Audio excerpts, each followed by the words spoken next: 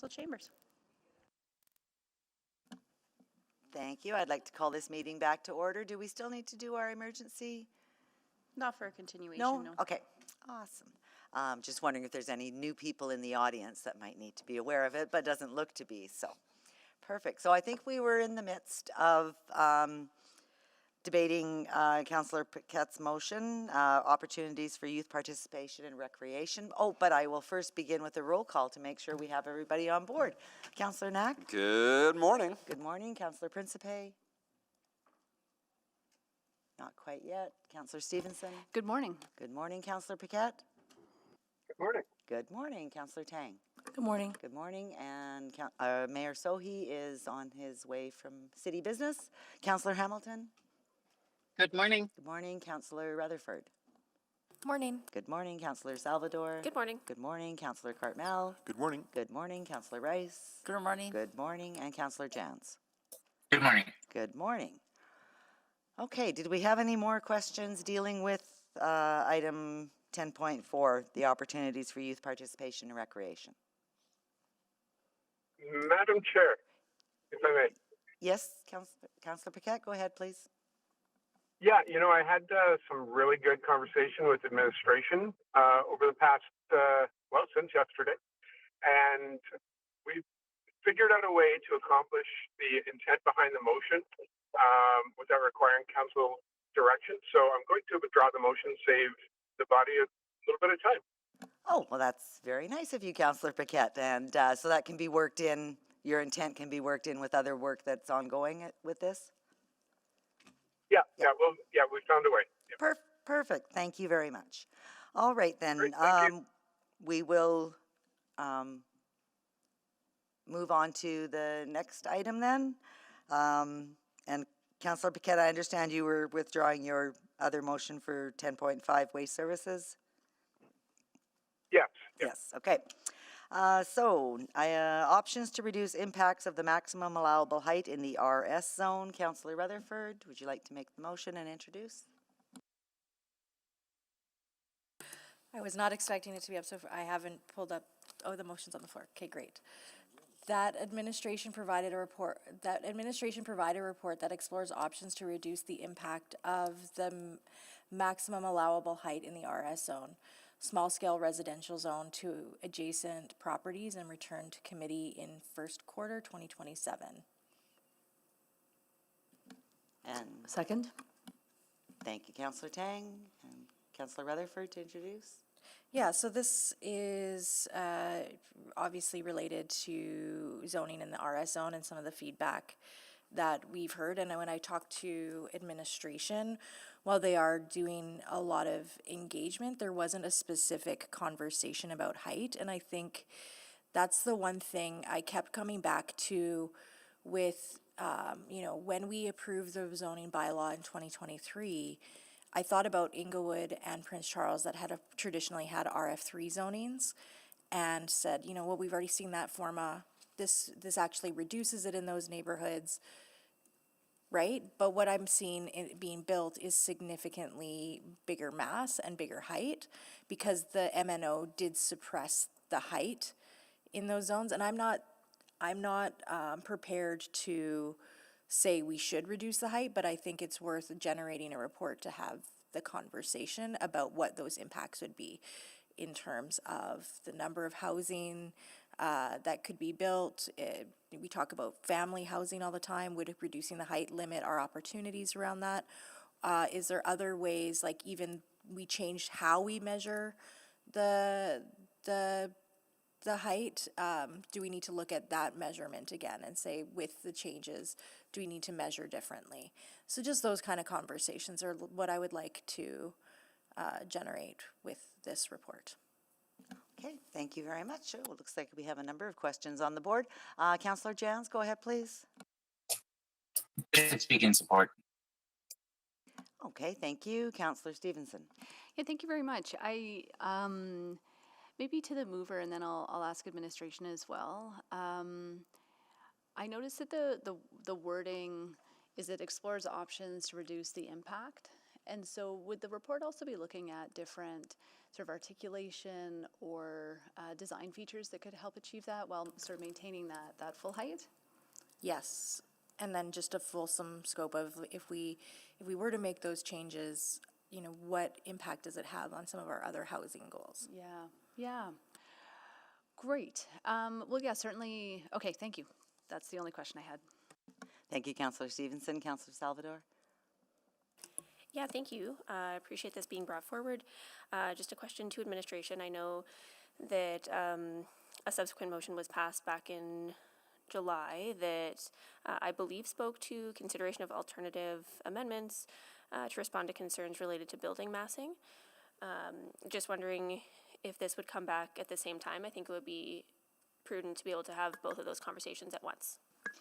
Councillor Salvador, yes, it would look to, this motion along with that motion seem best to align. Can they be part of the same report? That would be our intention. We have a collection of a number of motions as it relates to the zoning bylaw, so we'll reconcile that to bring the reports forward where it makes sense for council. Great, thank you. Thank you, Councillor Salvador. Seeing no other questions, Councillor Jans is just on to speak. So if you would like to do that, Councillor Jans?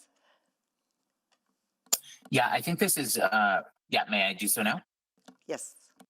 Yeah, I think the mover for bringing this forward, I think it's something that's come up quite a bit in some of the what I'll call the first tranche of infills that have come in. Some of them have I don't think been as the gradient or the design has been as sensitive. It's quite a it's kind of the adult tooth in the baby smile, so to speak. And this is I think because this is partially a design problem, partially a height problem. There's a lot of ways that this could be done in a much more sensitive way. And I know we don't want to get back into the modifiers, but at least taking a look at considerations like that in terms of allowing for more variances and allowing for more contextual just contextual review, I think would be quite helpful here. So I'm looking forward to seeing this report. I think it would be quite helpful, especially for some of the first wave of infills into a new community where they haven't had infills before. This would certainly help. I think make a more seamless transition. So thank you for bringing this forward. Thank you very much, Councillor Jans. Councillor Stevenson? Yeah, thank you very much. I think what we have seen is that the additional opportunities is helping, as was mentioned, to achieve some of our housing goals. I think that there's always opportunities for improved design. I have seen different infill that are the same height, but have a really different look and feel to them. So I really welcome this conversation to look, again, at sort of some of the design standards that can help mitigate visual impact to surrounding neighbors while still creating that ability for new homes in our existing neighborhoods. Thank you. Thank you, Councillor Stevenson. Councillor Cartmel? Thank you. Just quickly, I think this is really good because this is, as has been mentioned, one of the things we hear about a lot. One of the things I'm hearing about a lot. I think it's important to note that people standing at the curb and evaluating the curb appeal or the impact of one building on the other view that and perceive that from the ground, not from the height of the first floor of the building, which is a variable on every building. My floor is not at the same height as my neighbor's floor, no matter what. But when you stand on the curb, you look at our homes from the curb. So I think that's a really important context that we need to employ, that however we might change this, whatever options might be employed, it's perception from the ground to the top, not a technical perception from the first floor to halfway up a slope. And I think we should account for that. Thank you. Thank you, Councillor Cartmel. No one else? Councillor Rutherford to close. Yeah, I'll just be really brief. I think I'm going to speak a little bit more broadly in terms of the zoning bylaw. And again, we as council body make decisions with the best information that we have at the time. And we iterate and we adjust and adapt based on feedback. We've demonstrated that already with the zoning bylaw. And I think that this is just a continuation of that conversation while I know there was that motion that Councillor Salvador brought up, when I talked to administration about it, there wasn't any specific work around height and even reconsidering, as to Councillor Cartmell's point, the way we measure the height. And so that's why I felt like it needed to be a bit more explicit. I like the idea of it coming back with the other report, but I did feel like that is one of the things that I definitely hear the most in terms of concern is just the general massing. So it doesn't actually matter how many units you have. You can do a single family that's just as tall as an 8-unit, right? So if the massing and the sun shadowing and those things are the issue, then we do need to have a conversation and explore options. And I agree with Councillor Stevenson. I think there are really good design elements that could be added that will respond to that, with also still making sure we're achieving our housing goals. Thank you. Thank you, Councillor Rutherford. Please vote.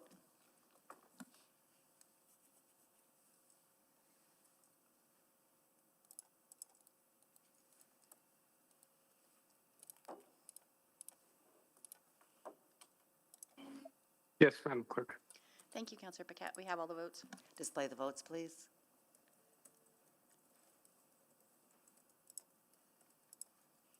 And that is carried.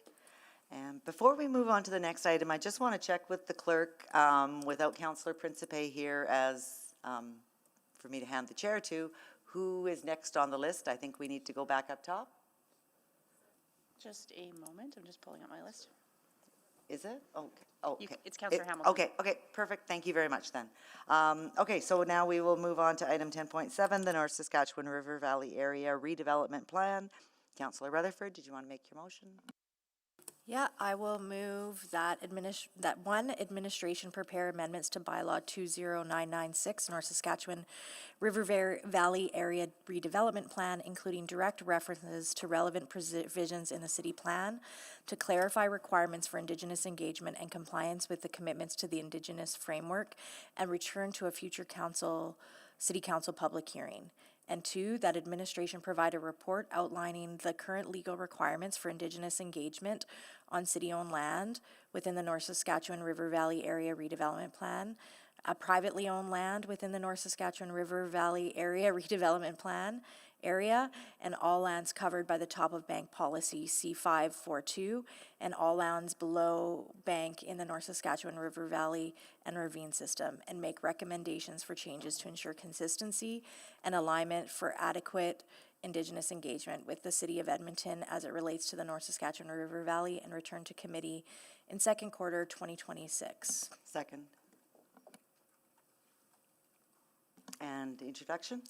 So just to be clear, this was meant to be subsequent to when we debated at the public hearing the North Saskatchewan River Valley Area Redevelopment Plan. We just ran out of time, so that's why I did it as a notice of motion. The first part is, when I talked with administration, there is references to the commitments in the city plan, but when I asked for the specific guiding segments or sections in the city plan, I wasn't satisfied that it was clear enough with our commitment to that, as well as with the Indigenous framework. And so I feel like that needs to be a bit strengthened in that statutory document. So that's why it's coming straight there. The second part is more around, yes, city-owned land, but also some of the things that we've seen with areas that are privately owned and redeveloping, and the lack of communication with our Indigenous partners. And I understand, it's administration's perspective that they do, what is required by the process, but I do think we have discussed at public hearing and in other contexts that we should, if we're standing behind the Indigenous framework, if we're standing behind some of the things that we say, then just because we can do the bare minimum doesn't mean we should do the bare minimum. So that's what the intent of the second part is, and it's just generating a report to have that discussion. There's no direction on actual changes, but I want to know what is possible. Thank you for getting that clarification. Any questions? Councillor Paquette? Yeah, so to administration, it gets a little complicated. when we're talking about Indigenous engagement without specific designations of groups that actually should be engaged. So I'm just wondering if you can maybe expand on that. I'm thinking along the lines of, you've got nations, you've got Treaty 6, you've got nations who have status and don't have status, or are recognized or not recognized by the federal government. Then you've also got the historical nature of different habitation or patterns or usage of an area. And then you've got urban Indigenous population who may not be aligned with those things. And then you've got also the Métis community. So there's a lot there. I'm just wondering how we would put together that order of operations. Councilor Burkett, I'll start, and if there are others on the line that want to speak to this. Certainly, we start from our public engagement policy that we applies to all of our policies, programs, and projects, and then we further look at our framework.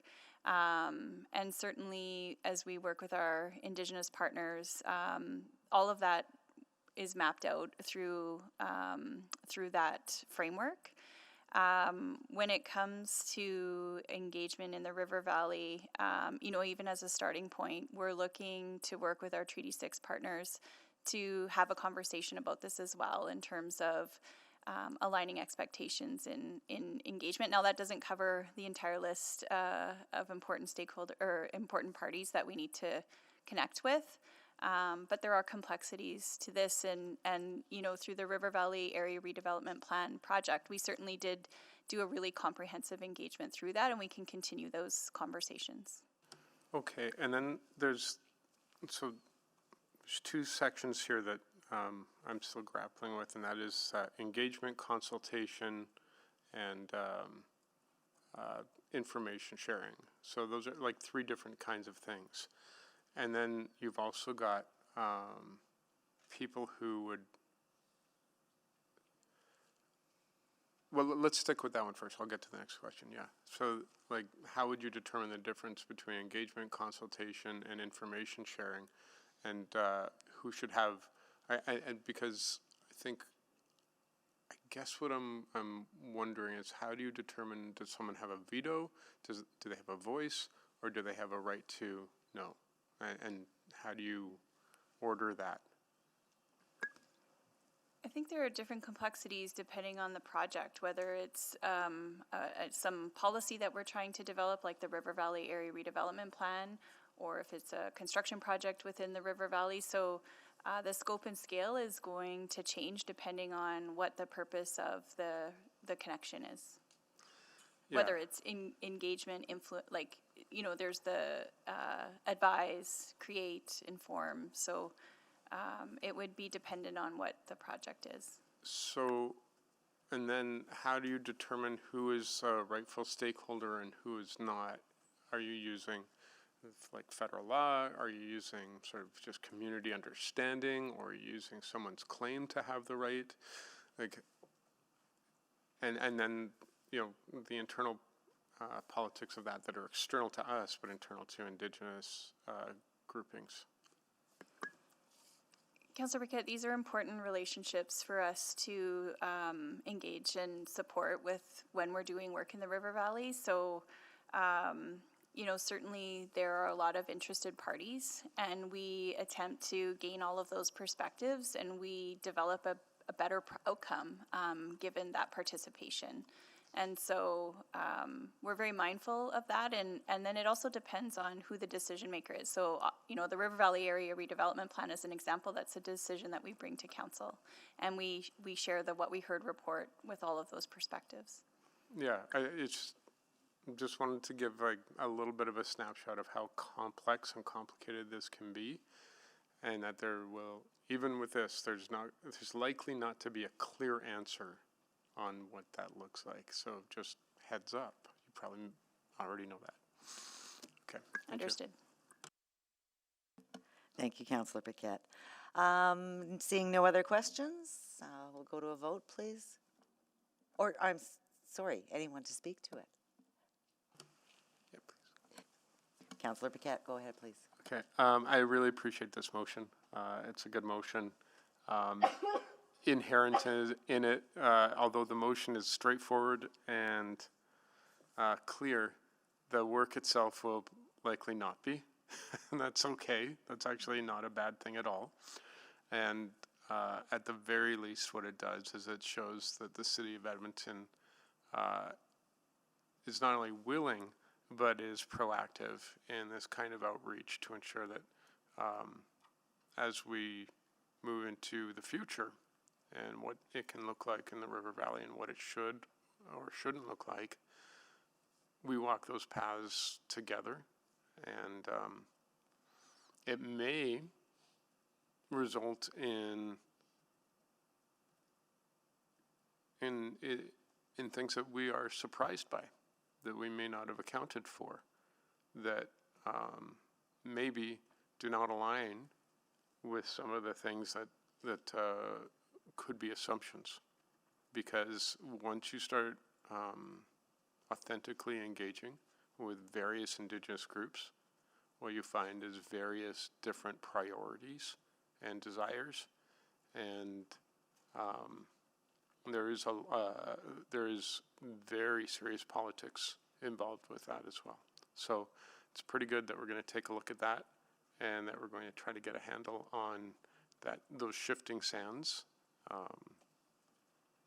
in order to ensure that our relationship is strong and that our River Valley is strong. So thank you to the mover. Thank you, Councillor Paquette, and Councillor Rutherford to close. Yeah, thank you for those words, Councillor Paquette. I think your line of questioning and you're speaking to it shore up exactly why this is needed. I think complexity, none of us are naive to know the complexity and the dynamics that this could unveil, but I think the reality is that even with the questions that you asked, we don't have that clarity currently in the bylaw in terms of even we're putting it to a development planner to look back at the city plan, see what it says about Indigenous engagement, and make assessments on that. And I don't think that is clear enough, or it's fair to a planner to have to make those kind of very, as you mentioned, political decisions in that space. That should be coming directly from council.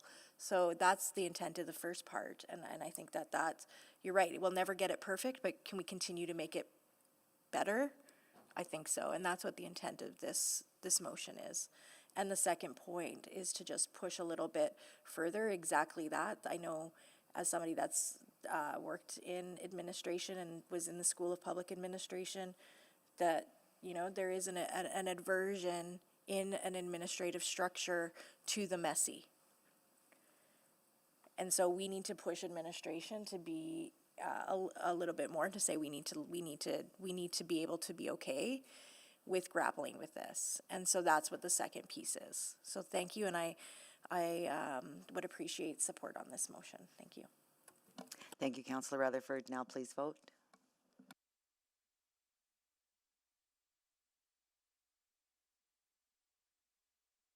We have all the votes.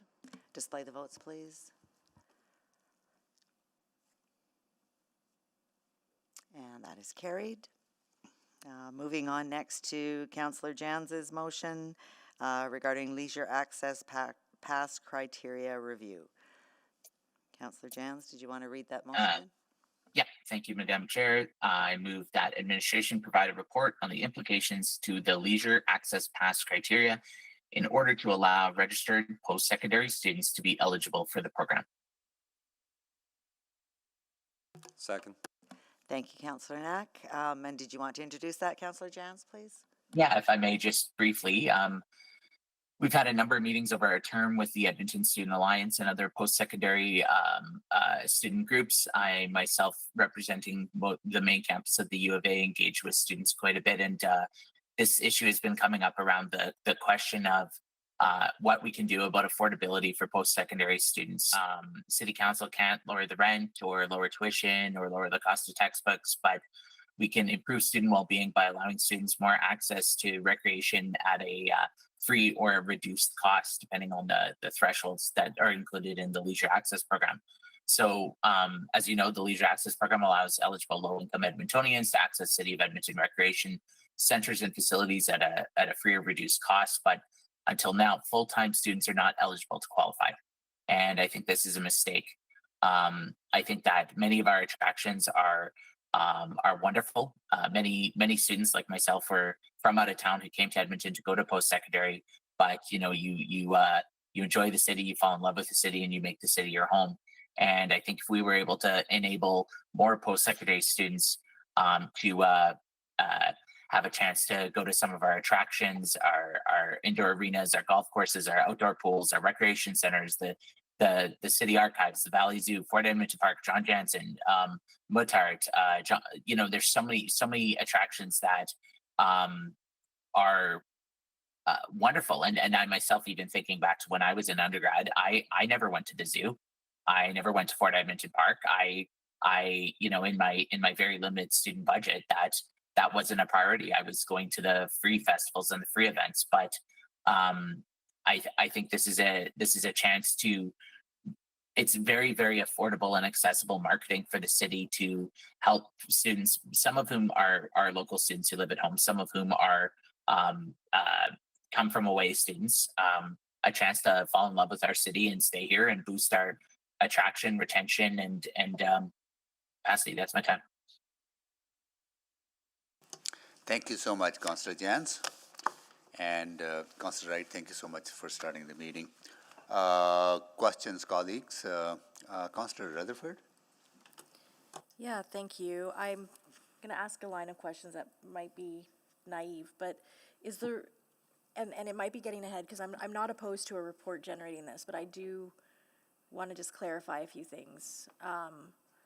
Is the reason that post-secondary students were exempt because they also pay in their tuition for the gyms at the schools? Like, isn't that already covered in their tuition, that they have access to the facilities in the post-secondary institutions? Yeah, so that might be part of the criteria. I mean, this was established before our time. I do know, however, that this is much more than gyms. This doesn't include, say, the outdoor pools. It doesn't include the wave pools. It doesn't include the zoo, Fort Edmonton Park, etc. The other considerations under the Leisure Access Pass. But those aren't included for anybody that accesses the Leisure Access Pass right now. Yes, it is. Yes, it is. Can I get that? The LAP currently includes rec centers and pools, outdoor pools, golf courses, indoor arenas, and all of the City of Edmonton attractions. Stacy? Yeah, I think Rhonda Norman is here to maybe correct me, but that is correct. So the Leisure Access Pass covers our recreation facilities, pools, outdoor pools, and it offers a discount for registered programming. And then just on your, I wasn't sure if your question was, what do university students No, pay? I had a question for you, but then Councillor Jans answered it, so it's fine. But do the people that currently access the Leisure Access Pass, they get discounts, I thought, but they didn't get, do they get Councillor, discounts? I can respond to that, Rhonda Norman. They get free access to our attraction facilities, that's correct, and then reduced programming costs. So all like the Mutart, the Tell Us World of Correct. Science? Not Tell Us World of Science, any city-owned and operated facilities, so. City-owned Matar and operated. Conservatory, yeah, the zoo, Matar Conservatory, etc. Okay, no, that's good clarity. I said at the beginning, I caveated it with, please forgive my naivety, but I appreciate that. Thank you. That's all my questions. Thank you. Councillor Stevenson? Yeah, thank you very much. Appreciate this motion. Maybe just to the mover. So is this something that you've been hearing students are looking for? That's something, again, just in the conversations that you've had? Yeah, I mean, I think it's important to remember that many students are busy, that they are busy with full-time school, with homework.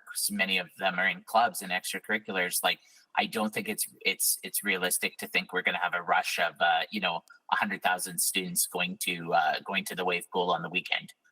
This is just an option for people who apply for the Leisure Access Pass to have this, and this has come up when some students have expressed, they can't afford to go, but some of their other friends have gone, and sort of a principle of why is it if I'm a low income worker or if I'm on AISH or if I'm on disability, I can get access to the leisure access pass, but then or leisure access program, but then why are students not eligible? They're also unable to generate more income. They are, for some, for 4 or 8 or 12 years. They're doing, like, post-secondary shouldn't be about poverty. Yeah, and so that's just a point of clarification, maybe from your intent, and apologies again. So, either you can answer or administration can answer, but are students just generally precluded from the leisure access pass even if they can demonstrate low income? Counselor, I can respond to that. For those post-secondary institutions that have publicly funded recreation access, they are excluded from the leisure access program, but those that don't have publicly funded recreation do qualify to be eligible for the leisure access program. So things like Norquest or King's University would be eligible for the leisure access, but those that have publicly funded recreation are not eligible, such as the U of A, NAIT, etc. Okay, interesting. And then again, sorry, those post-secondary students who, again, let's say Norquest, they would also need to demonstrate like the income, right? It's not just the fact that they're post-secondary that enables them, it's that they are students going to post-secondary that are also on low income. That's correct. And in addition to that, any post-secondary individual with children is eligible to apply for the leisure access program if they are low income. So there is a stipulation that those applicants with children can apply.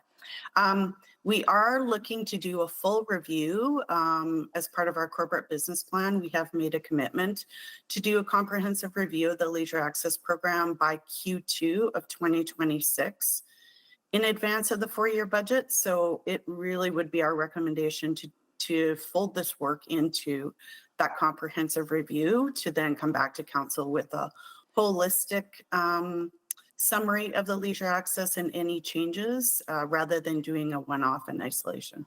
Oh, okay, great. That's really helpful. So just to the mover, are you comfortable with just a friendly amendment to say, that administration as part of the comprehensive review of the leisure access pass program consider criteria in order to allow registered post-secondary, et cetera, et cetera? Yeah, I believe, just if I can ask the intention then through the chair. So that's essentially, instead of providing a standalone report, it would be rolled into the general work. Correct. Yeah, I think that would. And the timeline would be included there. Yeah, that's friendly. That's a friendly. Okay, I can maybe type that into the chat. Yeah. Okay. Thank you. Just looking at our clerks, is there? Yeah. Yes, it's up to the assembly though if Okay. that's going to be accepted. So the intent would be that this will be assessed as part of the broader review of the program and brought back along with that review in Q second quarter 2026. That would be the. That's what I understood. Yeah. So I can suggest some wording in the chat. Thank you. Okay. This concludes the questions on this. Anyone to speak?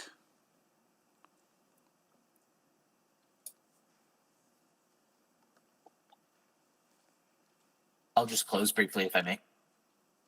Just hold on, I'm just waiting for, and if anybody is appearing to speak. No, Councillor Wright, can you take the chair? Yes, I have the chair. I think it'll be a good undertaking and review coming to future council in mid-2026. Leisure access program has been a huge game changer for low-income families, recent arrivals, who may not have any connection to the community, but through having access to city-run facilities, not only they're able to enjoy those facilities, but also build friendship and connection to the community. I see it's a highly used program as well. This is the most utilized program that we have seen in our city. I don't know if other cities provide similar type of program. I think this is real value for taxpayers' dollars, that because it allows people the ability to stay healthy, stay connected, and also equitable access. I think really touches on many of the goals that we have strived to implement. So if there are community members who are in those similar economic circumstances, are not accessing the program, and then I think this review will identify that and hopefully improve upon the success of this program. Okay. I will take the chair back. Chair return. And Councillor Jans to close. Yeah, thank you. I think it's important to remember that even if they do have a weight room and a 25-meter swimming pool or 50-meter swimming pool, they don't have a hot tub. They don't have a wave pool. They don't have a sauna. They don't have all the other amenities that a recreation center provides. They don't have an outdoor pool. They don't have all of those other criteria. And I think it goes back to a fundamental principle that we want all Edmontonians, whether they're a student, whether they're a low-wage worker, whether they're a high-wage worker, to have access to recreation. And one other, I'm certainly mindful of the cost and missed revenue opportunities and thinking about that. And again, as I said earlier, I don't think they're going to be that significant because students many of whom this might be more of an occasional visit, I think, than a regular undertaking. But if it is, that's great too. They deserve that. But I think back to, what do many students do, especially many young people? They go on social media, they post, they share. And if they're out there talking about, posting at the Matars, posting, sharing content about what they're experiencing, that's really exciting. And that's really, really good marketing and helps people love where they live. Thank you. Please vote. Councillor Principe is yes. Thank you, Councillor Principe. We have all the votes. Display the votes, please. That is carried. Next one is shared use path River Valley. Councillor Jans. Thank you. This comes from the Horlock Park reopening plans. We've done a lot to improve accessibility for Horlock Park. Many of us toured Horlock Park. It's absolutely gorgeous. It's much more accessible. I think about some of my friends and neighbors who use power wheelchairs. They'll be able to have a much more beautiful enjoyment of Horlock Park, for instance. However, what's been raised with me is some access considerations, that it's very hard to access Horlock Park from the west side of the River Valley. It's much easier on the east side where you have coming down from the University or Grote Road or Saskatchewan Drive. It's much easier to get down on pavement or on asphalt to the park, but there's a gap on the west side. If you cross over the Horlock Park footbridge, there's not a easy accessible direct asphalt pathway up from the footbridge up to the top of Bank. You either have to go wildly out of your way up to McKinnon Ravine, or wildly out of your way down to the zoo. And again, then you're going up the road there too. So what this was is to take a look at, like we've done with the former kind of Keeler Road pathway on why am I blanking right now? Along picture like parallel from, like, if you're going from Fort Edmonton Park up to Belgravia, like you'd be going up the switchback and everything from behind the northwest of the horse farm. Sorry, I don't have my map open here, but what this is trying to say, okay, what I asked administration, okay, I want to look at getting a path here, and they said this is the first step that we need. We need an unfunded service package to then look at creating a trail.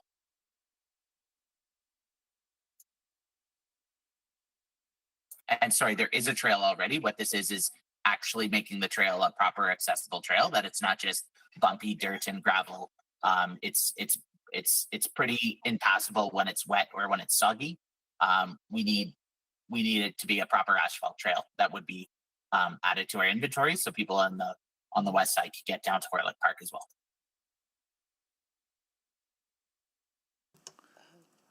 Councillor Paquette? Yeah, thank you. To administration. So council just passed a motion to explore Indigenous engagement on River Valley and Top Bank. And I'm just wondering, this is a service package that's coming for fall 2025. How do those things fit in together? Oh, sorry, hold on, my bad. I needed a seconder for the motion. Oh, there's no seconder. Sorry. Who seconded? Second. Councillor Knack? Okay. Sorry, go ahead, Councillor Paquette, go ahead, Yep, please. same Sorry about that, question. we'll start your time again. Guess I can start, Councillor. I think whenever, as we talked about with that motion, whenever you're in the River Valley, we do take a careful and thoughtful look at what engagement would be. To undertake something like this, there would be enough change to what it is, to what it would take to change the status to a paved path, that we would have to look at all of those.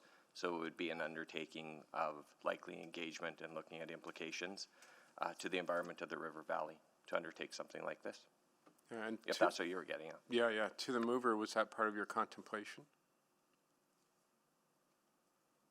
Through the chair. I would say that what I'm contemplating here is that this isn't creating a new trail. This is there is an existing path, but could administration maybe help me with the wording here, how you describe it? Like, there is already a path. It's just not a asphalt path. It would be impassable by wheelchair or power chair. I think it's Does that make sense? categorized. Yeah, Councillor Jansen, it would be a gravel trail. Like, I want to make clear, I'm not talking about cutting a new trail into the valley here. This is basically taking something that's already part of our network. Like, it would just be connecting it properly to the bridge. And just for full clarity, my answer to Councillor Paquette is in that understanding, that it is a current gravel trail. The scale of change to make it a paved path would still require the undertaking that I suggested. And that's what would be my understanding. So it gets a little bit complicated. So maybe to the mover through the chair, have you done any preliminary outreach on your own, or would you prefer that administration does that?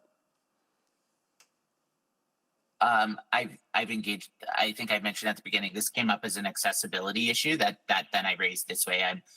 I don't want to presume to go and start doing capital planning engagement on my own before council has a consideration here. Yeah. Okay. Thank you. Thank you, Councillor Paquette. Councillor Cartmel? Thank you. So first of all, it's not clear to me what path we're talking about. Where would this connect at the top of Bank? What street?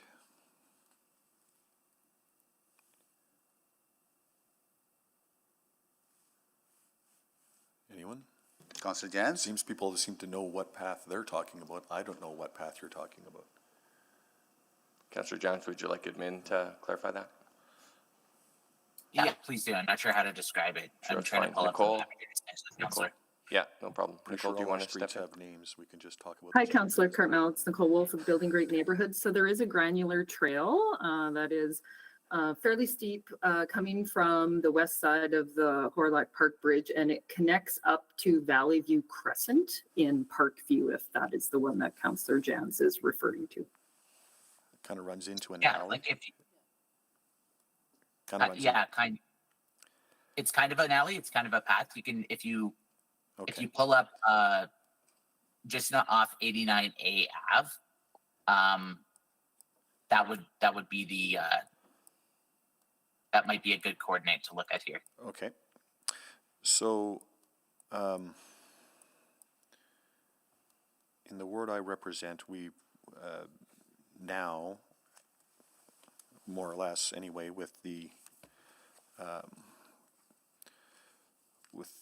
zoning change that accommodates the Nordic Spa, we now have a continuous path from the east end of the Fort Edmonton Park footbridge up to White Mud Road, where the current path is actually along the original gravel path of White Mud Road, where we have cars sharing that with pedestrians. So it's it too is in unsafe and inaccessible condition.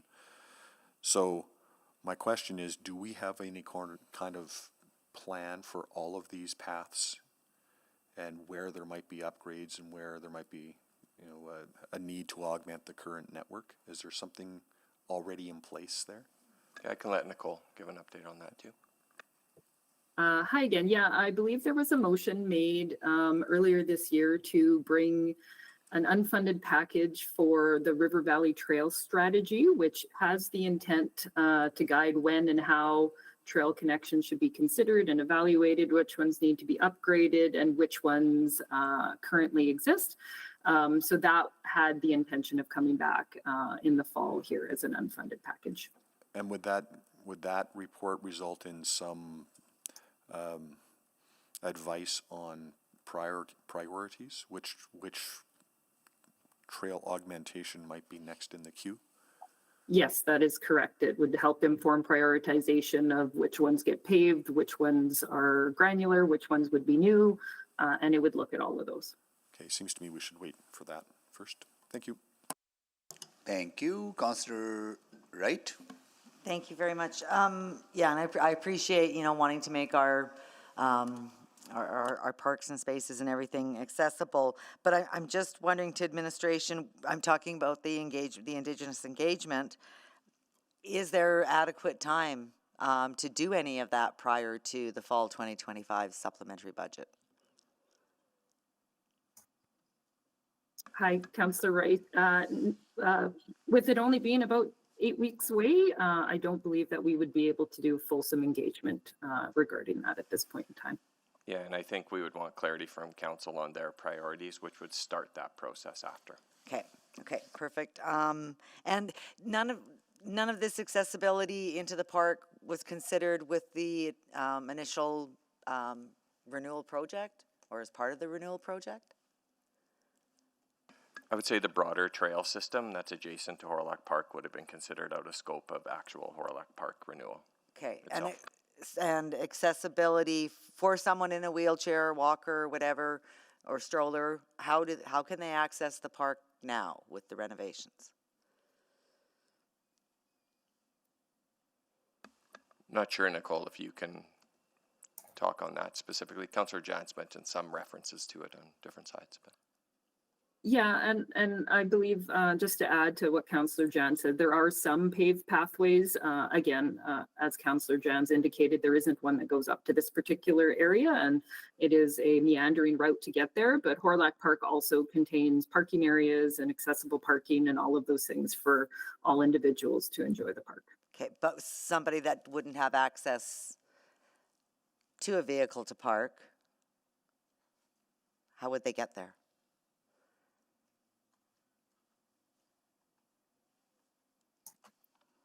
I'm not sure if there's on-demand or DAT service that has availability for them. I would have to defer that to somebody in transit. I mean, I can go for a walk and find my way to the park without a vehicle, if I chose to. But for somebody who doesn't have access either to DATs, on-demand, or any public transit, can they get to it? I'm looking at the park. Can they get to it? I'm guessing not off of Grote Road. For Councillor Wright, it's Pascal Ladouceur. For clarity, are you looking for access to Horlock Park or to Bonavista Park? I'm looking at, because I think the motion deals with access to Horlock Park. From Buenavista? Yes. Not from Grote Road? Okay, but there are other options for people to get there. Absolutely. A longer way around, but. Yeah, so I just wanted to kind of jump in to say that Horlock Park will be fully accessible from, there are buses that can bring people to Grote Road.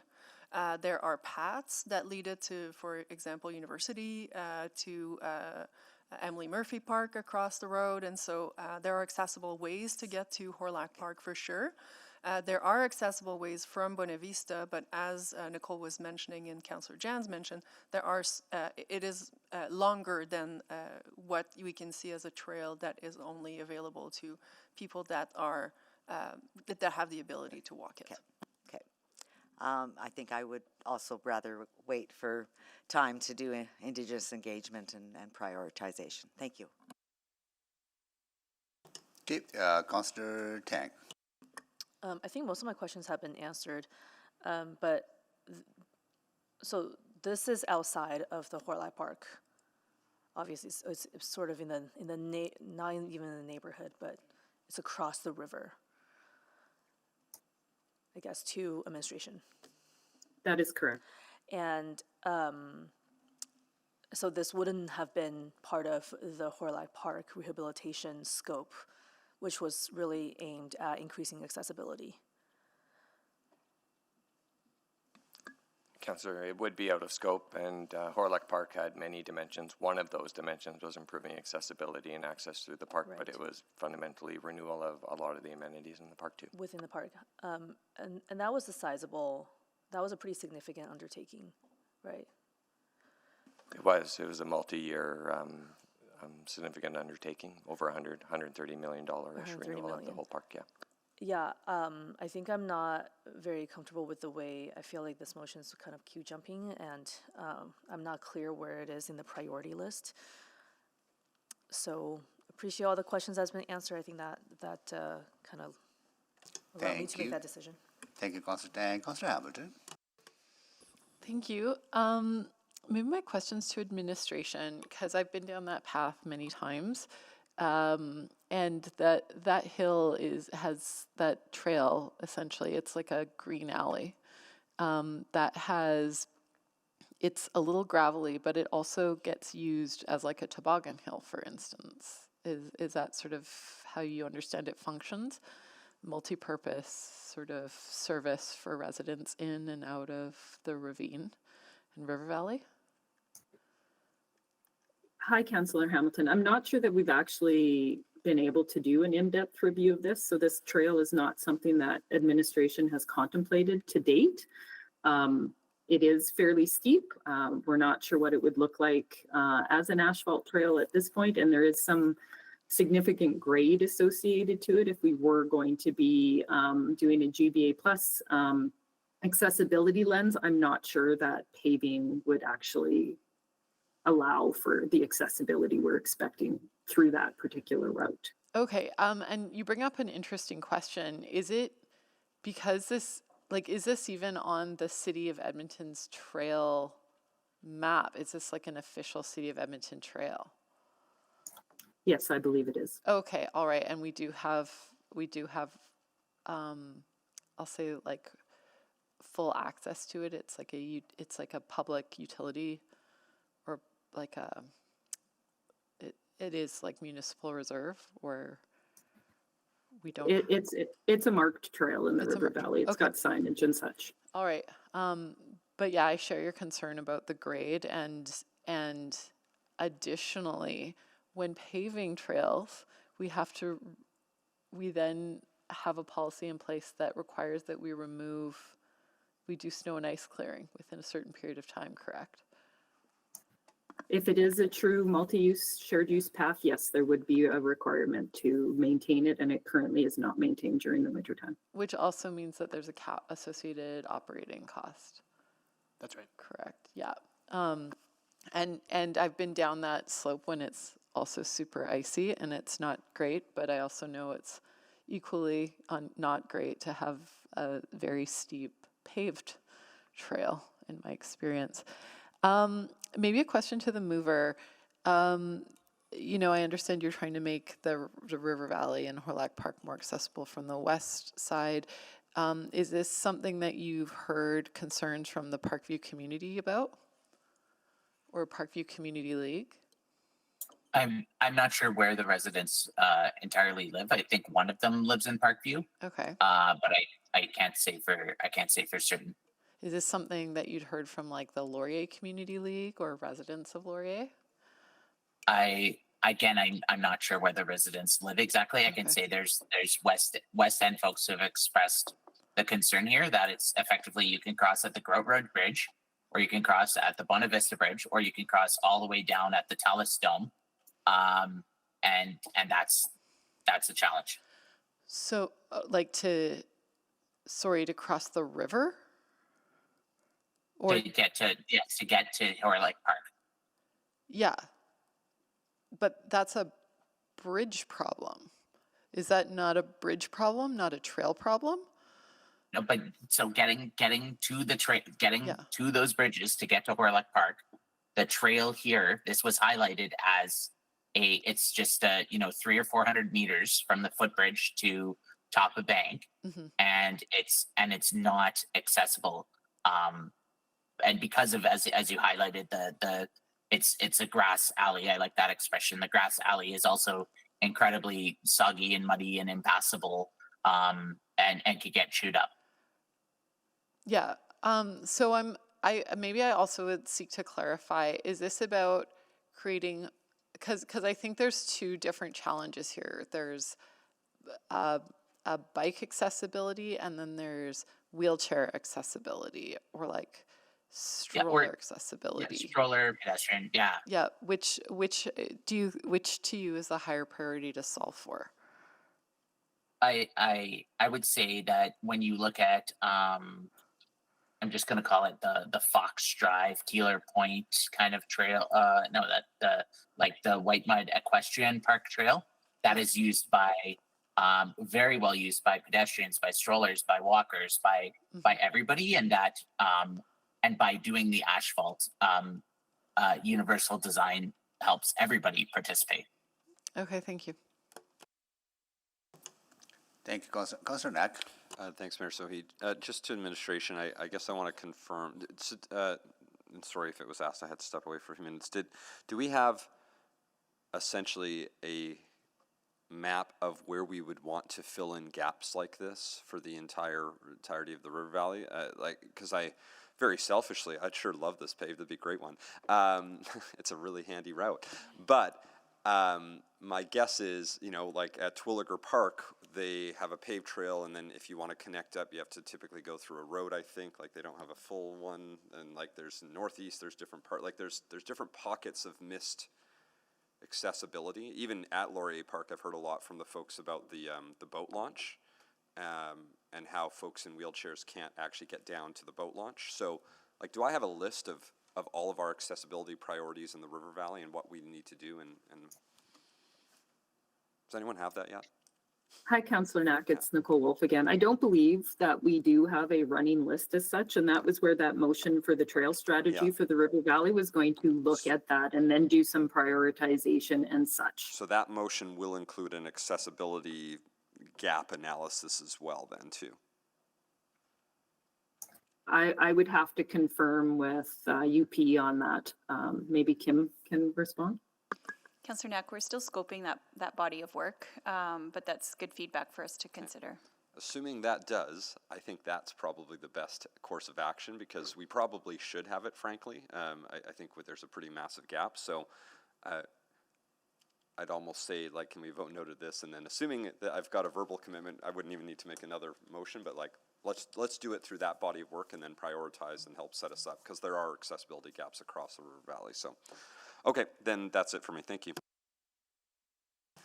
Thank you, Councillor Knack. That concludes the questions to this motion. Anyone to speak?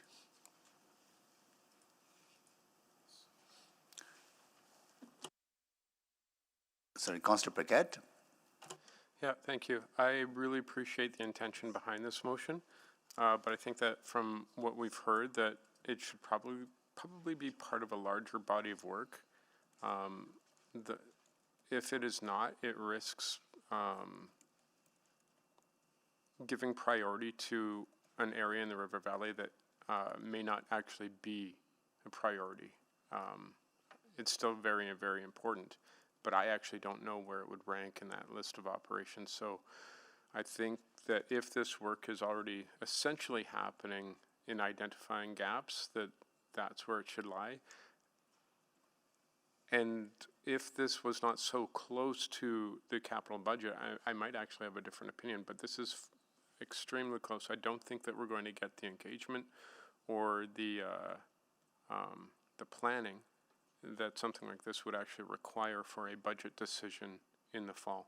So I'm not sure if the mover would like to pull this motion but otherwise I will not be supporting it because I think that it's kind of leapfrogging on work that we're already doing, important work that will be equitably distributed.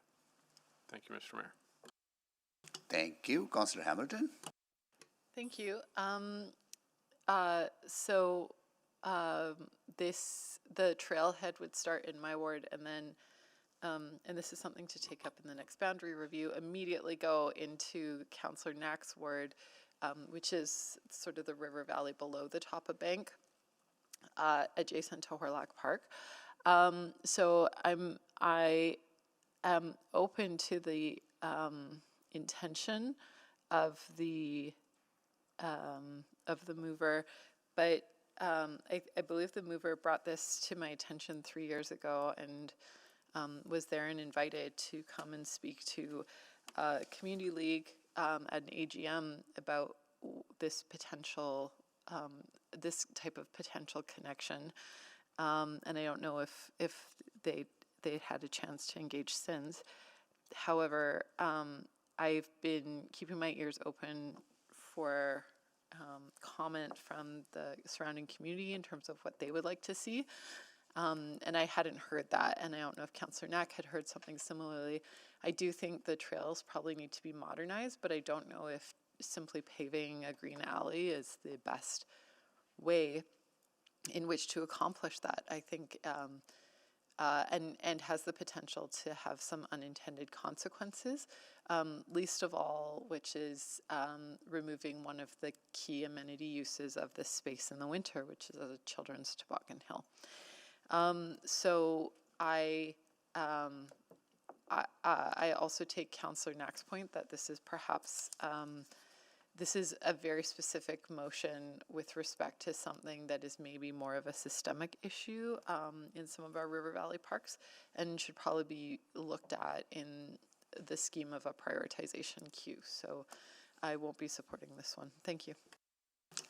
Thank you. Councillor Tang? Just to build off of that, I think if we were all, I'm sure we can all name a trail, at least one or two trail in each of our ward that could benefit from greater accessibility upgrade, which I think is really important. You know, in my area, Jackie Parker Park has zero formal trail system other than you know, community constructed or makeshift paths, and that has really came to I guess a climax this year when one of the community-made structures was removed, further impeding accessibility into the park area that is connected to the ravine system. And so you know, I mean, if this passes, I may consider a motion to do something there too. But I don't think that's a good process, and I think we should take the broader trail strategy view and look at where we can improve so that all of the city can benefit. Thank you. Thank you, Councillor Tang. Councillor Jans to close. Yeah, very quickly. I mean, we all know there's lots of priorities throughout the city, but I think the difference is Horlock Park is our central park. It is our, we just spent $130 million on redoing Horlock Park, and it's only going to be accessible from basically 2 points. The getting to the footbridge is still an enormous challenge. It as highlighted with the weather dependency, etc. It's a missed opportunity, and this is what has come up. This can be, as Councillor Knack said, he would love this crossing here, and I'd say, and I didn't get a chance to interrogate why, but I'm guessing it's because it would really help with a missing link between East and West Edmonton on a very central bridge. With all of the bridge closures and everything else, and all of the other concerns about traffic and accessibility in the city, opening up one other opportunity for people to safely, quickly, easily get to Horlock Park would be a huge help and help reduce vehicle traffic, everything else, while also improving accessibility. So this has come up more and more as we eagerly anticipate the reopening of Horlock Park this fall. And people have been asking me, why was this not done? Why was this not included? Why are you doing the park without the path to the park? And I would urge my colleagues that because this is such a citywide amenity and such a key citywide attraction with millions of visitors for Heritage Festival, millions of visitors for all of the other events. This is such a really important link and a really important missed opportunity. So I think by sending a signal here today that we think it has citywide benefits. Not even my ward. It's not even, this is just something that would really help everybody and really, I think, score a big win in terms of accessibility. Thank you. Please vote.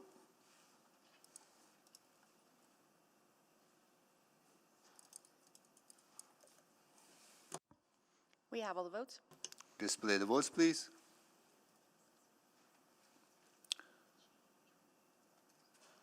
That is defeated.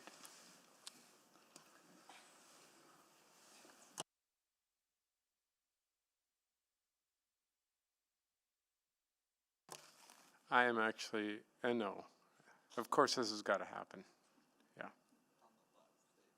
You want Yeah. reconsider? Yeah, please. Can you please reconsider the vote? We can recall that, yes. I was busy making a list of trails in my ward and got a little Okay, distracted. please It's vote on now. me. Please vote now.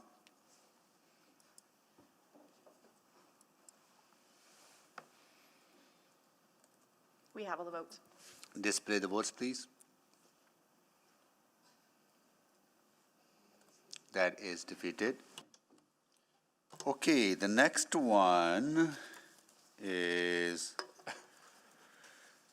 affordable housing protection. This was moved by Councillor Knack at the urban planning, right?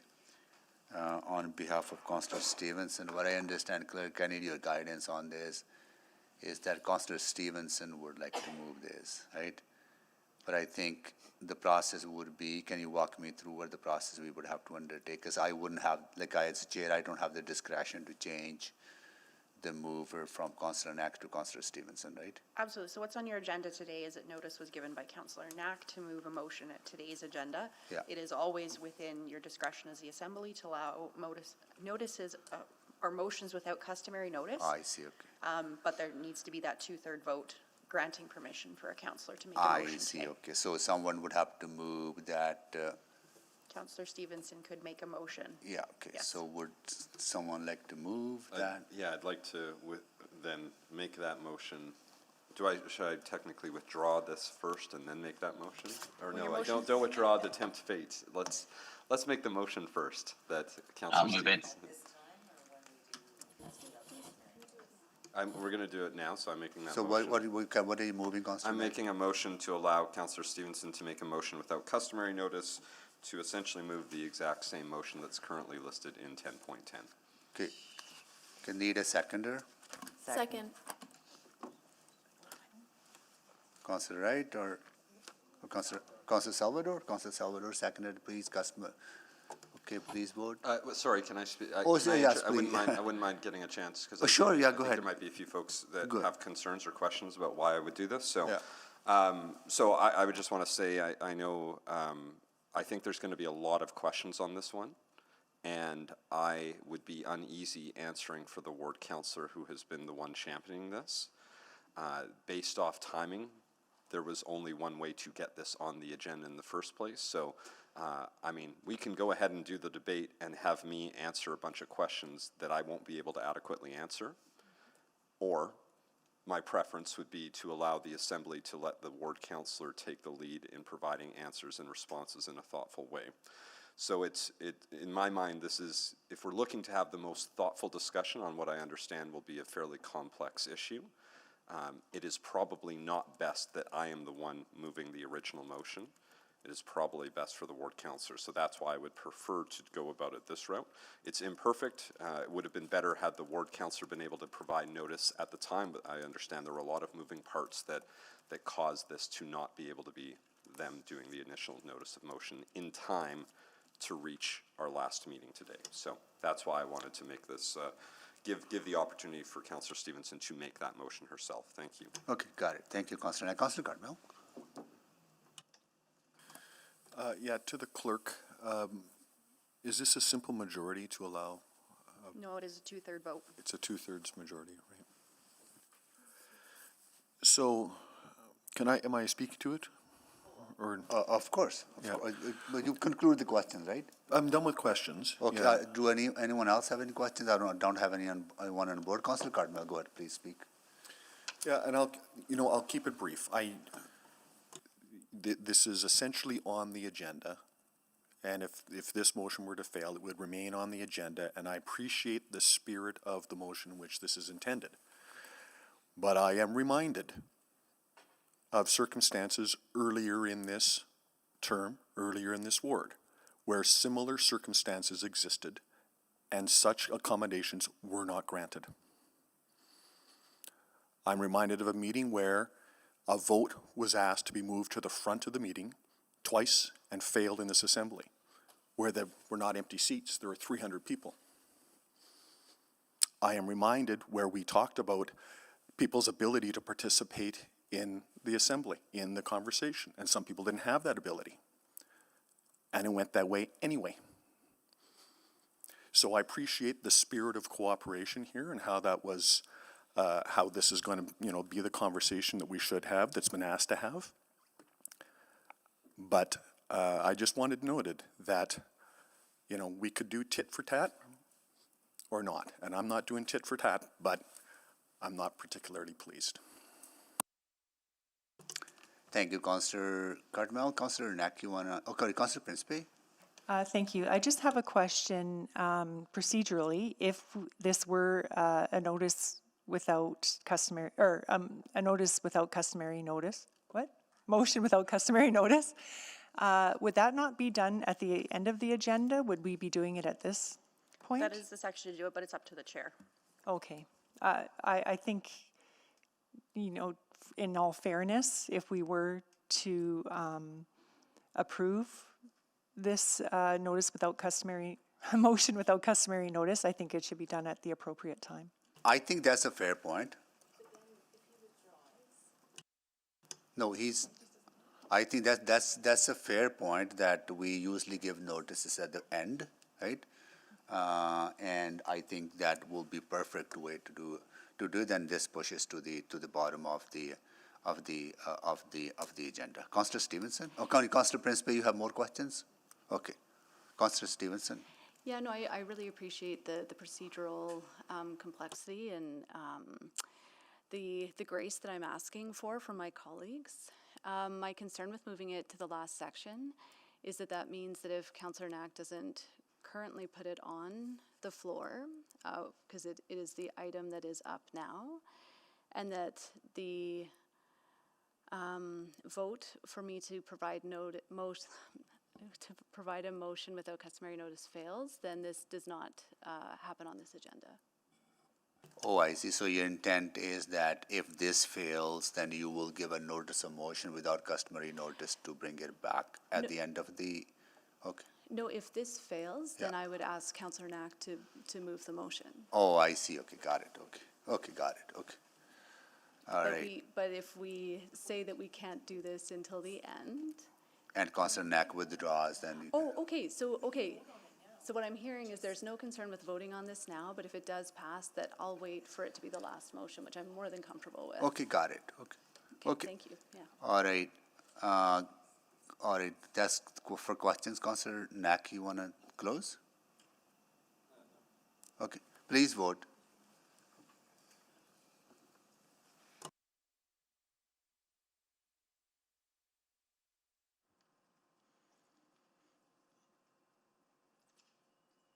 We have all the votes.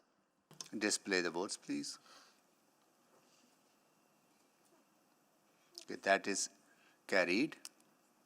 Okay, Councillor Stevenson, you wanna make it at the end of the agenda? Okay. All right. Then we are carrying on to 10.11, Fulton Creek Industrial Land Purchase Opportunity. Councillor Knack. Yeah, I think first, just to confirm, I think I do now officially have to withdraw 10.10 because I've still given notice just to. It's not withdrawn because it was never put on the floor. Yeah. Sorry, that's right. So I just need to put it on. That's right. Okay. Yeah. Thank you. Okay. 10.11. Here we go. The administration provide a report outlining key information and considerations regarding interest in pursuing the potential acquisition of the northern portion of Plan 0024504 Lot A. Okay, need a seconder? Second. Councillor Stevenson, can you make the introduction, Councillor Knack? Yeah, this is a follow-up on a public hearing we had around a parcel of land in Fulton Creek. During that conversation, there was some dialogue about if the rezoning were to not proceed, should we then consider acquiring this land to have in our inventory for greater preservation of that space. I'm not sure whether we should or shouldn't, but I had made a commitment during that public hearing that if it were to fail, that I would at least bring forward a motion to generate a report to allow what would be then, at this point, the next council to decide whether they should actually acquire that land to more formally protect what we had heard during that public hearing. So that's really the idea here, just following through on what we discussed at the public hearing. As mentioned, I truly don't know whether we should or shouldn't buy this land, so if you have any questions about that, I'm not going to be able to give you an answer. I'd rather administration be able to provide their analysis as to whether they feel this is necessary. My understanding as well is that they have done an initial sort of review. It does not look like they think they would probably need that. I think it's worth getting that in the form of a report so they could answer that question and the next council can make a final decision. The due date, I believe, when we talked about this was like Q4 2026 or so. So that's what I would probably put for the due date. Q4 2026, okay. Yeah, I believe that's right, maybe later. Okay. Q4 2026 would be fine. Fantastic. Thank you. All right. That's it. Questions, colleagues? Councillor Stevenson? Yeah, thank you very much. I'm assuming that this would look at, I believe in the existing neighborhood structure plan, this area is identified as open green space, is that correct? Yes. They're like the parcel itself is both industrial and open space, green space. Yeah, sort of that portion to the north of the creek. And so the analysis, would the analysis look at how we achieve the vision of the plan? Like what would we be looking at? What are the different factors we'd be weighing?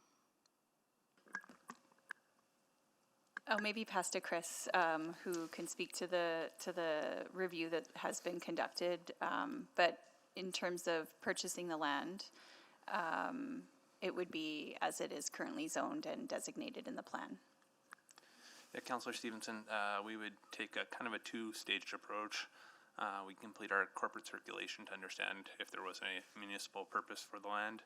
And then secondarily, we would look at the land for its developability within our development portfolio. I'm just thinking about why would we only be looking at it from a developability perspective? Because we often have other strategic reasons for land acquisition. So, Councillor, as I mentioned, two-pronged approach. Yeah. The first would be any municipal purpose that exists. I see. And the second would be its developability within our portfolio. Okay. And then just in terms of exploring different funding sources, thinking about, we do have the acquisition fund for lands within the River Valley. I believe this is considered part of the River Valley Ravine System. Part of it, and whether it would be a priority based on other needs would be something we'd have to review. Okay, and all of that would be included in this report. That's correct. Great, thank you. Thank you, Councillor Tang. Okay, so this was from the public hearing item where an industry applicant applied to rezone, I guess the question's to the mover, to rezone a site that they would be responsible and pay for all the restoration, tree planting that would net many more vegetation space.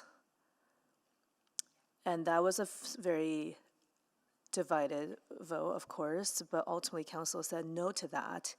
And you are offering this motion to see how we can acquire that, to do it ourselves. To look if we should acquire it ourselves. There was a lot of conversation from those during the public hearing about the importance of that space. This would determine whether city staff, city administration feel that that is something that we would need to have, or as we've heard, if there's other priorities or if this isn't even something we would put on our own acquisition list. But if it was a priority, why wasn't purchased previously? Yeah, well, and that's what it looks like, right? This point, it doesn't seem like it was as high of a priority, but there was some uncertainty in this land about what happens if this doesn't go forward and the opportunities for it. So, yeah, that's the whole idea here is to get that more detailed information and then. Yeah, I mean, I appreciate that you committed to do this. I feel similarly about this as I did for the last one.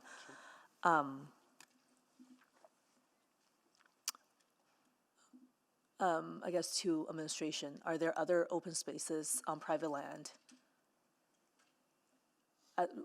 Do we have an open space acquisition like we have a natural area reserve to I'm assuming kind of if we're talking about funding source, this is where it come from, but do we have a strategy to say, this may be a potential, but here are the other opportunities in the city that we should be looking at?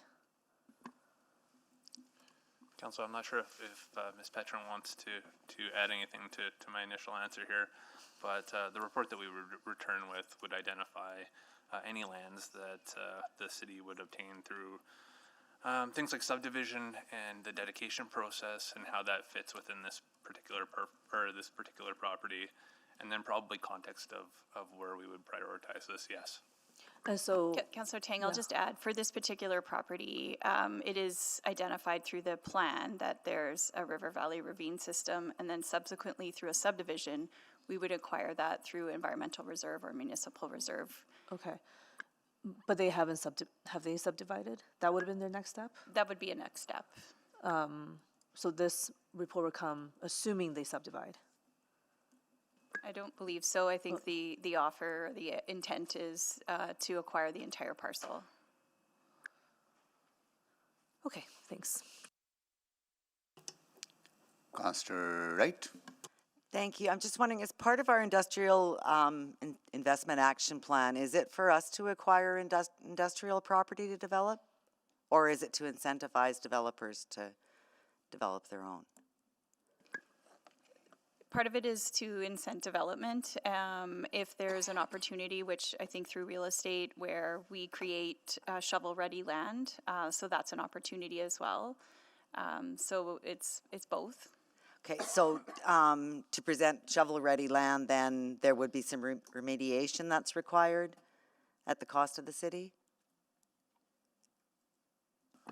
Councillor, we'd have to do some further due diligence on the site. We know that there are some materials on site that would need to be removed, so there would be a cost to that. In our initial review, you know, and the councillor referenced this, that we did something that was high level. It's a little bit of an odd land configuration. The parcel shape itself is a little bit of a challenge, and there's a really constrained developable area there.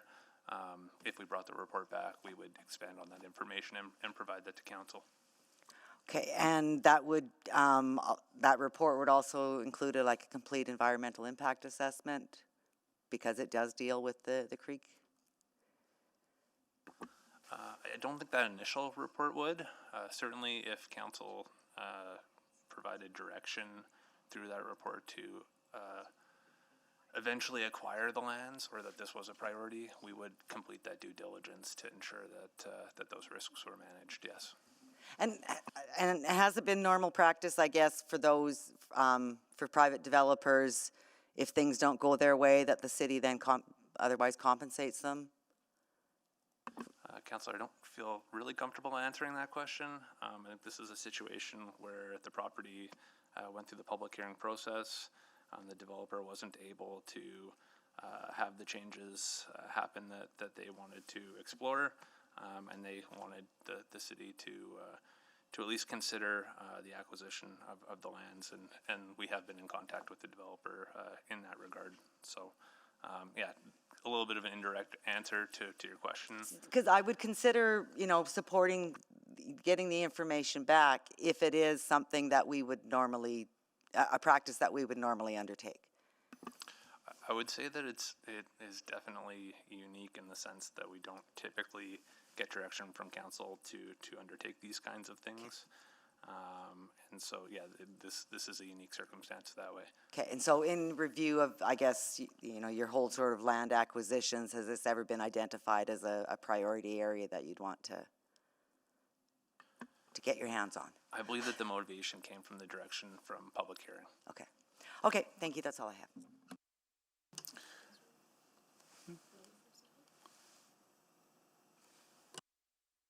No? Councillor Rutherford? I'm signed up, it's It disappeared. no, it's never showed up. Never showed. we'll get that up on the Councillor screen for you. Rutherford, go ahead, please. Thank you. I guess just from a process perspective, it's not uncommon for an applicant with the public hearing, if it fails, they have the right to come back within it after a year. That's correct. Has there been? With the same application, if Yeah. there's a different version, it could be sooner. It could be sooner if it's a different version, but the same application could come back in a year. Yes.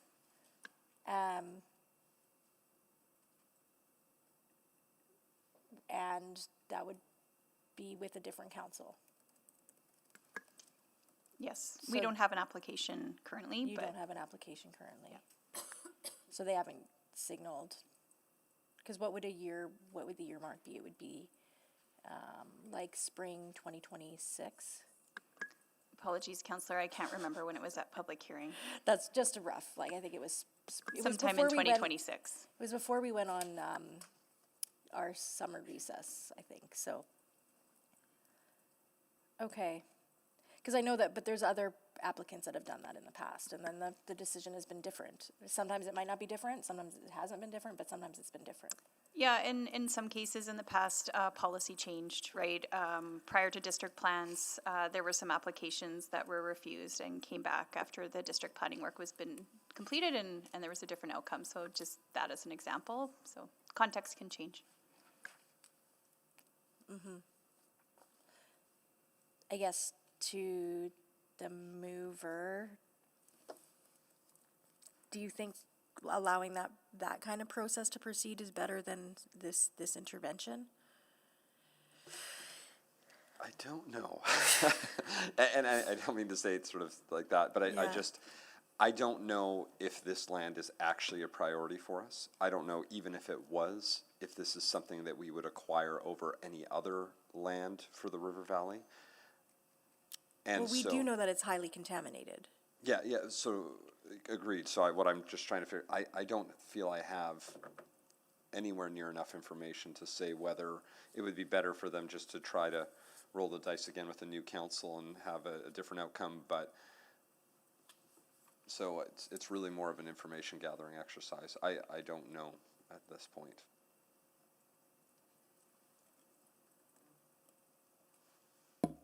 Yeah. Fourth quarter 2026 would also be post the 4-year budget debate. Or it could be right on the cusp. Right on the cusp, I would guess, yeah. Okay. And I don't know if the next council will even want to invest money in any type of acquisition of River Valley land, or, you know, there's so many variables on that. Okay, that's all my questions. Thank you, Councillor Rutherford. Councillor Wright, can you take the chair, please? I have the chair. So to administration, want to just get a sense, like, would this be on the priority list of lands that we would want to acquire for preserving? I'll start, and if Chris wants to add anything, we likely wouldn't see acquisition of this parcel for the purpose of River Valley lands as a priority, because we can acquire that through the subdivision process using municipal reserve or environmental reserve. Now, we don't have a subdivision application currently, but at some point in the future, that's what would trigger that requirement to dedicate the River Valley lands. But in the meantime, this will remain as it is, right? That's correct. Right, so unless applicant wants to bring subdivide or bring for rezoning, right? But from a preservation point of view, this is nowhere near the list. So this goes back to the earlier conversation about the trails, trail systems, what are priorities, what are not priorities, right? So this is, you would, like, if you had money available, you would not purchase this land, you would have other priorities to purchase. For the purpose of River Valley Yeah, acquisition? yes, Unlikely not, because we have a different tool for that. But I know we need to do a review from are there other needs municipally or corporately that we would acquire the lands for? But as it relates to dedication or acquisition of a River Valley lands, we have a different tool Yes. in terms of municipal reserve or environmental reserve requirements. Okay, good, thank you. I will take the chair back. Chair returned. Okay, that concludes the questions. Councillor Knack to close. Oh, sorry, anyone to speak? Anyone to speak?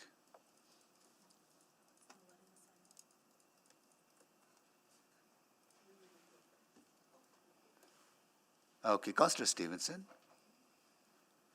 Yeah, thank you very much. I wanted to speak in favor of this motion.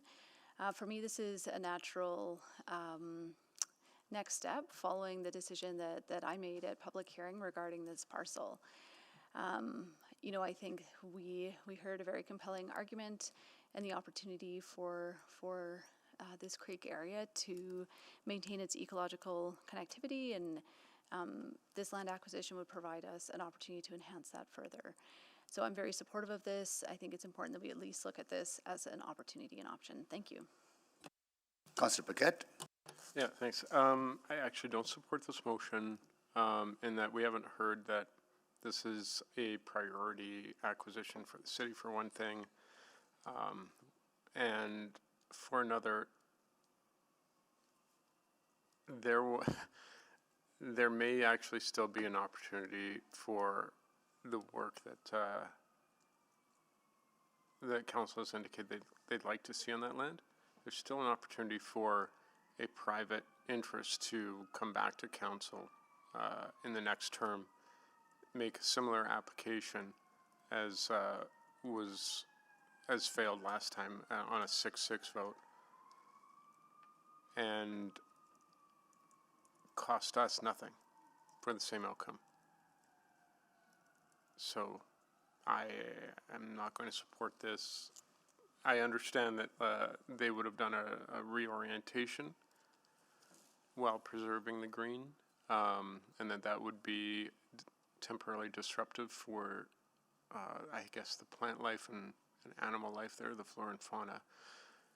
However, just if you actually see the place in situ and on the map, you realize that it isn't really.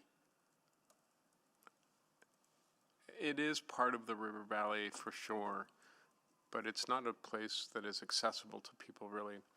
It's in a little segment all on its own, and I'm not sure if it's worth the cost of acquiring, and then the cost of whatever else would happen for the people of Edmonton. I just don't see it in this particular circumstance. Now, if it was River Valley adjacent, if we had like an uninterrupted tributary there, then sure. But in this case, I just don't see the argument. Thank you.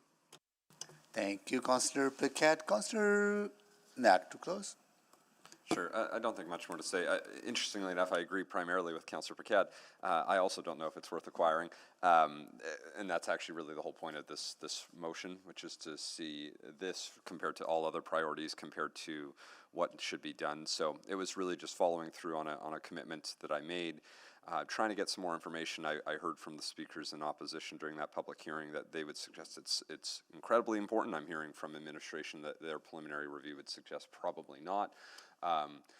There seems to be a discrepancy. I'd like to get better understanding as to why there's that discrepancy between those who have spoken one situation and another. And like I say, I'd like to know if this is even worth it when compared to any other priority that might be in the River Valley. So while I'm in full agreement with almost everything Councillor Paquette said, I'm actually going to use that same argument to say that's why you should vote yes. Thank you. Okay, Councillor Knack, please vote.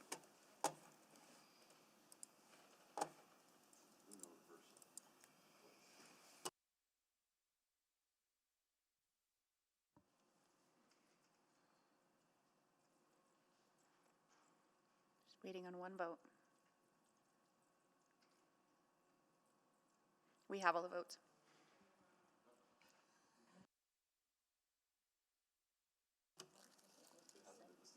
Is the vote still in progress? Is that what's happening? We have all the votes.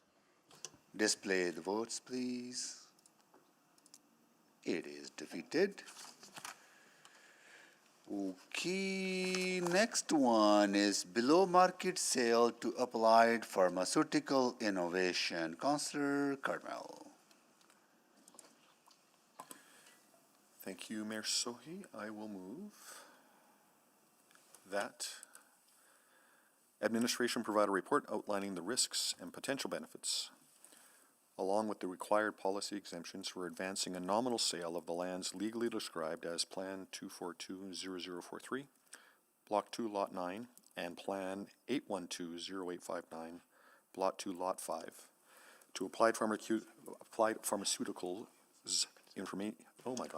applied pharmaceuticals innovation, including a recommended term sheet with proposed conditions to facilitate the sale and return to committee in first quarter of 2026. I'll second it.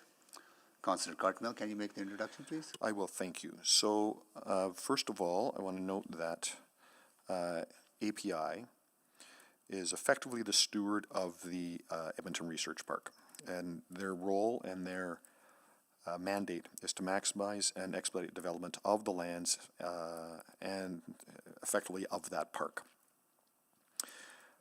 They are in that process. They're both working to maximize the number of tenants in the park and the growth that can be accommodated on the land, but they're also dealing with some construction cost constraints. So that's, as far as I understand it, not to get too deep into the details, left them in a place where they are needing to borrow some money, extend some lending, and the wrinkle in that is that they don't actually own the land, and that's getting in the way of some of the conversations with private sector lenders. So a nominal transfer of the land, which effectively makes them the owner, they are the stewards, they are acting almost as the owner anyway, would just kind of clear the decks for them to go and actually get the financial support that they need. There's no operational cost here, as I understand it. There's no property tax implications. In terms of spending property taxes, ultimately, when this property is exploited to its highest and best use, there will be more property tax revenue that comes to the city. And this will reinforce the $400 million investment which has already been made into the research park. So I'll leave it there. Happy to take any questions. Thank you, Councillor Cartmel. Questions, colleagues? Okay, I see no questions. Oh, sorry, Councillor Wright. Hi, thank you. I know we normally do nominal sales for nonprofits. Do we normally do this? So this is a private business, API? API is a nonprofit. Oh, they are? Okay, okay, I'm sorry. Thank you. I know I've heard of them before. I didn't know whether they're private or not. Thank you. Thank you, Councillor Wright. Any other questions? Seeing none, anyone to speak?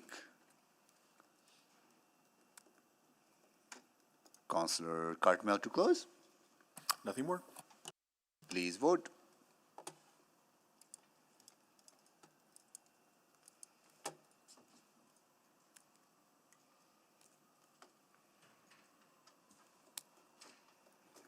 We have all the votes. Display the votes, please.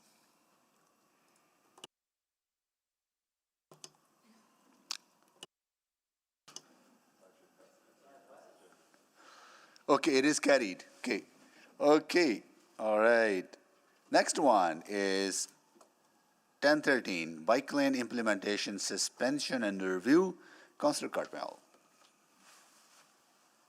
Thank you. So I am moving that all current work cease immediately on bike lane projects where construction has not yet started and a bike lane is intended to be constructed on an existing road. Pending a complete review of all individual bike lane projects at the next infrastructure committee meeting in February 2026. Second. Okay, please make the introduction. Great, thank you. So I know this is sensitive. I mean, there's not gonna dodge that part of it. I'm hearing from people in the neighborhoods where bike lanes are intended that these things are catching them by surprise. These are not necessarily the things that they want. They would like the opportunity to engage with the city and with city council. I also appreciate that this is a program that has been ongoing and you know, there's contractual implications potentially. It is my view that we are at that point in this construction season where there's not a lot of meaningful work to be done before we get to winter. We've sort of at least implied what the calendar will be in the next term. There is an infrastructure committee meeting tentatively scheduled for February. So this does not create a lot of construction delay in terms of, you know, work will stop and then begin again in the spring, and there would be direction that would come out of that conversation. And that's what the infrastructure committee was intended for, was to review programs, review plans, review estimates and costs. And, you know, coming to committee would allow those people that are not sure of or that want to express their views on particular bike lanes would be allowed to do so. I don't necessarily want to get into specifics, but I have been in places where lanes are imminent, and the traffic patterns there don't support it, the people don't support it, and I'm not sure of the utility of those specific lanes. So I think, you know, pausing now does not have a big implication and allows for all of those individual projects to be publicly discussed and engaged upon. Thank you. Thank you, Councillor Cartmel. Questions, colleagues? Councillor Paquette. Yeah, thank you. To the mover, I just have a little bit of concern. Maybe you can clarify this. I know that in my ward, the bike lanes that are actually a part of the bike lane plan are actually quite happily received. And so I'm a little bit concerned that my ward would not want things to be paused on those particular types of lanes. It's generally the ones that are, you know, they're just a double wide asphalt path, and those are proving extremely popular. So I'm worried about a pause on that. Yeah, thanks, Councillor Paquette. And we did discuss this, I think, a little bit briefly privately. Yeah. I'm specifically talking about where we're taking part of a road, a street, asphalt that is already laying on the ground and redesignating it or turning it into a bike lane and removing it from where vehicles can travel. You know, so I'm talking about lanes. I am not talking at all about bike paths. So an asphalt strip that is up on the boulevard, like on Fort Road, I think is where you're thinking of, or like on Terwillegar Drive, like on 91st Street. I've never had an issue with that. I'm talking very specifically about lanes on streets. So would a friendly amendment be construction is not yet started where a bike lane is intended to be constructed on an existing road, for clarity? If sure. Because otherwise it looks like two different directions. Well, I'm not sure what where adds to it, but I like it clearly says constructed on an existing road. Whereas I think, not to put words in your mouth, but I think your concern is about a path adjacent to a road. It's just the wording. So for example, there's two things here through the mayor. Oh, I see. Okay, sure. Go ahead. Yeah, so like just get rid of two bullet points, turn into one sentence. Construction has not yet started where a bike lane is intended to be constructed on an existing road. Or reverse them. A bike lane is intended to be constructed on an existing road and construction has not yet started. Also works. Yeah, okay. English is incredible. So, okay, so merging both into one, starting with the bullet second to, right, so okay. All right, any other questions, Councillor Paquette? Yes, to administration. So I'm not sure where that lands, which projects have not yet started, and if a pause would create any sort of contractual issues. Councillor Paquette, at this point in time for the 2025 program, all of the construction that was planned to start and to be executed in this year has started. And so our interpretation of this direction would be to pause work that is planned for 2026. Pause creating those contracts. There are no contracts for 2026. There are design contracts for So 2026. there's nothing signed, like it basically would just be waiting to initiate those contracts. Correct. So one clarification we would be looking for from council is when we say work, is construction work or is all work? Meaning does design work also pause? Okay, Because there are implications, because that is ongoing work. yeah, it's the implication. Okay, all right, so I guess how far ranging is that then? What is the implication there? So the implication of pausing design work, for instance, would be our ability to respond to the next part of the motion, which is to bring back the projects to Infrastructure Committee for review. There are levels of designs that would allow for a better conversation with council, and there could be some financial implications, but they would be limited due to the design contracts are more flexible. Okay, all right, great, thank you. Thank you, Councillor Paquette. Councillor Knack. Thanks, Mayor. So that was maybe my question to the mover. So do you want the design work halted too? No, Okay. but I would presume that by hearing this conversation, administration would be proactive in how far that design work would go, enough to have the conversation, not overspending. Perfect. Yeah, because I think to administration, because what I understand of the 16 2026 projects, 15 of them are to be confirmed as to whether they would be shared pathway, a local street bikeway, an actual dedicated bike lane where it could potentially take away a lane of traffic, or where you use modal filters. So you haven't determined 15 of the 16 what they'll be yet. That's right. We're still in the design phase for those projects, and we're still working through what the facility types will look like, including the impacts that could be a result of the facility that's selected. So you would, if this motion were to pass, you could then continue that work so that in February you could say, well, of the remaining 15, 3 are potentially projects that would be on a roadway where it would have a roadway impact, and that's what would be reviewed in that meeting. The other ones would go forward. Is that how you now interpret the motion? If that's the direction from council, yes. Okay. Is that, then maybe to the mover, is that sort of your intent too? Like, so if 12 of the 15 are shared pathways, that your wording says you're good with that. It's whether it's an arterial, collector, or local road, you have a concern if you want to see that come back to the committee before that is advanced. Yes, the construction of paths on roads. Lanes on roads, sorry, just to be clear. Let me say it again. Yeah. Construction of lanes on roads. Yeah. I'm not fussed with paths. Okay. Even modal sorry, and I don't mean to be nitpicky, Nope, because that's I fine. just want to make sure but so where you're doing a modal filter like a curb extension, but you're not actually impacting flow of traffic. Similarly, you don't have there's some local pathways where they're putting in a curb extension, but it doesn't stop the flow of vehicles on a local road. Well, I think that's open to interpretation. Okay. There's a couple of projects where those curb extensions would interfere with flow of traffic at certain times. Okay. Potentially, and so I don't even know the details. One example is the Candy Cane Lane improvements that,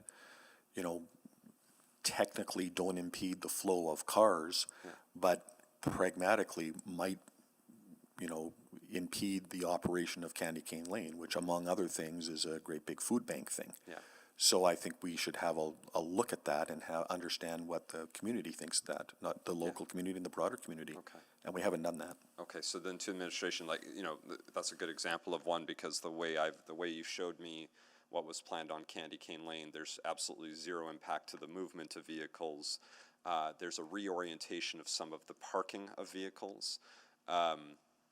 And I think the one concern that I don't think had been answered yet is if you're doing a curb extension or a raised crossing, does that impede a sleigh from being able to go down?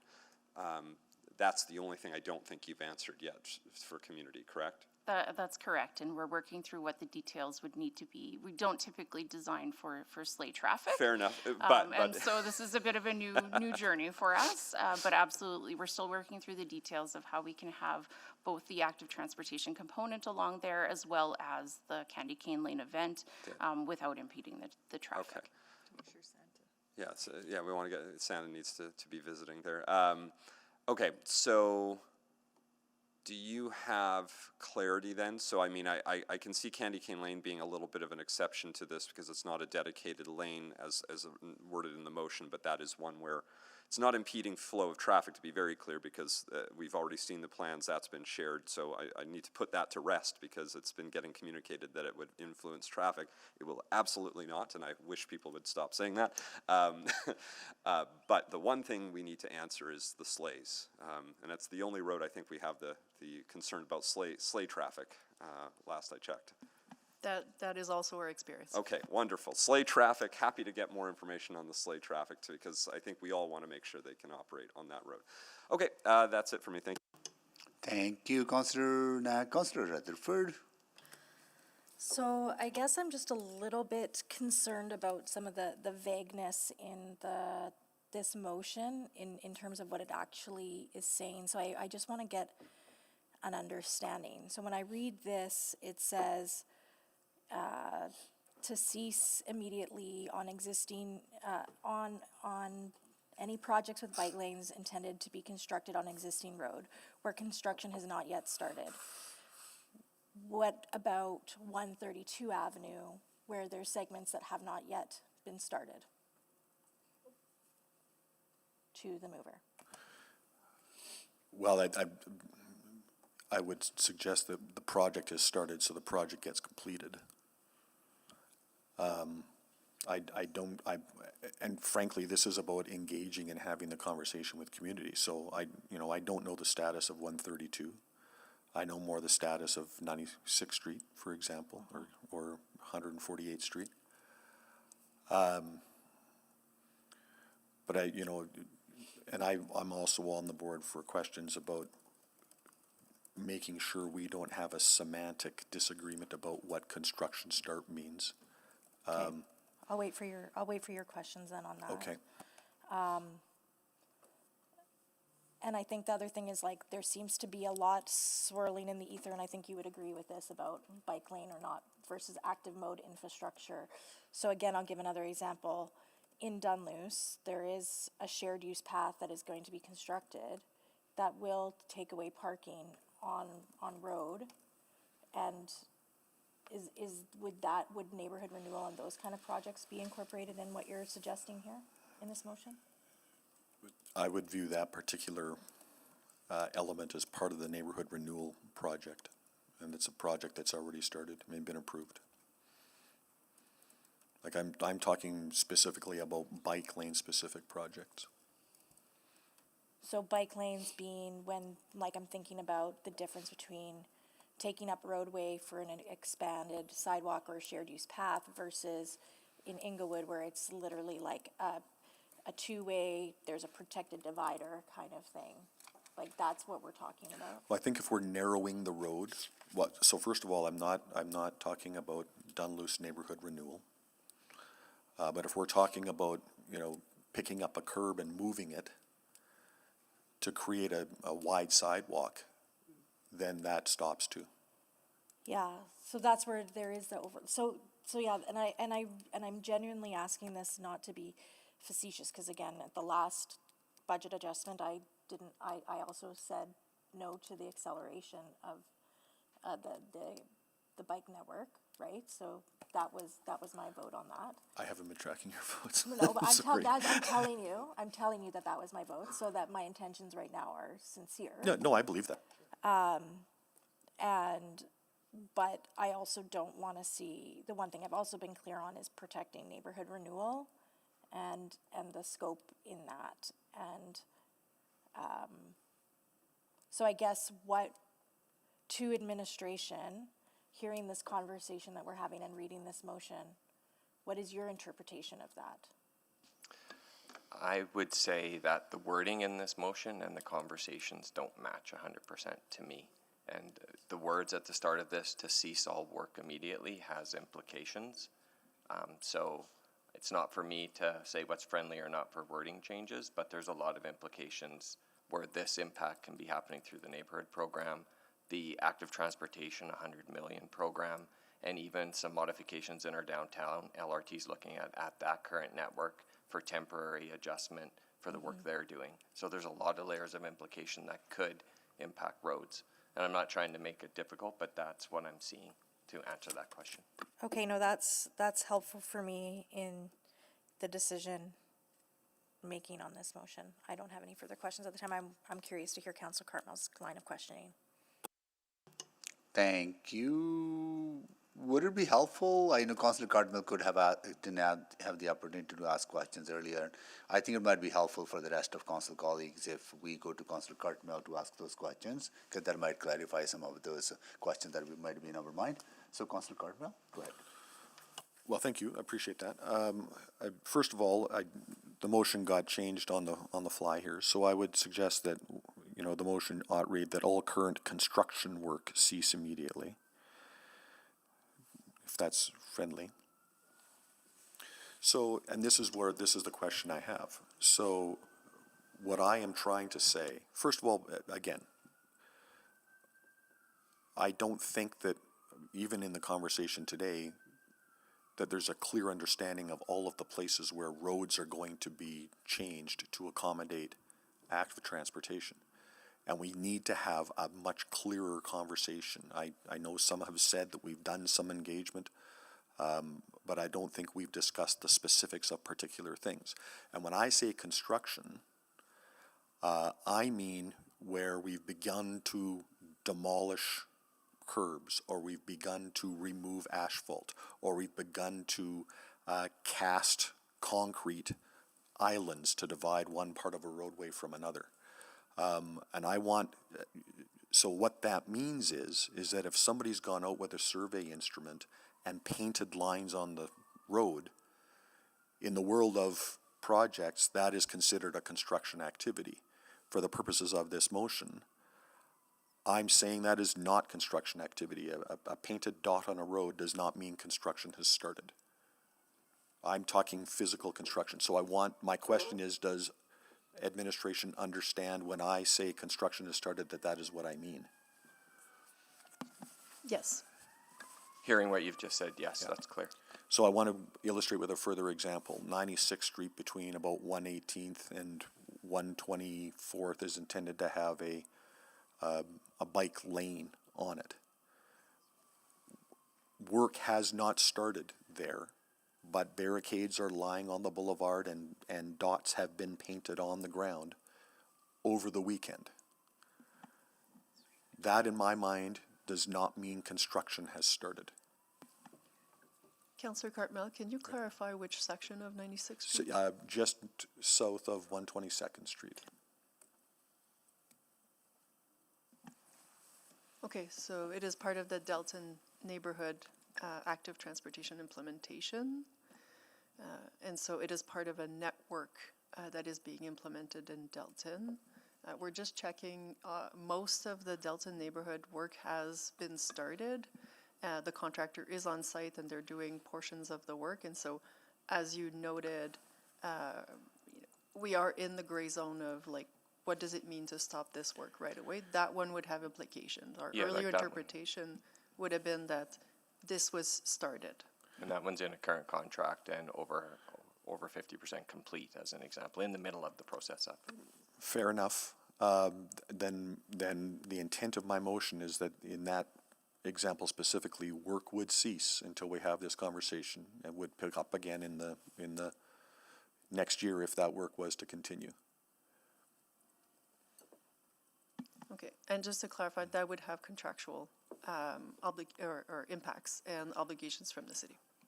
I understand that. I don't love it. I think it's necessary.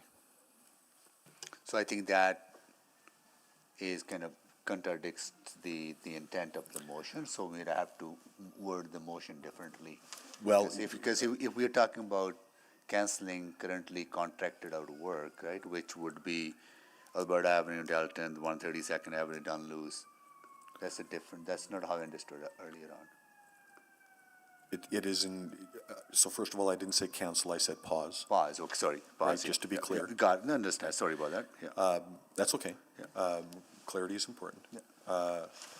And secondly, this is why I wanted to ask these questions, because there is questions around what is a family of individual sites that is part of a contract. And quite frankly, this is a series of projects that is part of a program where we have not engaged discreetly on those individual projects, not at a committee level. Okay, Councillor Wright? Thank you. Mr. Walbom, you mentioned the 100 million for the active transportation program, which I think has been previously referred to as the 100 million for bike lanes, right? It is more than just bike lanes. Right, Shared use paths, yes. all of that's included. But no, thank you But for yes, that's the context. now referring to it as that. And part of that was for like the missing links to connect the network as well, right? That's correct. And- Natalie Pascal, feel free if you want. Yeah, missing links in terms of the active transportation network, yes. Okay, and so how much of that 100 million is, because I'm also hearing that some of this work is being done under neighborhood renewal. We're talking about different traffic calming measures with raised crosswalks. How much is less left, I guess, in that budget for 2026 for actual bike lanes, separate bike lanes? Are you talking the active transportation 100 million Yes. specifically? Yes. Okay. Natalie or Pascal, do you have that? Yeah, so at the end of 2025, we will have committed or spent about $75 million. And so we're approximately $25 million. So you have sort of maintained with the 25 million a year over the 4 years? Not quite, but Okay. ultimately we are there. Okay. Because I'm just concerned that it is, without sort of it being, I guess, clearly defined, what projects, whether it's neighborhood renewal. And I guess maybe to the mover, could we just request that administration come back to infrastructure committee just with the review, rather than ceasing, pausing, canceling? Well, my apprehension is, as has been discussed, that different people have different interpretations of what's paused and ceased. And I too want to seek some clarity. But I have real apprehension around some of these discrete projects. I don't know what link is missing between the Yellowhead Trail and 118th Street on 96th Street that is not addressed by the service road on 97th Street, as one example. And I'm not trying to be, but I don't know what the wide-ranging implications are of the work that's coming on 148th Street, and we haven't had those discrete conversations. Okay. Now I'm speaking to it, and I'll speak to it later, but I mean, how much of this work, construction season's almost over, although it's a beautiful day today. How much of this work, I guess, would be left to complete next construction season? Well, That's the 25 million? Yeah, so the 25 million, so when we talk about the 75 million at the end of 2025 being either committed or completed, it's integrating, finishing the work that is ongoing, especially like Delton neighborhood is a great example where some of the corridors that have been discussed, 75% of the infrastructure has been installed, and so there's about 25% that's missing. That would be the work that would be paused based on the discussion that we're having today. So from a cost perspective, fairly limited. The vast majority of our costs have been expended to date. But work on that has started. So in this motion says where construction has not yet started. Yes, sorry, Councillor Cartmel? work has started in the neighborhood. work has not started on some of those streets. And so let's take 96th Street as an example. Work has not started there. There's not a gaping hole. So things could be left to exist there until next spring. If that street was deleted, the contractor would not expend those dollars and their contract would be shortened. And there'd be a modest implication there. If the contractor is going to finish that work, well, they're finishing it next spring instead of this fall, there's a modest adjustment there. We're not talking millions. We're talking modest adjustments while we have that conversation about that street with the people on that street. So then, I was just wondering, are we expecting the contractors to modify their agreements? It happens all the time. And I know they also happen to get stuff rushed through at the last minute. So you're right, it's a beautiful day. You know, there's a lot of work that can be done. Okay. But the contractors and the projects in my neighborhood are not working until midnight because the weather is great. They are sticking to their schedule. Okay. If it had snowed last week, work would have stopped. Yeah. Thank you. Councillor Stevenson? Yeah, I think I did just want a better understanding of the contract implications if portions of work are canceled. So it's hard to speak, broadly, but if we continue to use the Delta neighborhood, so as we mentioned, like about 75% of the work is done, it would be paused, and so we would be looking at monetary implications, cost delays with the contractor. There could be some increased costs to finish the work in the following year, and so all of these things are would be the responsibility of the city because we would be the ones forcing the pause. And I think, Councillor, further to that, it's difficult to know all of those implications because, right now we're saying all work, neighborhood work. 132 Avenue is a perfect example. It's a 4-year program, fully committed in contracts, has different implications than Delton, where our contract's a little bit different for multiple locations. So we'd really have to take that away and see. And that's just the facts of it. We wouldn't know fully. We'd have to look into that a bit more. On those pauses. Yeah, and then, so maybe, I think we talked about it a little bit before, but this wouldn't include neighborhood renewal? Is that the intent of the mover? Like, I'm just thinking of a neighborhood renewal project where maybe the neighborhood hasn't started yet, but they're planning to, get started in the spring. Would the entire neighborhood have to stop? Well, do we want to use the example raised earlier as an example? So Dunluce, the funding's been improved. There's contracts left, but they have not physically started construction out there.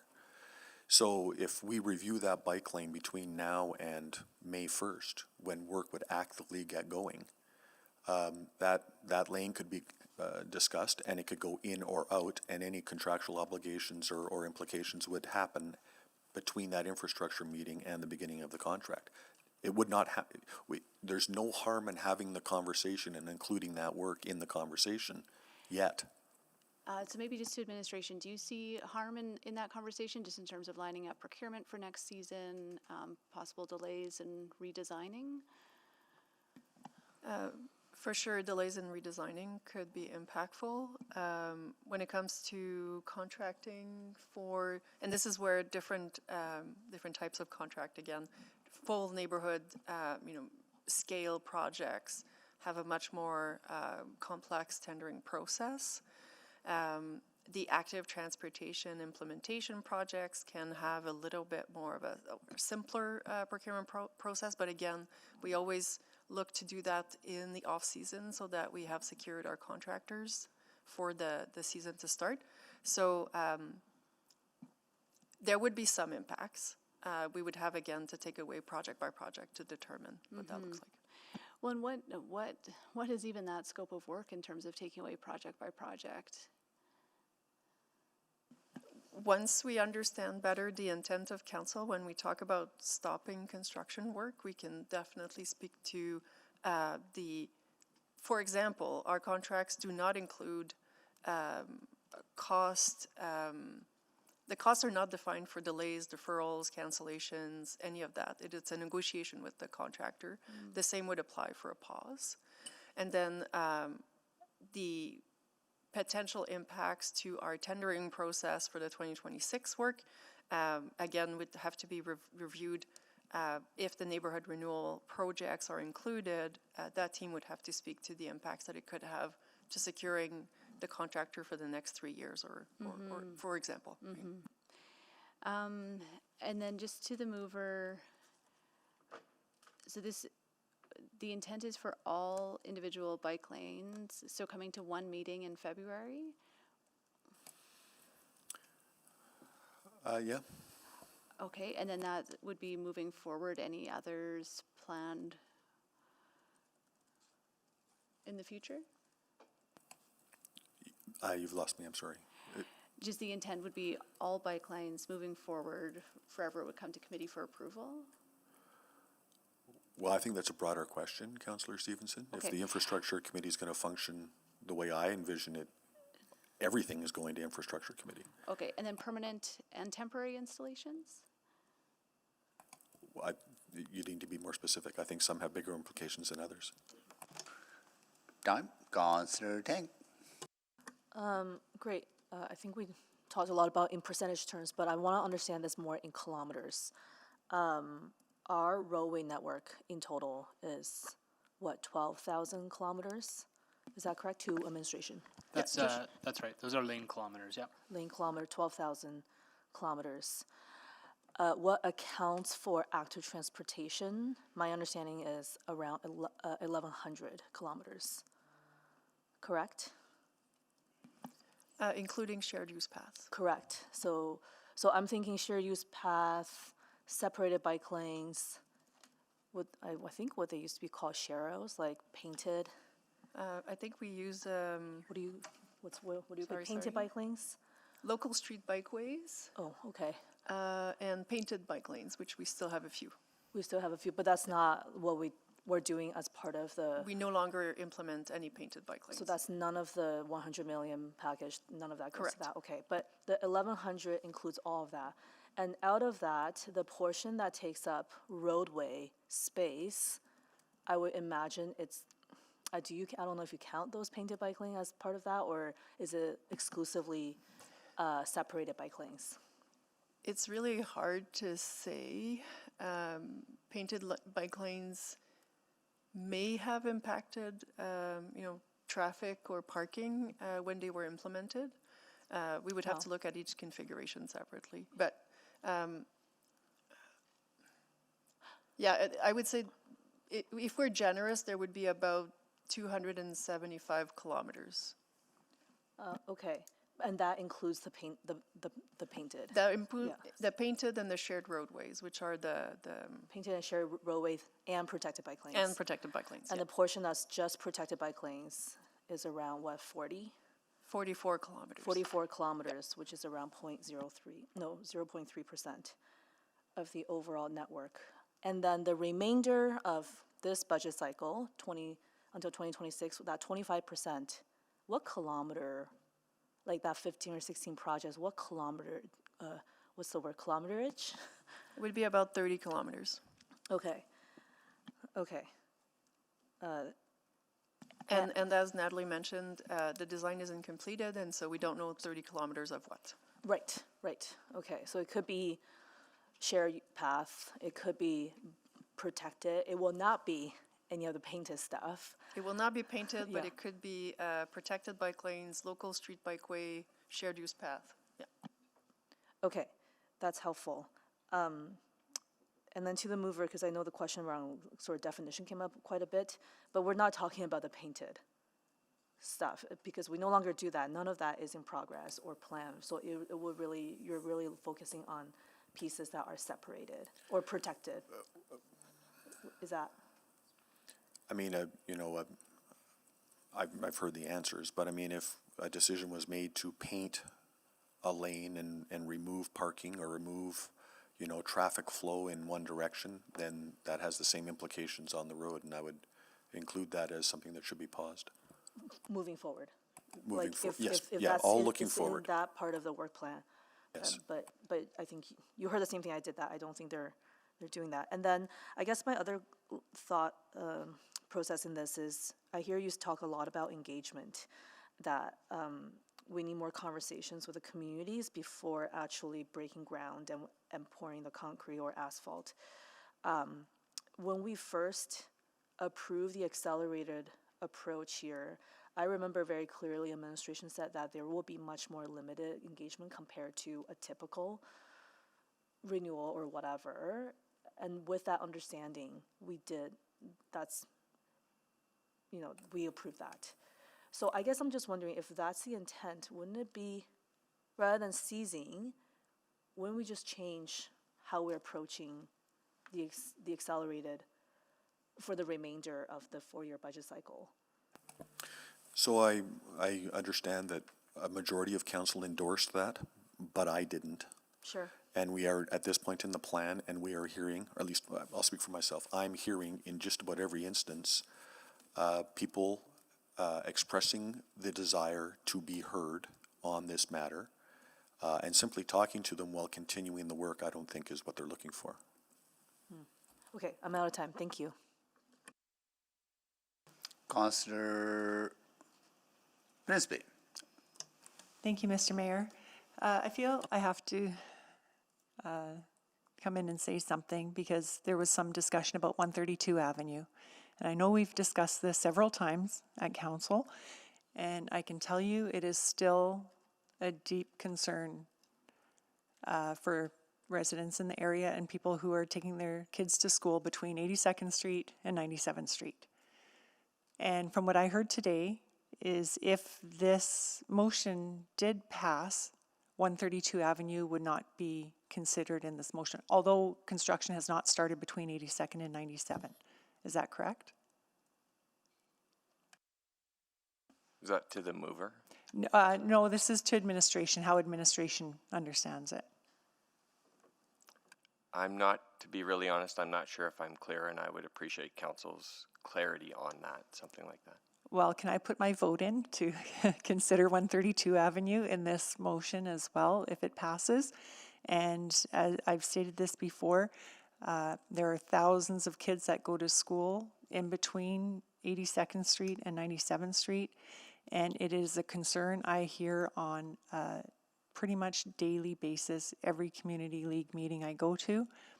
And my suggestion is doing a shared use path, wide enough, one side walking, one side cycling, to continue the path through 132 Avenue, but not impacting the roadway. That is, I just need to state that once again, that is something I think should be considered. That's it for me, Mr. Mayor. Thank you, Councillor Principe. Councillor Wright, can you take the chair, please? I have the chair.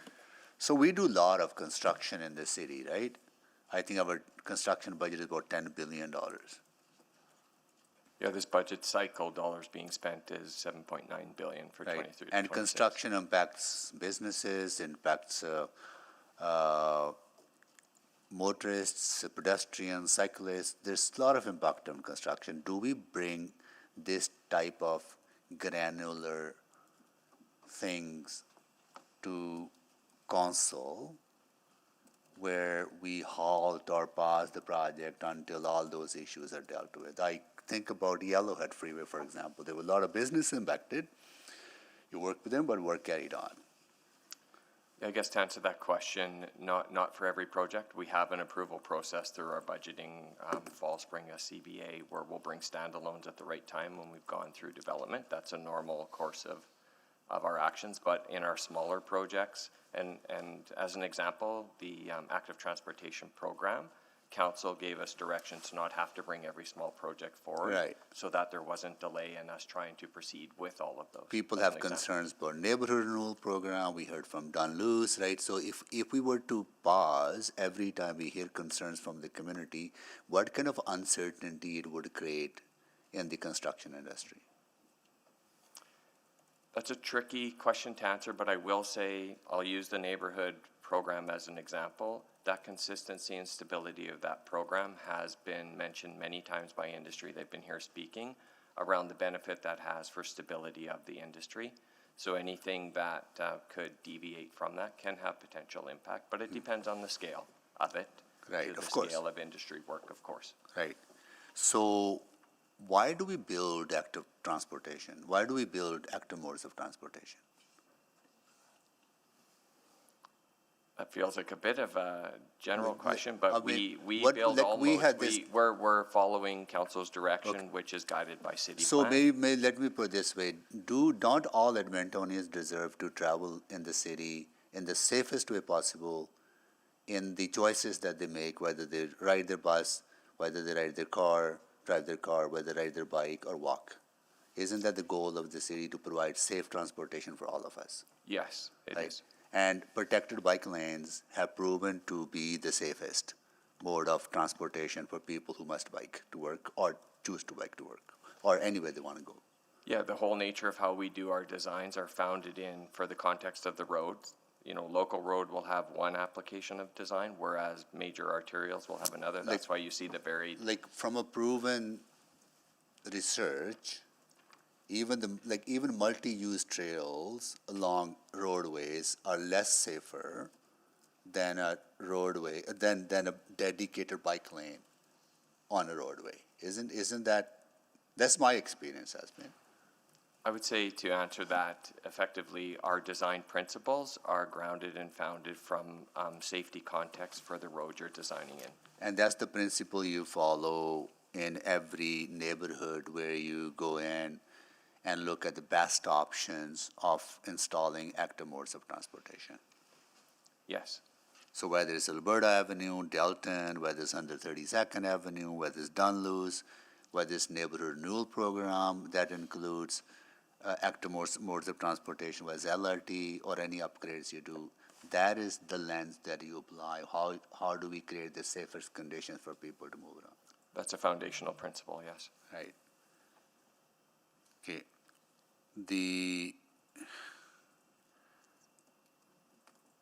You talked about Delton almost 75% completed. Is 132nd Ave, how much is 132nd Avenue completed? It's over 4 year. But is the contract awarded for the entire 4-year construction, or is it contract is in stages too? The contracts are all awarded, so we have awarded contracts. And Nicole, I don't know if you have a current percentage. But because contract has been awarded for the entirety of 132nd Avenue?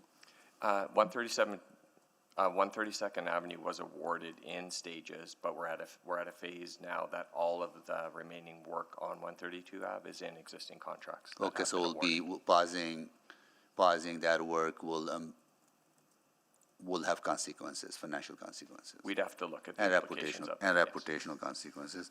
Is that the case with Alberta Avenue as well, right? Yes. Okay. So you can't really pause all those works without having consequences. Oh, I'm out of time, sorry. I'll take the chair. I'll move the second round. Second. Please vote.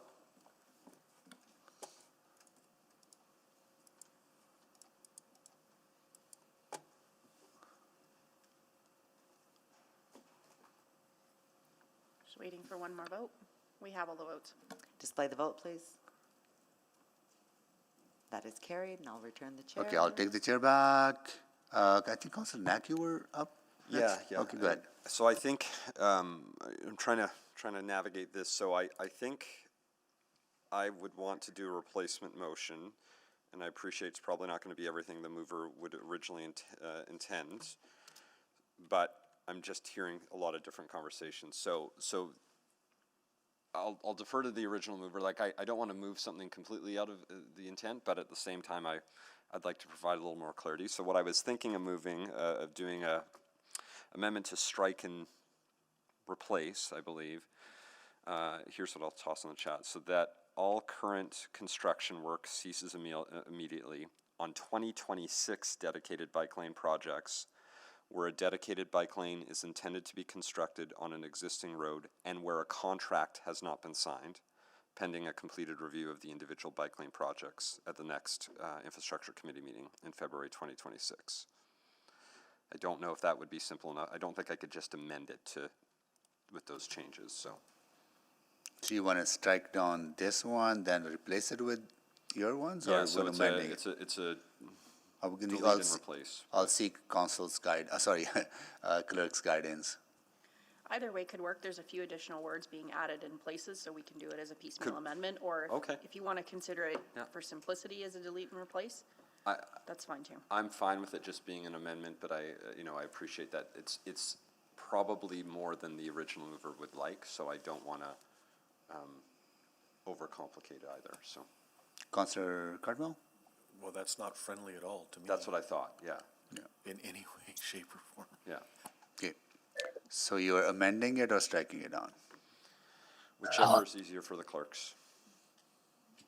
Is there a second? I'll second. Just hold on, I'm just seeking clarity from clerk before we. For the sake of everyone being able to follow along with what the motion would read, it may be simplest to put it up in its full form. Okay. So that would be a delete and replace, but it's not. Okay, is that Councillor Knack you want to move? Sure. Okay, Yeah. okay, now need a seconder.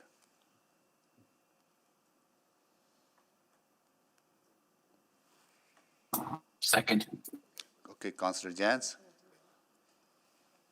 Okay, can you make the introduction, Councillor Knack? Yeah, I just, based off what I'm hearing, I think there's a few changes that I think would be helpful in this. So appreciate there's going to be conflicting views, but I think putting it where a contract has not been signed gives a little more certainty for what we should or shouldn't be reviewing.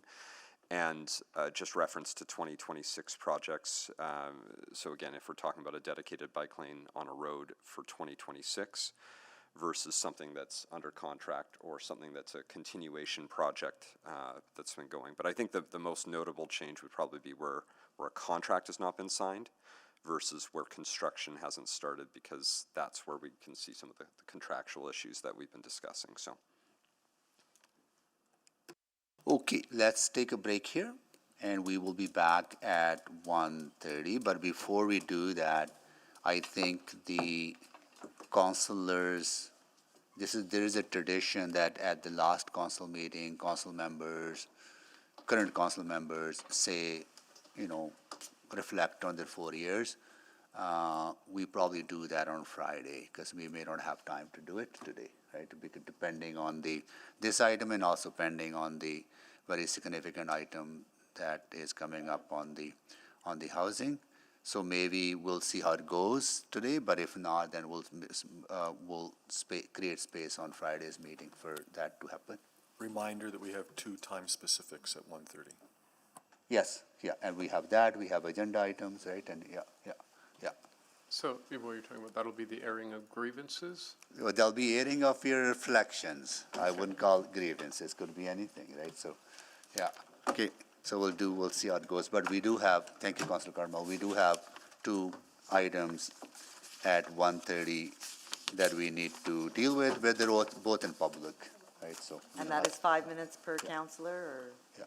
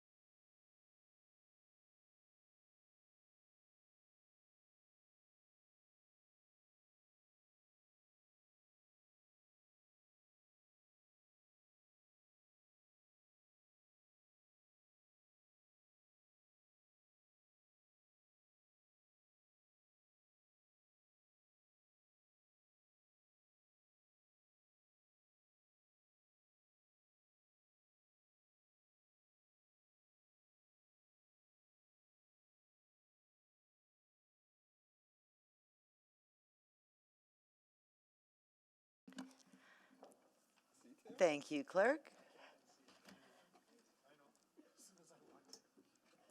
I'll call this meeting back to order after that wonderful musical interlude and do a roll call. Councillor Knack. Bonjour.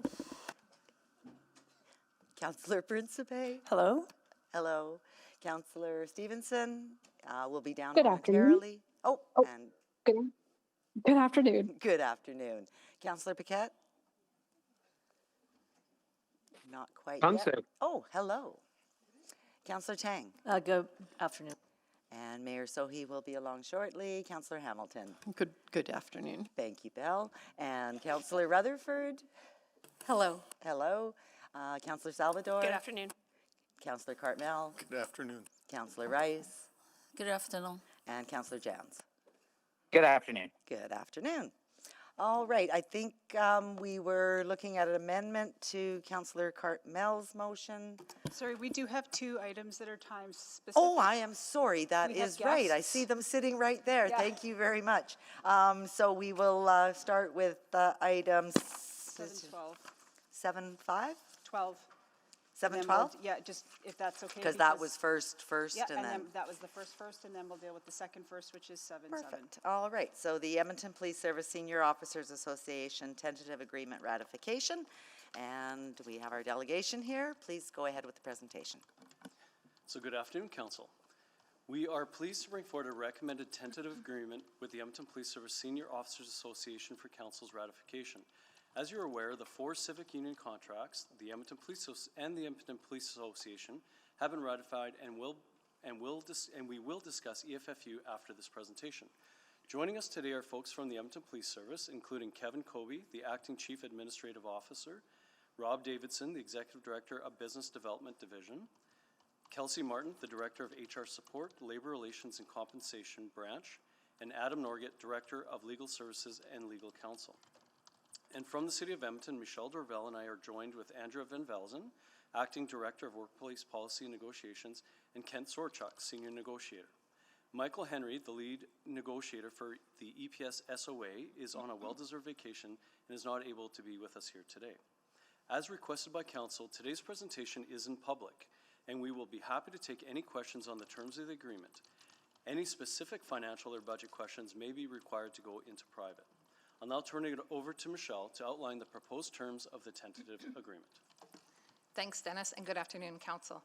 So on September 9th, we reached a tentative agreement with EPS SOA, and their membership voted in favor of accepting the tentative agreement on September 12th. To summarize, the tentative agreement includes a 4-year term. So in 2024, with a 3.5% general wage increase, 2025 with a 3.75% general wage increase, 2026 with a 3.3% general wage increase, and 2027 with a 3.75% general wage increase. No additional funding is required for 2024, 25, or 26. For 27, there is no budget approved as this is outside of the budget cycle. By approving this agreement, you will be pre-committing a 0.02% tax increase in 2027 that will be built into the 2027-2030 operating budget. Next slide, please. Thank you. Other highlights include inclusion of standby pay for level 2 commanders, which will commence in 2026, increasing the healthcare spending account to $2,325 annually. This is an increase of $850, which is fully funded by the members of EPS SOA by reducing their current clothing allowance by $850 to an annual allowance of $500. Aligning a number of clauses in the EPS SOA collective agreement to match the other sworn members. These are the EPA members. These alignments include top-up of maternity subplan from 95% to 100%, ensuring that SOA is notified if a position is to be moved out of their jurisdiction, ensuring bereavement leave is accessible for employees that suffer a miscarriage, and clarifying the requirements of the 30-day out-of-province travel plan. And finally, ensuring the collective agreement contains gender-neutral language throughout. To recap, EPS SOA confirmed that the majority of their members voted in favor of ratifying this agreement, and today we recommend that Council vote in favor of ratifying the agreement on behalf of the City, which will result in a renewed 4-year collective agreement with EPS SOA. That concludes our presentation on this item, and we'd be happy to answer any questions you may have at this time. Thank you very much. Are we having any presentation from the other representatives? No, just They there have for joined questions. to answer questions, Okay, correct. perfect. Thanks, Michelle. Any of my colleagues have questions? No, I just have one. I just want to confirm, as far as the tax increase for 2027, you said it was 0.02%? Correct. Okay, so good. We know the next council knows going into it what to expect for 2027. Okay, perfect. Thank you. So seeing no other questions, do we have anybody wanting to sign up to speak?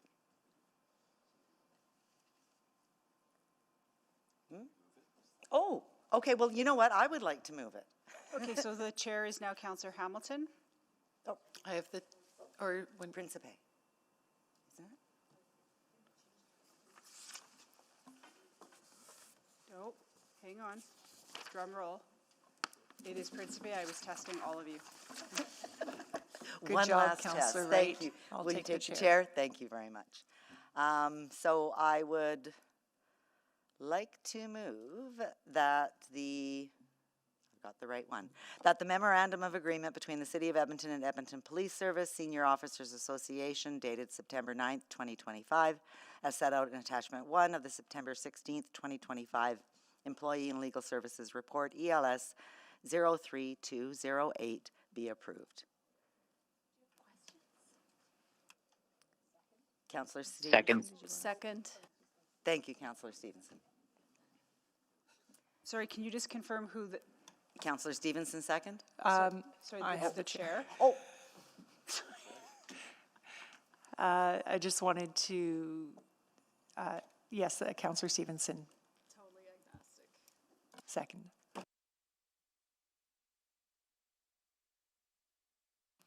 Councillor Wright, would you like to introduce?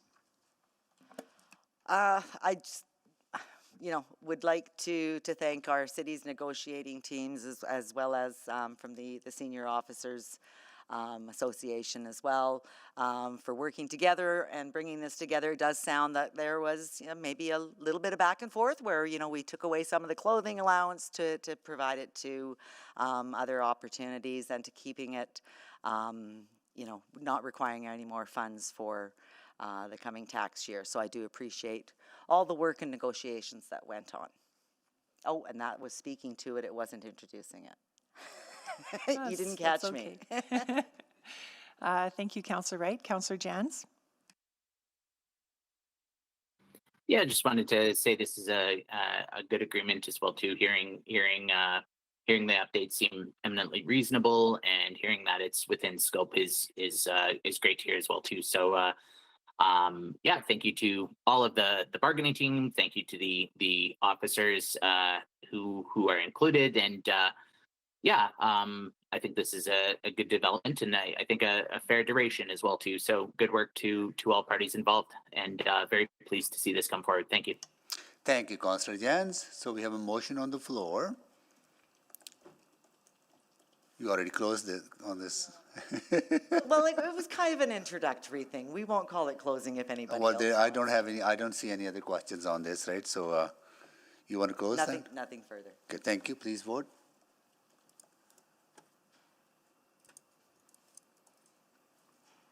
Yeah. Thanks, Councillor Jans. We have all the votes. Display the votes, please.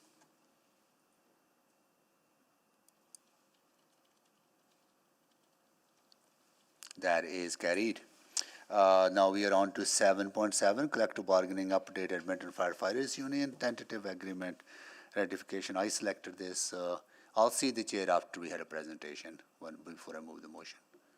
Please go ahead.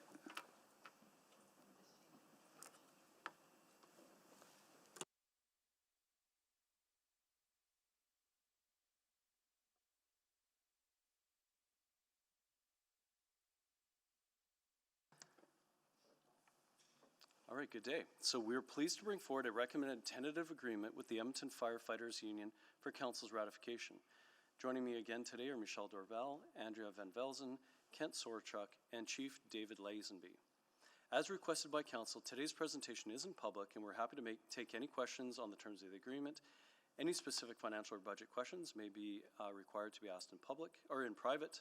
And I'm now going to turn it over to Michelle, who will outline the proposed terms of the tentative agreement. Thanks, Dennis. So on August 12th, we reached a tentative agreement with EFFU, and EFFU's membership voted just a little over 98% in favor of accepting the tentative agreement on August 27th. To summarize, the tentative agreement includes a 4-year term. So for 2024, a 3.75% general wage increase, 2025, a 4% general wage increase, 2026, a 4% general wage increase, and 2027 with a 3.4% general wage increase. No additional funding is required for 24, 25, or 26. For 27, there is no budget approved, as this is outside the budget cycle. By approving this tentative agreement, you will be pre-committing a 0.34% tax increase in 2027 that will be built into the 2027-2030 operating budget. There are also additional monetary items that have been agreed to that I will go over on the next slide. So other highlights include benefit enhancements that will begin in December of 2026. So continuous glucose monitoring devices. So this is a new addition to the benefit program. Physiotherapy will increase from $1,000 to $1,500. Massage therapy is also new at $1,000. Optometrist increase for eye exam from $80 to $90 coverage. Tool allowance, so there's a 15% increase to tool costs. So this equates to an increase from $472.50 to $543.38, and this is in alignment with the QP agreement. Shift differential increase from $1 to $1.10, and healthcare spending account an increase from $900 to $1,100. Psychologists will increase from $1,000 to $2,500. This one is an exception that will begin in December of 2025. This was important to EFRS leadership to have support for their members sooner rather than waiting for other benefit enhancements in 2026. And maternity leave, there will be 100% gross earnings for 16 weeks. Our EPS group currently has 17 weeks beginning at ratification. To recap, EFFU confirmed that the majority of their members voted in favor of ratifying this agreement, and today we recommend that Council vote in favor of ratifying the agreement on behalf of the City, which will result in a renewed 4-year collective agreement with EFFU. That concludes our presentation on this item, and I'm just going to turn it back to Dennis. He would like to make a few remarks before we take your questions. So I want to take a moment to recognize that we have now successfully concluded all of our collective agreements for our unions and for emergency services. And this is a huge accomplishment. Having labor stability improves the employee experience and enables better service for Edmontonians. And there are many people we'd like to thank for getting us here.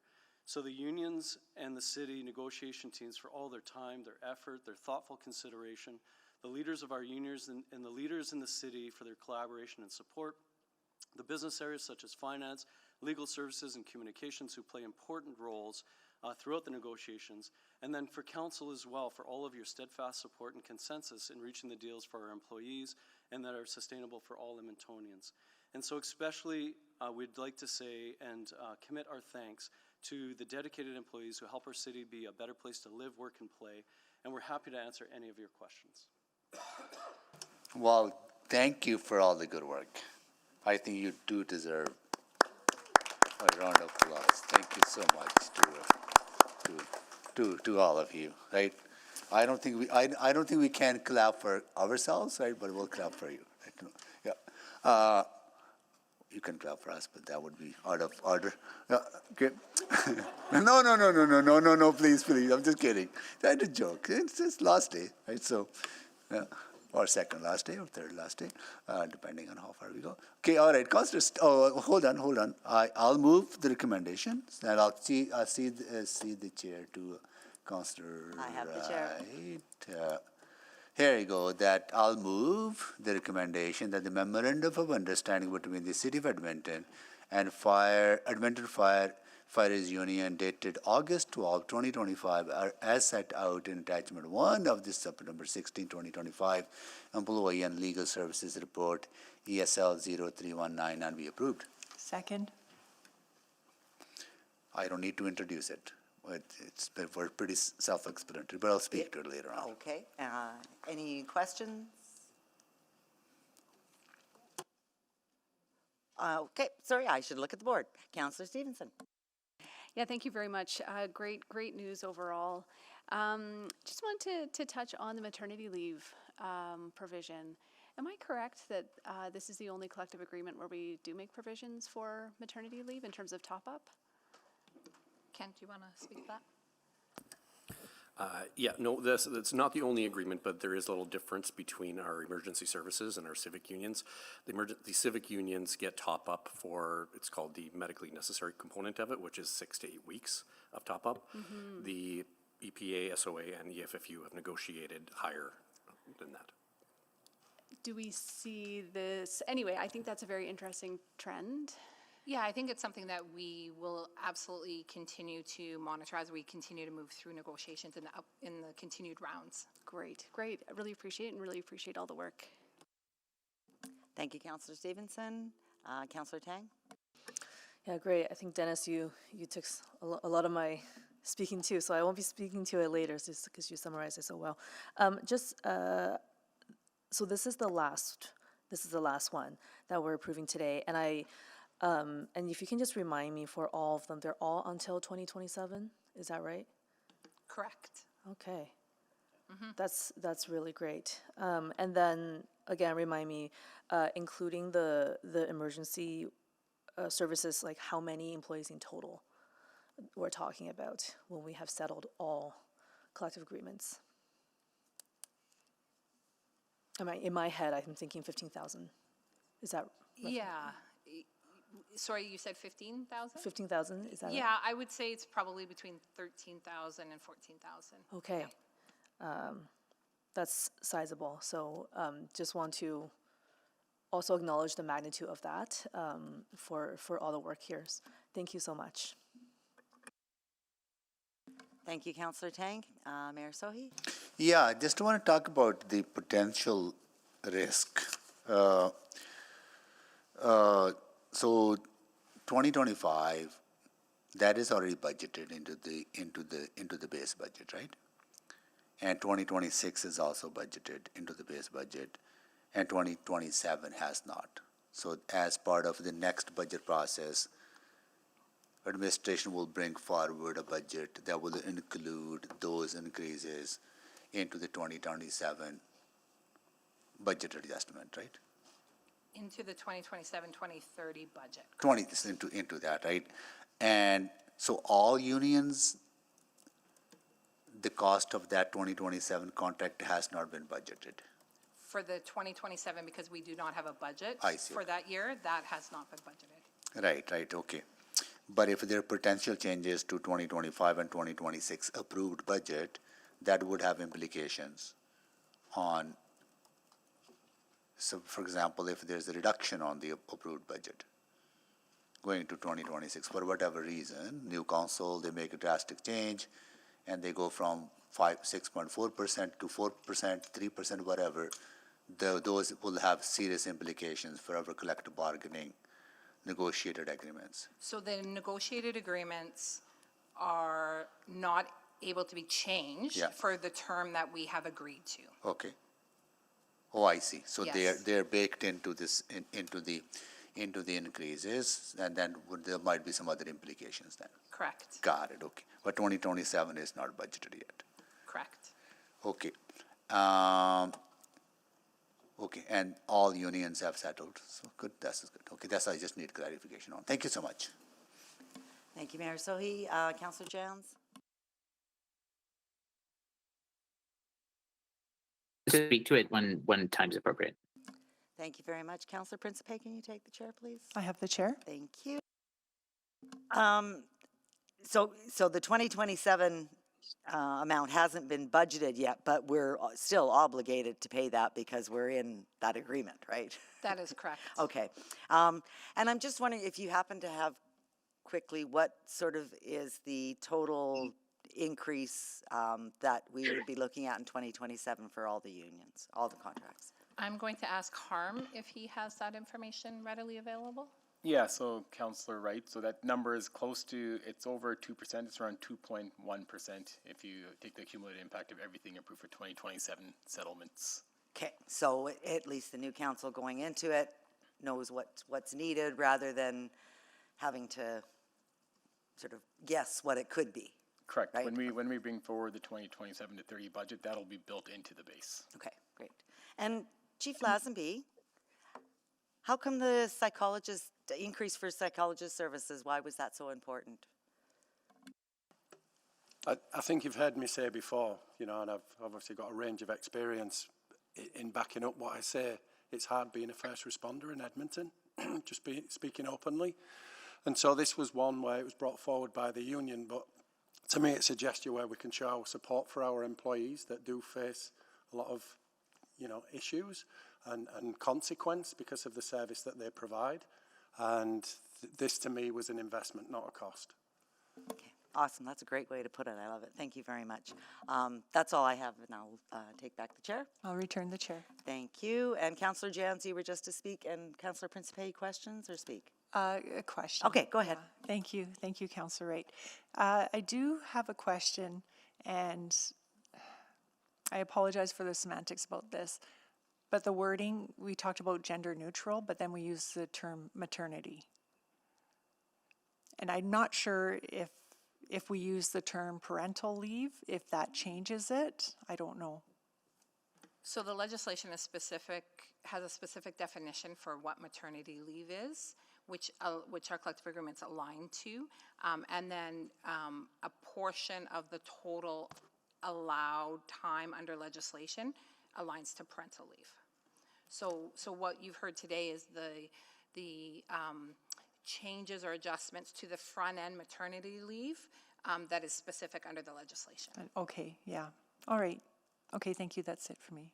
And good job. I see smiling faces, right? A little bit more relaxed. That's great. Thank you, Councillor Principe. If there's no other questions, Councillor Jans to speak to the item. Just was chatting with a firefighter member recently just about how relieved they felt that this agreement was in place, that it came together, that was done so amicably. I'm not sure when the last time it's come together in such a way without having to depend on arbitration, mediation, etc. So the fact that that's a huge kudos to not just the negotiators on both sides, but also on everyone for their shared participation here. And that's I could barely believe it when I heard about it. But just bringing back to my conversation with my friend, just talking about how just the palpable relief that this feels for the folks up front, and how this means a lot to them, that they can go focusing on their job and their family and everything else with more certainty. And that's just really, really rewarding to hear. And I wanted to pass that along to all of the negotiators and everyone involved, that the stability really means a lot in terms of morale and security and safety and everything else too. So it's there's so many complexities in the world right now, and it's just one less thing to have to worry about. So kudos to all involved, and thank you to all the members doing the hard work. Thank you. Thank you, Councillor Jans. Councillor Knack? Thanks, Councillor Wright. Councillor Jans's point just sort of sparked, and I know I can't ask a question, so I'll look to nodding heads to confirm, but I think the last time we didn't go to arbitration was like a decade ago, I feel like, give or take, because I remember that because it was the first term, but it's been a long time.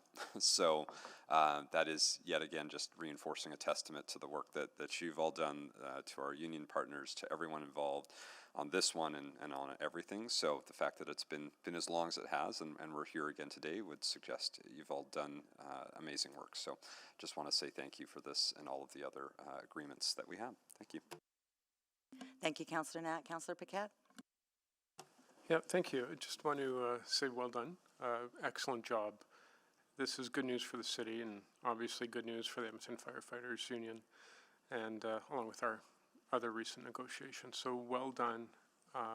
You demonstrated exactly what can be done if everyone at the table is working together. I love it. And it's fair deals. That's what matters. And when the process is fair, the result ends up being stronger for everyone. So, but more than anything, in this particular one, I just wanted to mention that this is about standing behind our first responders. When others are forced to flee, they're the ones who run in at great personal risk and potential sacrifice. And Edmonton is safer because of their efforts. So I think that this agreement is part of that support, but it can't be the end of it. The next council has to stay focused on making sure that fire services has the equipment and the facilities that they need in order to continue to make Edmontonians safe, so that their capacity is never stretched too thin. So, and that's ultimately what all of this has been about, all these negotiations and everything we do. It's about respect. And it's about respect for sacrifice, respect for the safety of the people that they represent, and just respect for the families who bear so much of the burden and they're never heard from or seen from because they do it from home. So, thank you very much. Thank you, Councillor Paquette. Councillor Principe, can you take the chair one last? I'll take the chair. Thank you. I'm going to reiterate what Mr. Jubenville said, because I think it is so great. You know, to be at this point, not just with our firefighters and really showing the value of their work, but all of our employees' work. And, you know, from those that pick up my coffee cup, which I didn't get today, from our custodial staff to our transit operators, to those that help with permitting, I think across the board, you've done a great job. So thank you very much. And that's all I have, and I'll take back the chair. I'll return the chair. And Mayor Sohi to close. Yeah, thank you so much. I also want to take a moment to thank our administration, everyone working so hard and diligently and very collaboratively with unions, and I commend that. I also want to thank our union partners for, I'm pretty sure they're listening to this conversation, for being collaborative leaders to get to settlements that are fair, both to our employees, but also fair to the taxpayers as well. And also want to thank Coalition of Civic Unions, because they do coordinate their efforts, right, and work with our city manager and senior leadership on tackling other issues that go beyond or beyond the scope of the negotiations. I think that helps with a strong working relationship that is necessary for us to provide the services that Edmontonians rely on. And I also want to thank all of our employees. They are the one who run the city. They are the one who provide the services that Edmontonians rely on. Without them, our city will not function. Our economy will not function. You know, the people's well-being will be impacted if they are not out there providing services. And we had, we had asked our employees to sacrifice quite a bit during COVID, where the belt tightening for right reasons or wrong reasons led to no increases for a number of years for them. And then we got hit with inflation, and they needed to catch up. I think these collective bargaining agreements allows them to catch up. And also what they experience, particularly the frontline workers, the firefighters that Chief, you talked about, the impact of the harm that is out in our communities and the despair that is out in our communities impact our employees, because they deal with people on a daily basis, whether firefighters, whether police officers, whether they're transit operators, security guards, bylaw officers, and or whether they're librarians, when they have to deal with somebody who is struggling with addictions and they walk into the library causing issues. All those things impact people's well-being. They impact our employees' well-being, but they step up every day to serve Edmontonians and also serve and show compassion to Edmonton's most vulnerable. And I think these settlements are deserving settlements for them. And I have also noticed a change in the morale. Morale has improved among our employees, which was not the case maybe 2, 3, 4 years ago. It also gives us labor stability for next 3 years, which allows for the continuation of good quality public services that people rely on. So thank you to everyone, and and good work, and it is a very, very, very, very good deal for everyone. Okay. Thank you, Mayor Sohi. Please vote.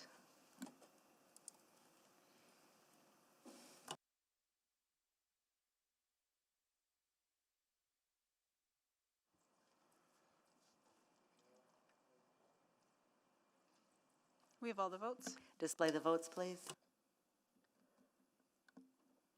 And that is carried unanimously. Thank you, and I'll return the chair. I will take the chair back. So we dealt with 7-7, 7-1-2, and we are back to motions pending. And we were on 10.13, bike lane implementation, suspension and review. There was a motion on the floor from Councillor Knack to strike down the original motion from Councillor Cartmel, and we were asking questions on Councillor Knack's motion. Happy right? to withdraw because I hear not a lot of interest in this. You want to withdraw? So, yes. Okay. Yeah. Is it okay for everyone? Councillor Knack wants to withdraw his replacement motion, so withdrawn. Okay. And now we're back to Councillor Cardmel's motion. Councillor Cardmel, you have questions, right? No more questions for me. Councillor Wright? I was wondering, a friendly amendment, because the concern here I see is with the construction work, how to define that, when it starts, whatever. I'm just wondering if we could remove and replace, so everywhere from all current construction down to complete review. So if we could just say that administration provide a complete review of all individual bike lane projects at the next infrastructure committee meeting in February 2026. So and are that's you not considered friendly. Not in the least. Okay, all right. So you're proposing that amendment? Yes, so it's not considered friendly, so yes, I would like to put that amendment on the floor. Can you read that again? How would it read? Sorry? That administration provide a complete review of all individual bike lane projects at the next infrastructure committee meeting in February 2026. Okay, need a seconder? Sorry, can we just confirm, so you're not restating it, you're actually wanting to substantially amend it, so you want to strike out? Yes. Yeah, so just, because I'm doing this on the fly here, so I just want to make sure that we're all working off the same copy. So can I just say back what I think I heard, and then you just tell me where I got it wrong? That you want to delete at all current work. All current construction up until, Sorry, I'm working off a different version here, 2 seconds.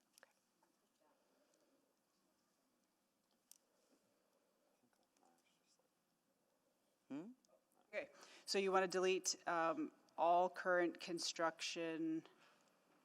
all the way down to the word pending. Yep, gotcha. And Thank replace with administration provide a complete review.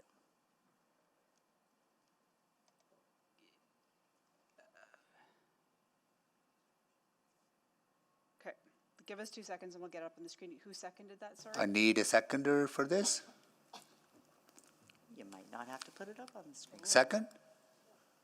You need a seconder? I need a seconder. Okay, I will second it. Thank you, Marissa. Yeah.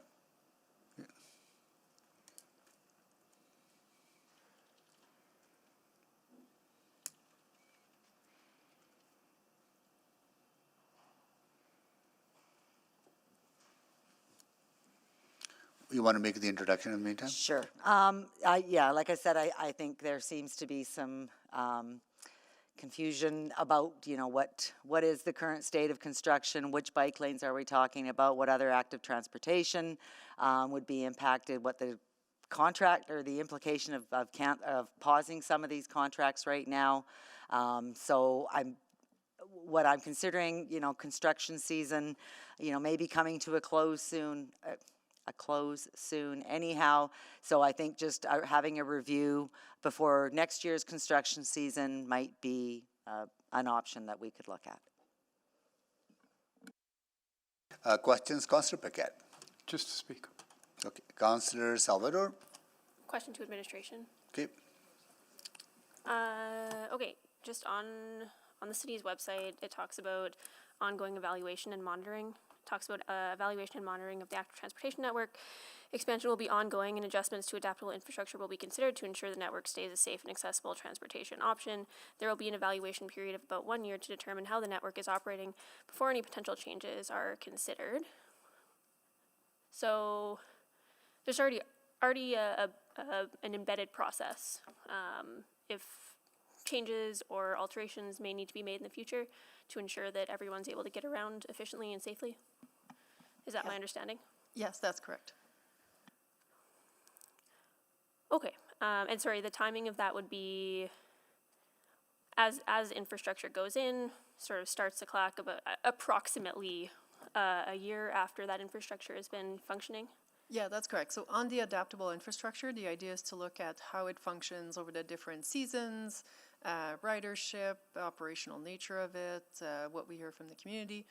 Those are all things that could be considered if a issue is raised and that we should make modifications. For the permanent infrastructure, of course, that would be a very different consideration. Right, and it doesn't sound like, well, at least I'm not hearing as much concern about sort of the permanent shared use path style infrastructure. It's more of the adaptable on street. Exactly. Yeah, okay, thank you. Thank you. Councillor Cartwell? Just to speak. Speak? Okay. So do we have the... We're just putting it up on the screen, so the amendment will read that all current construction work cease immediately on bike lane projects where a bike lane is intended to be constructed on an existing road where construction is not yet started. No, I wanted to remove the... That's Councillor Cartwell's. Yeah. Sorry, I just said you want, the amendment is to strike that out? I'm sorry, to strike out all current construction. Yeah, all current construction. I'll put it up on the screen, and what I said is to strike that out and replace it with a report to come back. Okay. But if it's not right, please correct me. MJ's just loading it on the screen now.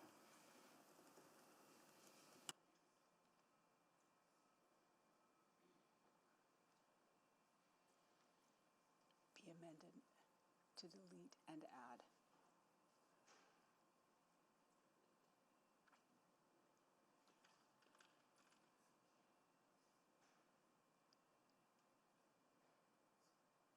Just putting it back up.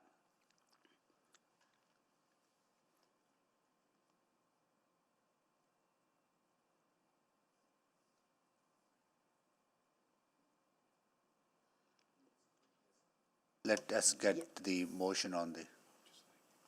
I think that should do it, so then it would read that administration provide a report With a complete review of all individual bike lane projects at the next infrastructure committee meeting. Thank you. Sorry, it took me a while, but we got there. I wasn't sure about the deleting and replacing. Okay, thank you.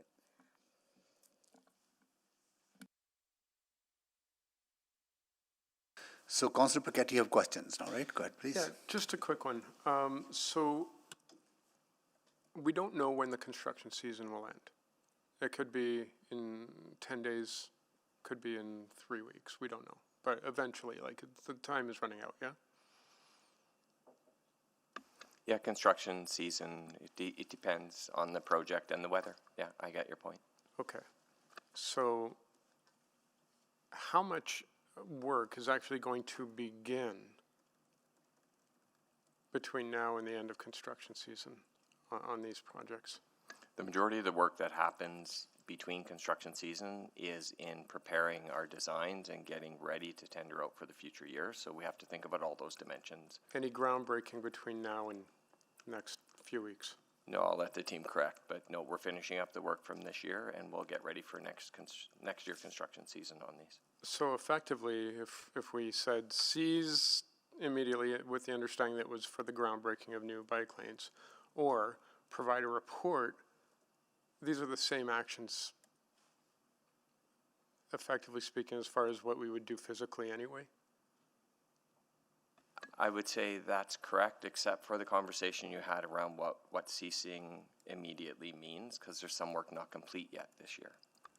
Right, yeah, but I think I think what I heard in the conversation was like, no, those aren't the ones that we're talking about. We're talking about new. Okay, so that clarifies it for me. Okay, thank you. Oh, Councillor Cardwell, go ahead, please. That does not clarify it for me.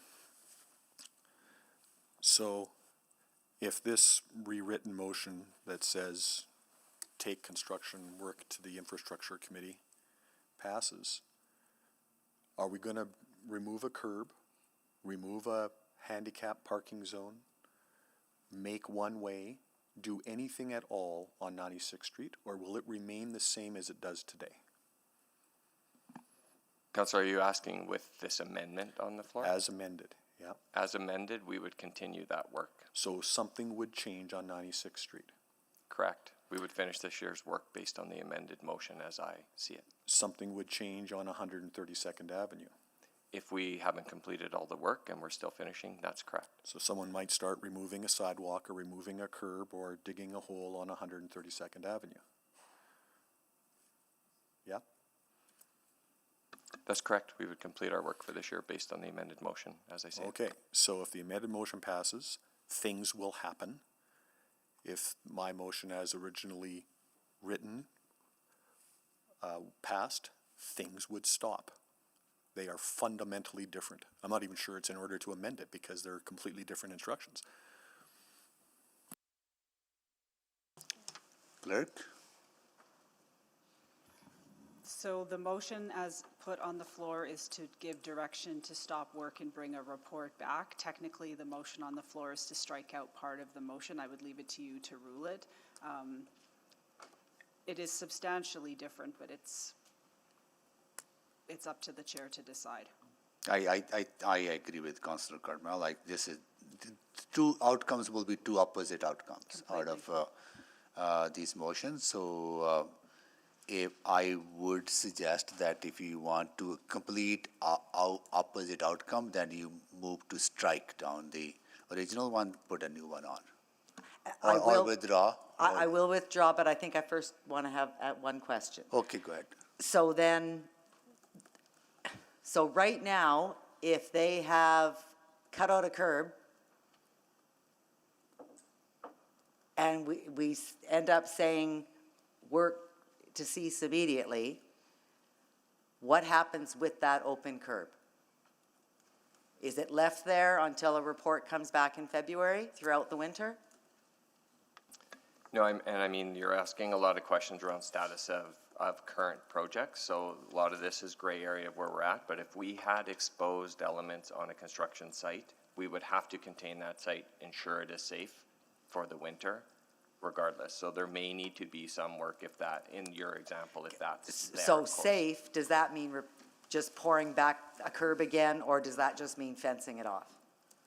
It depends on the location and how we would return it to function for the winter. Okay, thank you. I will withdraw. Okay. All right, withdrawn. We're back to Councillor Cardwell's motion. I don't see any more questions on that motion to speak.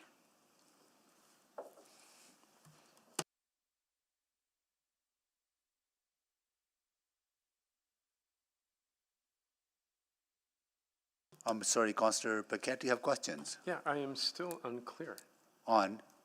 on the whole question of what work has been done, what work will be done, what work is being stopped. I don't think I've got clarity on that. Okay. May I request a brief recess so that we can get a clear answer from administration that, Why don't you ask that question, see if you get an answer? okay. I'm just. Based on this motion that is in front of us, forget about everything else that we discussed. Based on Councillor Cardwell's motion, that Councillor Paquette is going to ask questions on that. Councillor Paquette. Yeah, so I am actually still unclear, and maybe it's just me, and I apologize to the body, but when we are looking at the wording of this motion, that work cease immediately on bike lane projects where a bike lane is intended to be constructed on existing road, where construction has not yet started. And then I heard that if this went through on projects where construction has already started, that would pause as well. I don't understand that answer.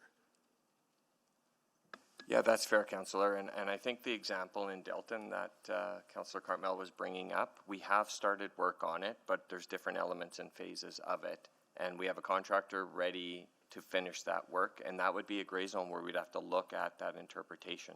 Well, that's just, be honest. There's a lot of gray zone here that has emerged in this conversation that it's making me incredibly uncomfortable.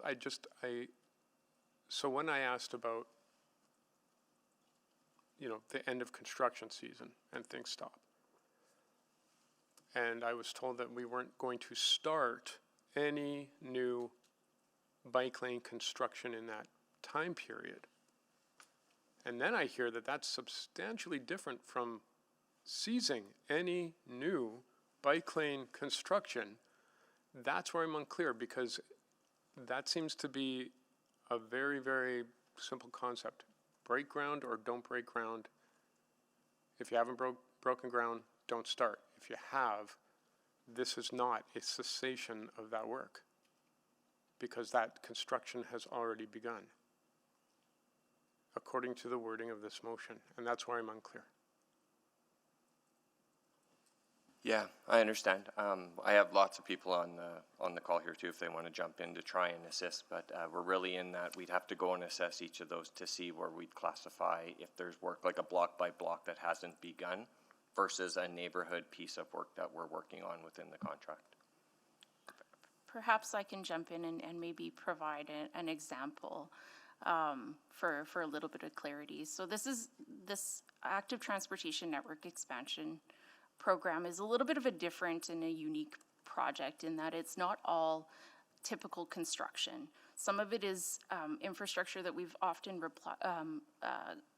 called applied infrastructure. So things like a pin-on curb, for example, is a way of getting a dedicated bike lane into a corridor without actually doing removal of a curb line, for example. So it's a little bit of a different construction project in that the pieces and the components that are being put in place are very different from corridor to corridor. So you may have construction where we've had to mill and overlay a roadway and we're restriping it. And so that's one type of construction versus something where we're putting down pin-on curbs that can happen at various times of the year and under different weather circumstances. And so that's where it's getting a little bit difficult to answer that. Yeah, I understand and appreciate your reply. Mr. Mayor, I just find myself now in a position where I don't actually know what I'm voting for based on that level of complexity. And well, no, because the wording is the wording. And so I'm a little bit, I was prepared to support, but now I am not sure what I'm supporting. It's not clear because there are complexities of where things are at and how we classify them, and if I don't know that, I don't know if I can vote. Okay. So you have to make that judgment as you contemplate on this. Any other questions? Okay, that concludes the questions. Motion is on the floor. Now to speak to the motion. Councillor Jans. Yeah, just this is a very unclear and convoluted motion here. I think there's problems with terms, there's problems with scope, there's problems with definition. I would hope that the mover would just consider withdrawing it rather than just taking a loss. Thank you. Thank you. Anyone else to speak? Councillor Knack. Thanks, Mayor Sohi. So I appreciate that there's some confusion on some councillors, but we have heard the mover's intent on this. The mover's intent is that even something under contract but hasn't started in a particular segment would be included. So I'm operating under that assumption based off what I've heard from the mover's intent. And it's because of that I can't support this motion. Would have been open to entertaining looking at the projects that hadn't started under construction and weren't under contract yet. But I think if we're looking to stop things mid-contract while we've been building out, I don't think that's a thoughtful way forward to have the conversation that we need to. There's been a lot of conversation in a number of these areas, but I think for 2026 projects, I would be happy to have some further detail. I do think, sort of broadly speaking, it's probably worth a reminder, because I think this topic gets a lot of attention, is that about 80% of all of the investment in this program is on multi-use trails. About 20% is dedicated lanes, and on almost all of those cases, it's on collector or local roads, not on arterial roads, because if you recall, going back to well, sorry, I guess maybe, forgive me for going down memory lane. I got to use it one more time. Yes, so go down memory lane with me. A month before I first got elected, there was a bike lane installed on 95th Avenue in the West End. It was a painted line on an arterial road that moved 20,000 cars a day. And it was not well received. Let's put it that way. Not really well received by pretty much anyone. And so when I got onto council, voted to remove that lane, and when council voted to remove those lanes on that road, a decision was made to be more thoughtful about how bike lane installation would happen and multi-use trail installation would happen across the city. They wanted to make sure we're taking into account things like traffic volume, roadway design, a variety of factors, and that's been incorporated in a lot of the work that our city administration has done over the last 12 years. We've seen the downtown bike grid put on not the main commuter roads, but on the secondary roads and the tertiary roads. You think about in Garneau, when they did neighborhood renewal, they put the bike lane on 110th Street, not 109th, because putting it on 109th would have been a silly idea. Putting it on 110th actually opened up that space to a lot of people, and so there were very deliberate decisions made in terms of placement, and that was through a lot of work that administration did in terms of how they analyzed that, how they went through and tried to find still efficient pathways, but also recognizing the balance between different mobility choices and folks that are driving. So much so that on 95th Avenue right now, 12 years later, they're actually rebuilding that road this year. That work has started. And there's a multi-use trail being built on the south side of that road, not a dedicated bike lane that's not losing a lane of traffic. And so I think there's been a lot of time and effort and very thoughtful analysis done by our city administration to help determine where things go and when. And even with, for example, the one that we were talking about earlier today on Candy Cane Lane, you know, there's not a dedicated bike lane going on Candy Cane Lane. There was some suggestion by some folks in the community that's what was getting installed. That was not the case. So I was happy to share that information with community residents. You know, the one piece of tension I heard was, how do we make sure the sleighs can go down Candy Cane Lane? And I know that seems it might seem like an odd request, but for one of the biggest things in the West End, which is a major fundraiser for food bank, it's actually really important. And so what I know administration is doing is that they're working with the organizers of Candy Cane Lane and the community residents to make sure that whatever gets done will still allow that to happen, while also making sure they're addressing some traffic safety concerns that have been widespread in that area. And so something like that, I don't know if I need to see it again. That's not taking away a lane of traffic on a major road. So had the original motion been sort of more focused on dedicated bike lanes, taking away lanes of traffic on major roadways, would have been happy to have that conversation. I think with what we heard and the desire to sort of have a broader conversation about any multi-use trail not yet under construction or on some of those other pieces, and especially those under contract, I can't support the motion as worded. So I won't be supporting this today. Thank you. Thank you, Councillor Knack. Councillor Paquette. Yeah, thank you, Mr. Mayor. So first of all, I actually appreciate this motion because there are a few of these bike lanes, the projects, where maybe I think could bear a little bit more discussion with the public in order to make sure that we're getting it right. There's nothing wrong with a little bit of sober second thought on all plans. Where you draw the line on that, I don't know, but just even having the conversation, I think, is important. you know, in my ward, I've got a controversial installation on Hermitage Road that the public, you know, is very split on.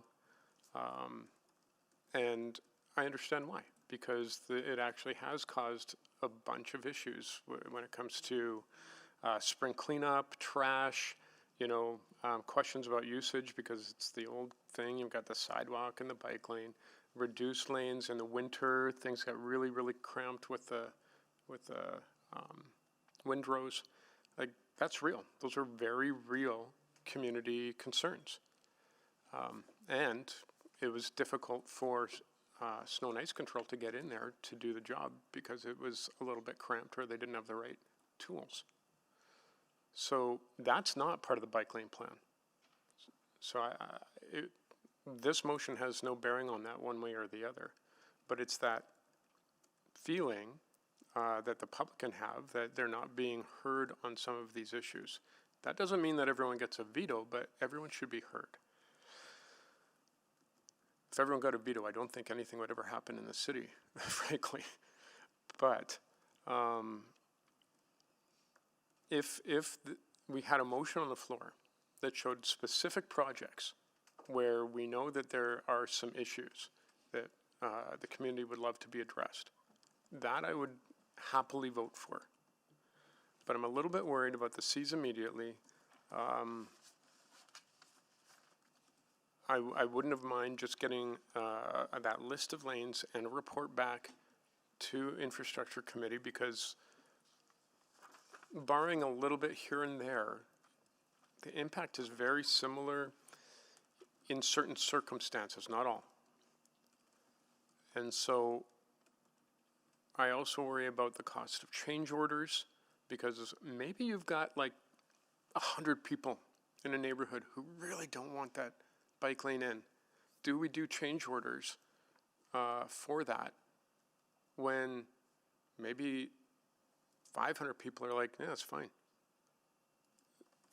And that's sort of the challenge that we face. I know that going to the doors and talking to people, and most people I think who are going to the doors and talking to people or in their communities have heard, you know, complaints about things, not serious complaints for the most part, but complaints. But if you ask them, like, well, should we just get rid of it and it'll cost this much to do so, most people say no. In fact, I've actually actively tried to instigate conversations about problems in my community so I could really get to the bottom of things. And for the most part, the majority of people are saying, that's fine. I mean, you'd hope that they're jumping on chairs and screaming and cheering, but I'll take it, it's fine. So I think that's sort of where we're at with a lot of this stuff. But I will put a word of caution out there.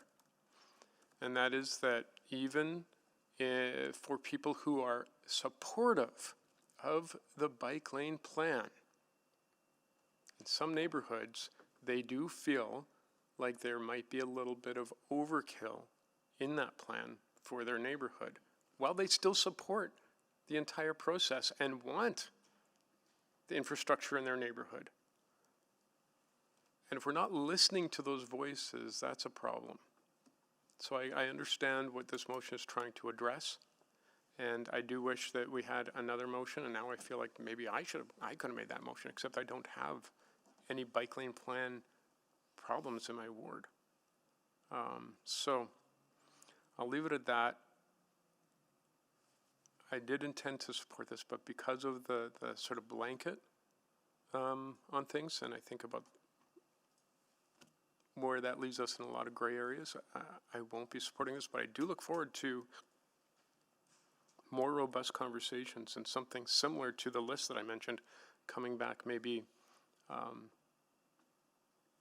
in November. Whether I'm in council or not, I look forward to it. Thank you, Mr. Mayor. Thank you, Councillor Paquette. Councillor Principe. Thank you, Mr. Mayor. I wasn't going to speak to this, but I decided to because of some of the comments I heard, and I'm going to go down memory lane a little bit as well myself. When we were first elected, one of the first motions I made was actually to reconsider the design prior to any contracts being signed. And that was overwhelmingly not supported by a majority of my colleagues. And here we are. at this point. I wish we weren't here. I wish that this had come about earlier, but I'm glad it is here now. Thank you, Councillor Cartmell. Councillor Rutherford?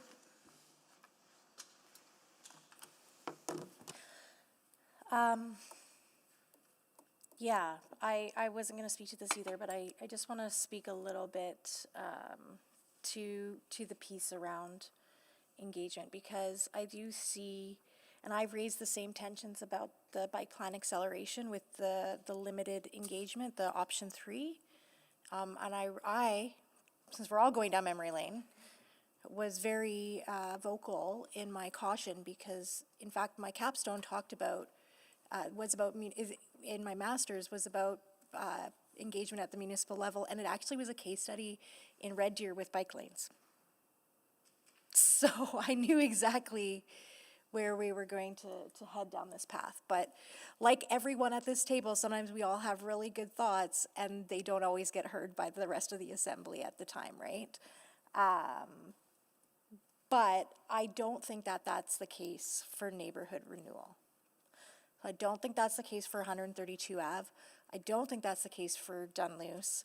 I do think there are dissenting voices in those communities that would only be happy if we did exactly what was there and didn't change a single thing. And no amount of engagement would get that. Reminder that we just approved the Dunluce construction and 14% of people said they didn't want that done. I've also had equal amount of people calling my office excited about the plans, excited about accessibility, excited about being able to calm traffic on some of those roads that they're seeing a lot of cutting through. And so it's very easy to listen to the loudest voices or the unhappy voices and say that they weren't listened to. They were listened to. And again, I'll go back to Dunluce. They were originally in the concept plan proposing a protected bike lane along 162. And through the engagement process, removed that protected bike lane.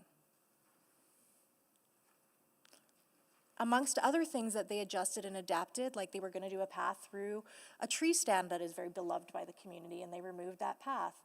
They added parking back into places. So that is engagement in action.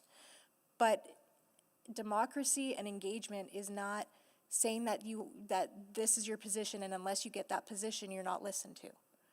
And that's the thing I'm grappling with so much with some of these conversations. So that's why I won't be supporting this for sure. I think it's too ambiguous.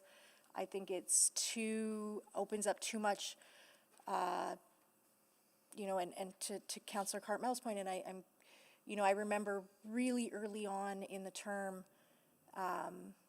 heeding your advice on a few examples where you said, the continual litigation creates uncertainty, and that's not good for anyone in this case. The construction community, in this case, bringing community along, in this case, our time and energy of our administrative staff. So for all those reasons, I can't support this motion on the floor. Thank you. Thank you, Councillor Rutherford. Councillor Wright? I'll take the chair. Thank you. One of the criticism that I hear from some of my colleagues about this council is that we continue to relitigate, continue to rehash issues. But here we are, the most rehashed. Is rehashed the right word? Right, okay. Yeah. Issue has been the bike lanes. How many times we have talked about bike lanes in this council? I think that's one will be at the top. And there has been number of motions. All those motions have been defeated and then comes back again for another motion. I think that is a typical example of rehashing issues, litigating issues. I want to share some stats. As they say, when you build, they come.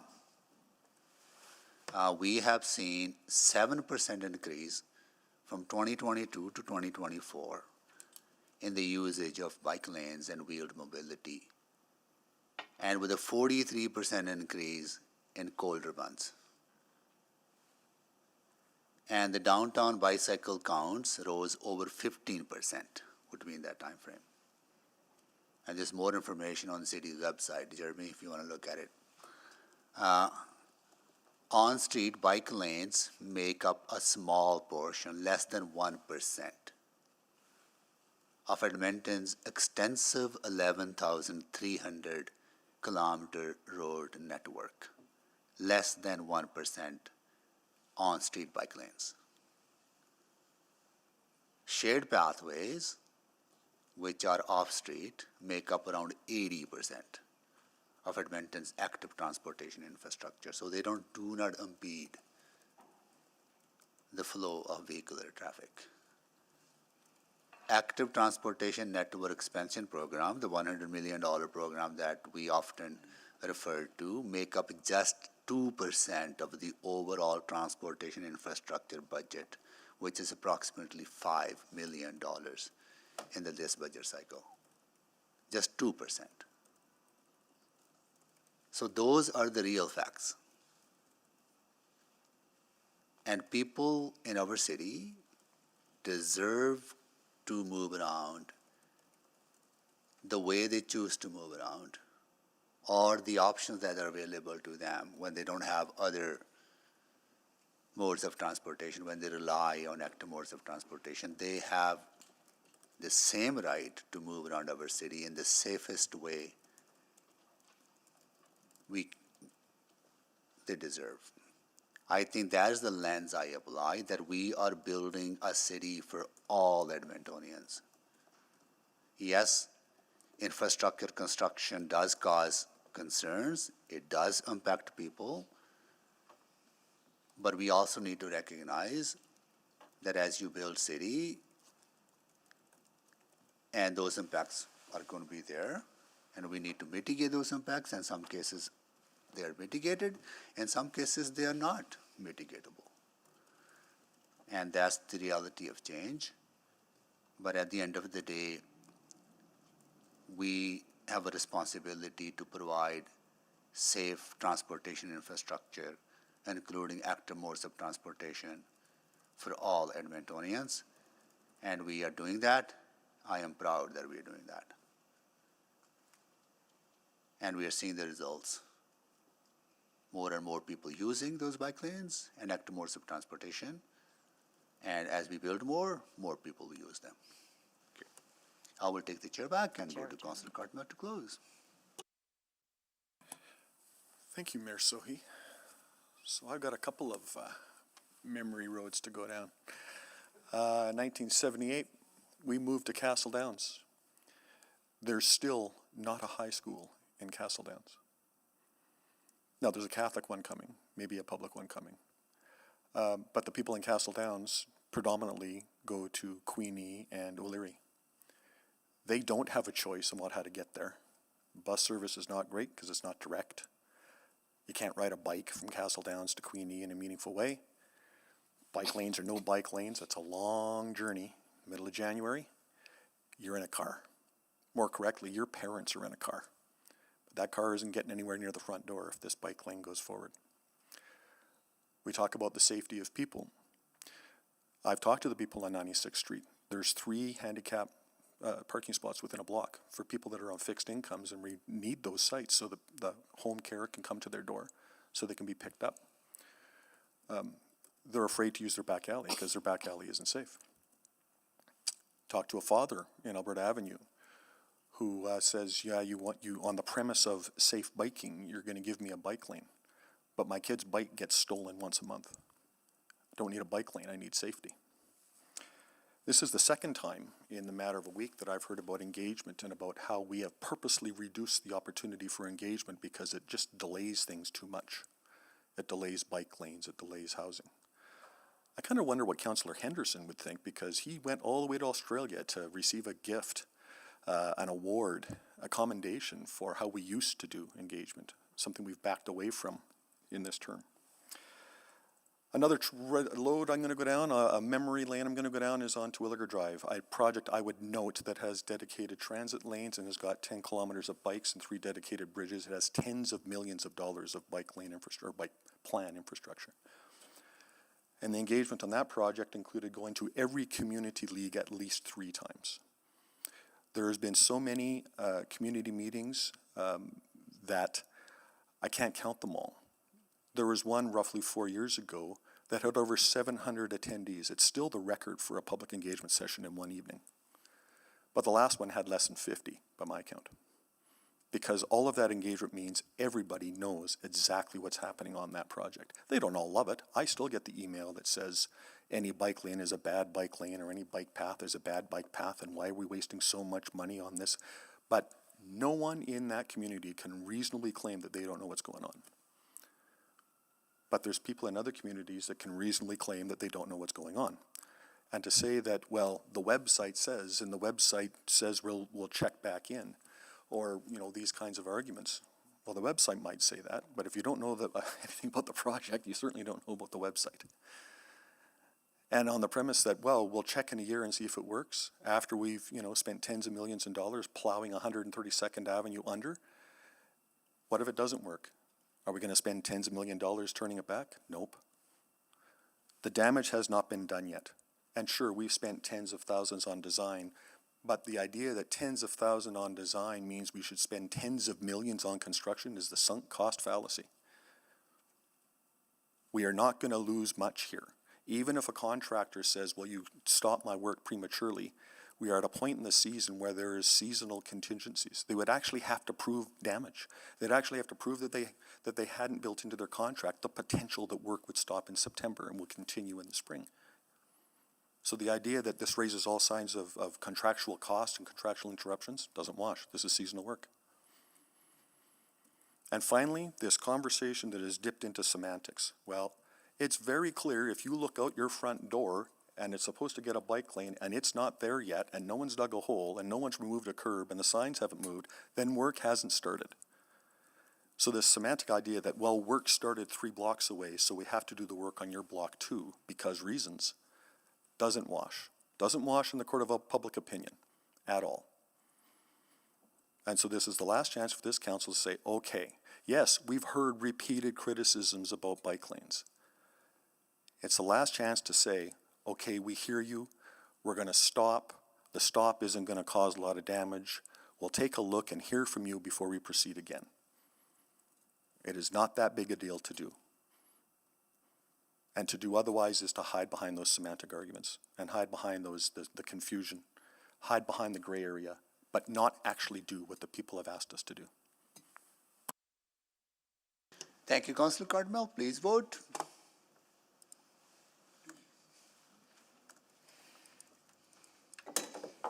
Yes, Madam Clerk. Thanks, Councillor Principe. We have all the votes. This, It was me. got it?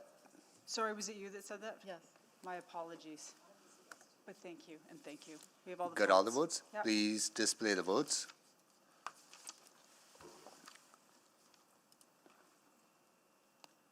That is defeated. Okay, so that was last one. Now we go back to 10.10, which would be a new one now, which would be, we already gave authorization. Which one is? I don't have, you have a, not do some? Oh, I'm so sorry. Just before we get to that, there is Just hold. still a motion pending that council has waived notice, so that would technically be 1014. So next one is 1014? Okay. Yep. So next one is Councillor Stevenson. And I do believe that it's possible that there could be yet one more. Yeah, which is Councillor Wright's? Okay, okay. But that notice has not been given, nor has it been waived. I believe, it's been in the system, Nancy, I think it takes like maybe 5 minutes. Yeah, we'll come to that. We'll come to that, but we'll follow the order. Council hasn't yet waived notice. Yeah, we have not waived the Okay, notice okay, yet. On Councillor Stevenson, it has been waived. Councillor Stevenson, would you like to move your your motion, please? Yes, I would. Thank you, Mr. Mayor. And thank you to my colleagues for hearing this today. The administration bring forward a DC zoning for the homestead properties at 9008 101 Avenue Northwest, 10125 88th Street Northwest, 10120 92nd Street Northwest, and 10121 88th Street Northwest. That includes a requirement for a minimum of 20 affordable housing units for consideration at a future city council public hearing. Second. Okay. Can you make the introduction without going into? Yeah, oh yeah. Yeah, please, yeah. Yeah, thank you very much again to my colleagues for allowing me to make this motion today.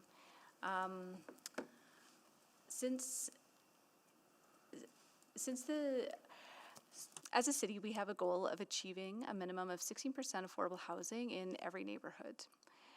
Riverdale currently sits at just 6.8% of non-market housing, so well below the minimum that we're trying to achieve.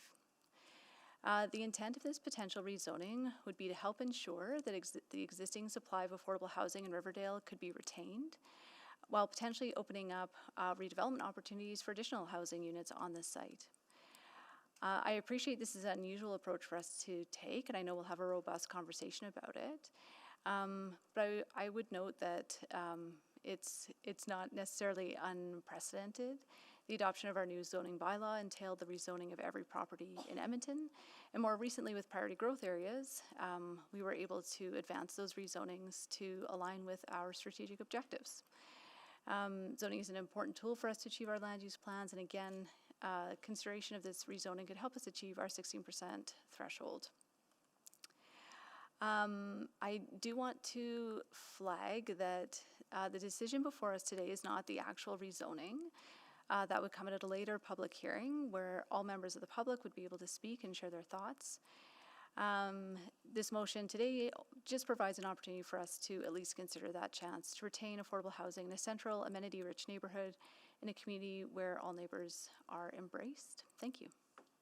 Thank you so much. I have, or my office has consulted our legal department on this motion, and they have flagged a number of legal and governance issues on which they would like to advise council, but that advice can only be provided in camera. So I would ask some council members to, if anyone can move, that we go in camera to get that advice first, then we'll proceed with the rest of the conversation. We need a seconder. Second. Okay, please vote.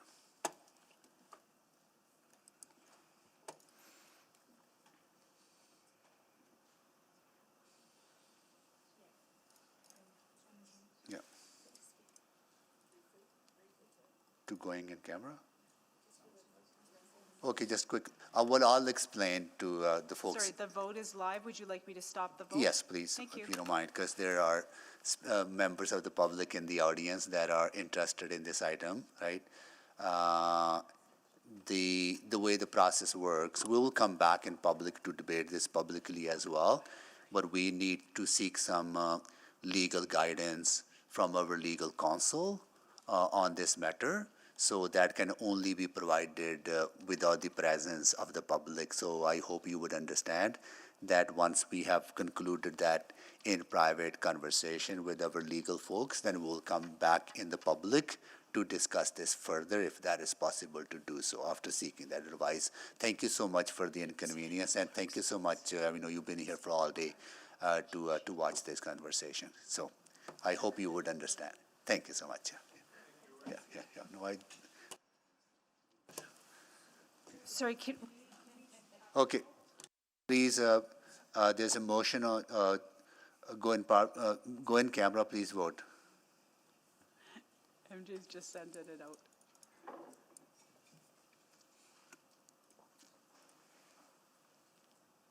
We have all the votes. Display the votes, please. That is carried. We'll take a 5-minute break. Be back.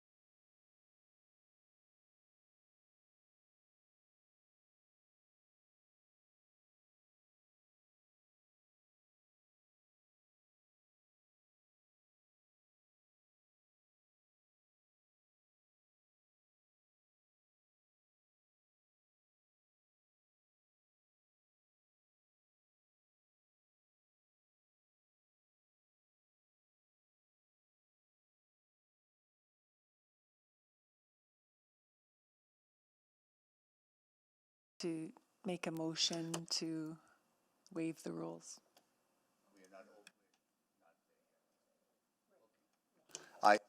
Not everybody can be here. Let's extend till 6, see what happens. Okay. Postpone to the end of the agenda and then Yeah. waive the rules. So can someone move that we postpone 10.14 to the end of the agenda? So moved. Second. Please vote.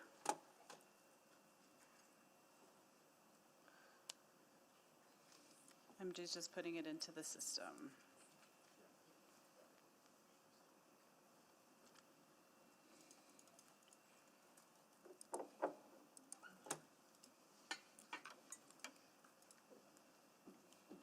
The vote's live. Display the votes, please. Sorry, the vote's live for voting. We have all the Oh. votes. Okay. Display the vote. That is carried.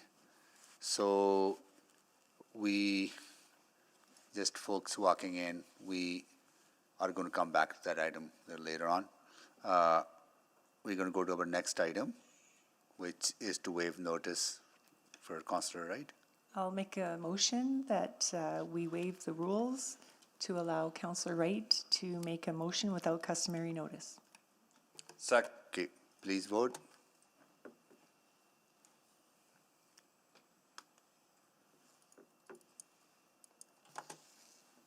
Just a quick question. So yes. On my screen, the vote says affordable housing protection. Is that No, it says CN tracks. CN track. on my voting screen in eScript? Do I just have to refresh? Yeah, the vote's live. We're just waiting on one vote. You're happy Okay. if you want to vote verbally. CN tracks. Ah, got it. I got the right one. It was weird. Got it? Yep. Okay, please We now have all the votes. display the votes, please. Thank you. Okay, that is carried. Now, Councillor Wright, can you move your I motion? would love to, and thank you for allowing me to do this. So I would like to move that administration provide a memo that outlines an estimate of what resources would be required to complete a high-level feasibility assessment for a bridge for either pedestrians or vehicles over the CN tracks at Maple Road Northwest. Number 2, to explore additional access points to the neighborhood in alignment with growth planning, and a feasibility assessment on permanent wayfinding signage for alternate routing. I will second that. Thank you. For an introduction. Can you make the introduction, please? Maple Road or Maple neighborhood is kind of out of the way, east of the train tracks from 17th Street. And there have been a few instances where the trains have kept residents from going in and out of the neighborhood. Although there are other access points, it can sometimes be difficult for people to get in and around or out and around. It also doesn't accommodate for the pedestrians having to go in and out. Some have even gone underneath the train in order to exit the area. So I would just like to see what other options are available. I've talked to administration, and these are some ideas that we can look at, and appreciate your support and ready to answer any questions. Thank you. Questions, colleagues? Can you take the chair, please? I will take the chair. Oh, no, I'll take the Councillor chair. Principe. Councillor Principe, maybe this is to our planning department. Like, this is really frustrating. Honestly, I know Kim, you weren't here. I was here because we gave approval to that neighborhood structure plan. At that time, developer made a promise to finish that connection on 23rd Avenue to Maple. And to this date, it has not happened. It's almost 10 years now. What tools do we have to hold these developers accountable when they promise something? So there's a couple things. The neighborhood structure plan was approved with the access points that it has. The road network is being built out as development progresses.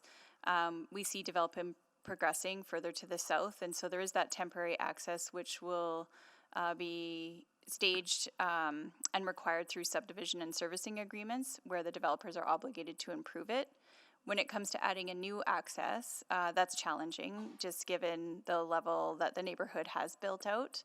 But I can appreciate the idea, the intent of looking at the options for a bridge or a pedestrian access. On the weekend, there was required repairs to the track, and track has to be shut down. And the only access was through the lengthy gravel road to the neighborhood of almost 5,000 people, or maybe more now, because it's pretty much fully developed. And had the developer finished that connection of connecting 23rd Avenue to Maple, we wouldn't have that situation.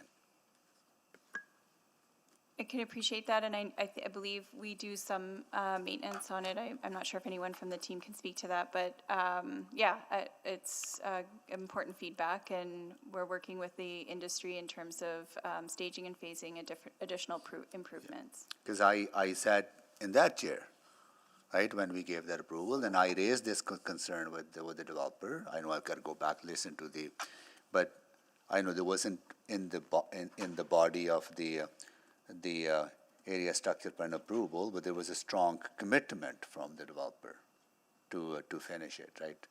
So it's really frustrating from that point of view, not only administration, but developer not meeting his obligation. Okay, I will take the chair back. I'll return the chair. Councillor Jans?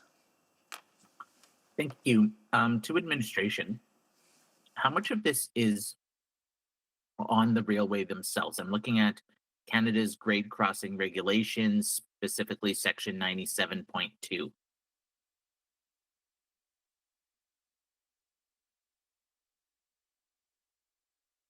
That's the prohibition about railway equipment being left standing on a public crossing surface or conducting switching operations in a way that obstructs traffic for more than 5 minutes when vehicles or pedestrians are waiting. This rule ensures public crossings are kept clear for waiting road users, including those who activate the warning systems. Sorry, Councillor, I think we're just collectively looking that up right now. I think those are the formal regulations, and beyond that, it comes down to compliance and enforcement of those, which is another conversation that I'm not sure that we can answer the realm of that, given the federal jurisdiction of the railways. Okay, so I'm supportive of the memo, but this has been coming up from constituents as well, just the lack of accountability around the railways and their operations within the city. And I'm wondering if that could be contemplated within this memo as well, too, if the mover would be considering that friendly. I would definitely consider that friendly, thank you. So would you? I don't know if that requires additional wording or if administration is fine. Like when I see feasibility assessment on wayfinding signage or alternate routing, I would be happy as part of that memo, some further information about section 97.2 and holding the railways accountable for their commitments.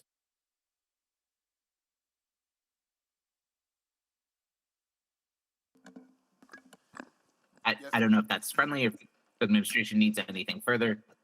I'm just looking to administration to see if that would be appropriate wording to put in there, because I would definitely like to have some further discussions with CN. Then if it's friendly, maybe a fourth bullet that just says, and further information about accountability to regulation. Perhaps both Councillor Wright and Councillor Jans, just information on the applicability and enforcement of the section of the grade crossing regulation, the specific section. Yeah, which I believe is 97 bracket 2. But yeah, thank you, legal. Yeah.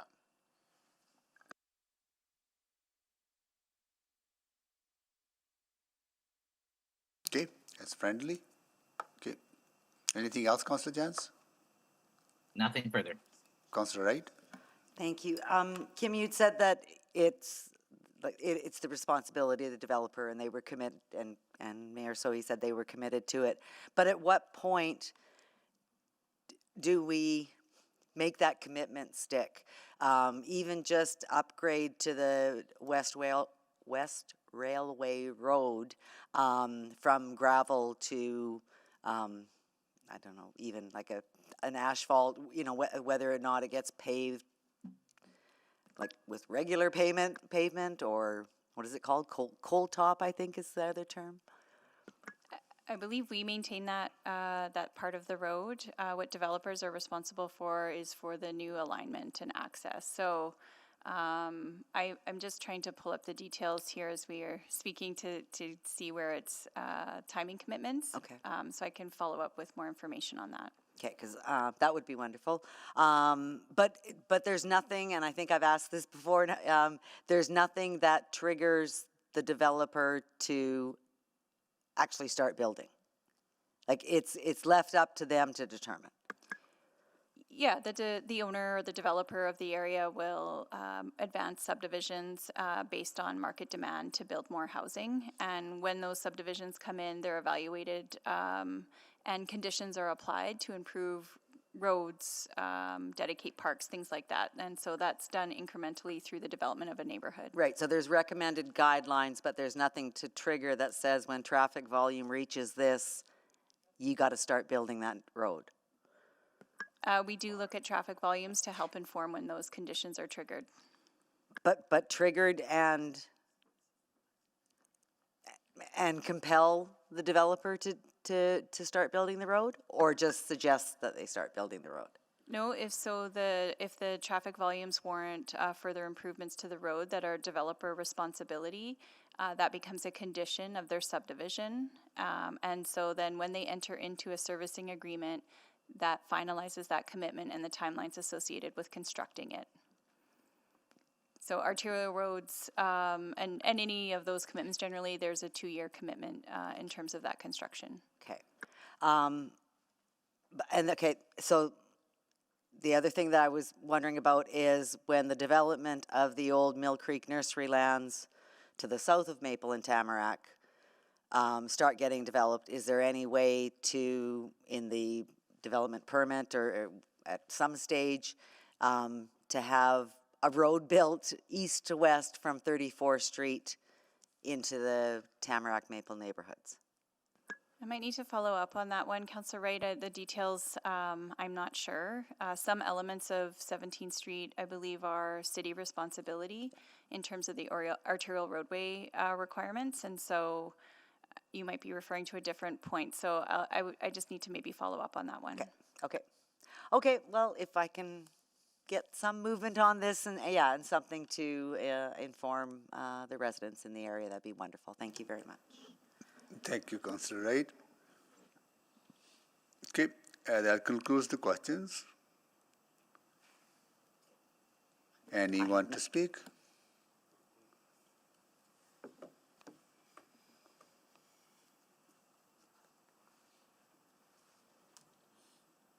Councillor Wright to close. I have nothing further. Thank you very much.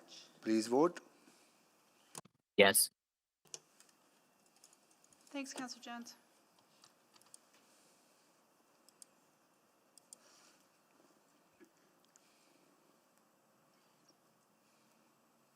Just waiting on one.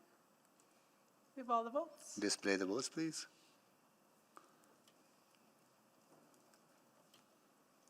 That is carried. Can someone move to extend the order to 6?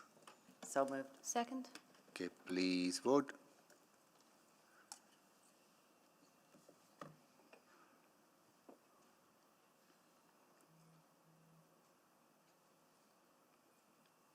Just give us 2 seconds, MJ's just putting it in the system.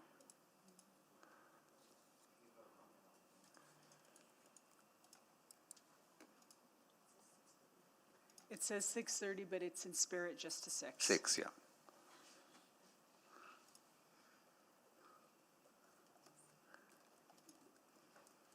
Did you get my vote? Okay. I think E-Scribe's fussing right now. Yeah, I'm a yes. We have all the votes.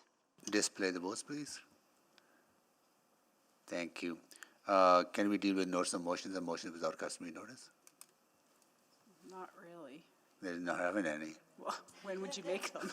You know, it's right on there. Our agendas are complete, but I'm not sure.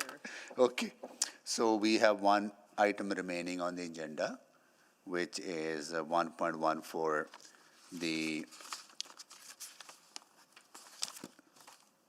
affordable housing protection.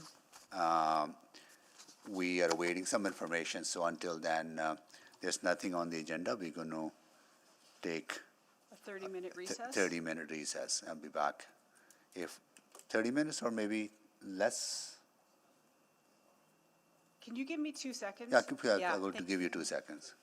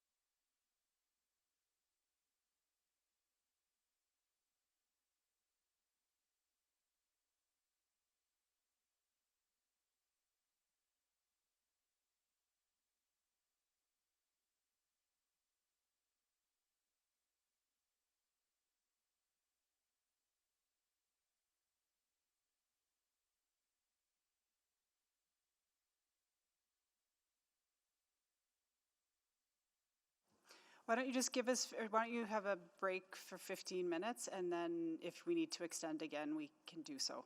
Does that work? Thank you so much. Okay, we are breaking till 15 minutes. We'll be back at 4:45. And just for those in the room, we're not going to close the doors or anything. No, Just a the recess. doors will remain open. Thank you.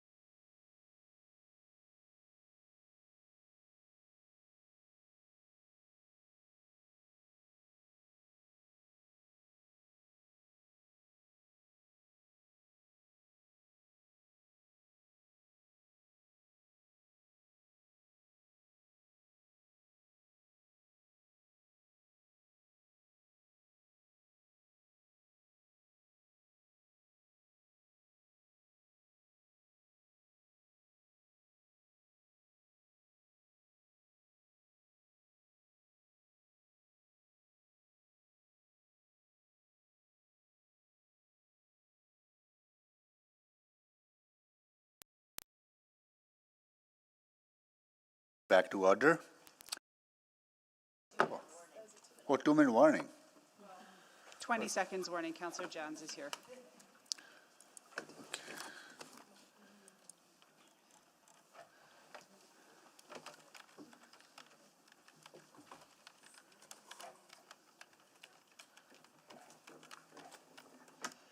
I think we still got to go. I'm good. Okay. Okay, calling meeting back to order. Do a roll call. Councillor Wright, Councillor Knack, Councillor Principe, Councillor Stevenson, Councillor Paquette, Councillor Tang, I'm here, Councillor Hamilton, Councillor Rutherford, Councillor Salvador, Councillor Cartmel, Councillor Rice, and Councillor Jans, you're joining us virtually. Everyone is here. Can someone move that we go in camera, back in camera, please? So moved. Please vote. Yes. Yes. Do you want to just go in the bunker and we can call Councillor? Okay.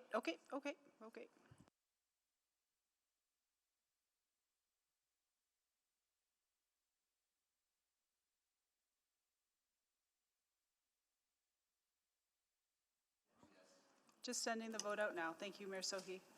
Yes.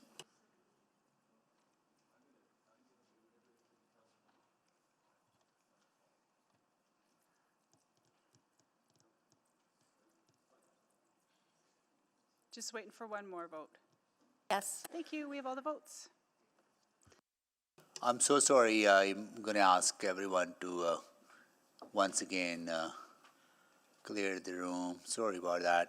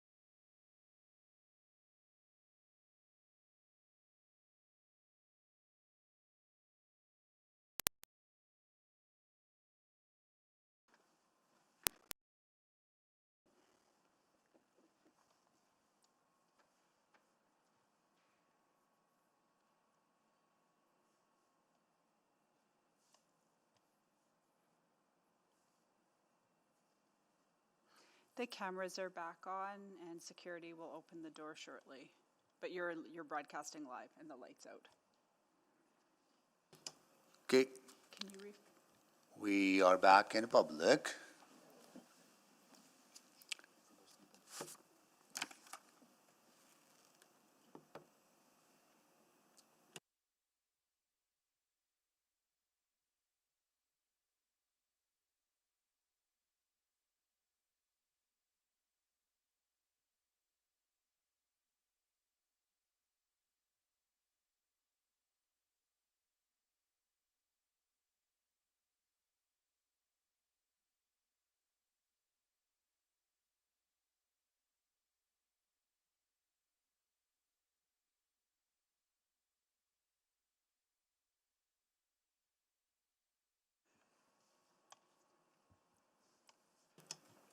Okay, we are back in public. We have a motion on the floor. Are you stuck too?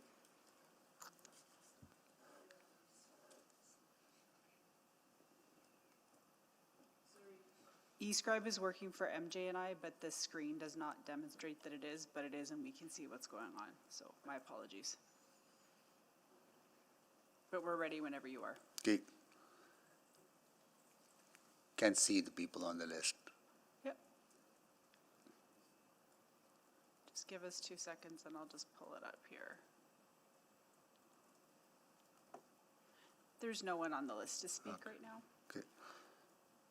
Anyone to speak to the motion?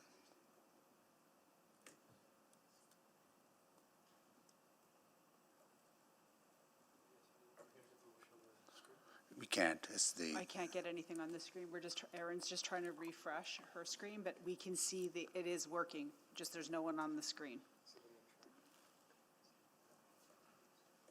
Yep.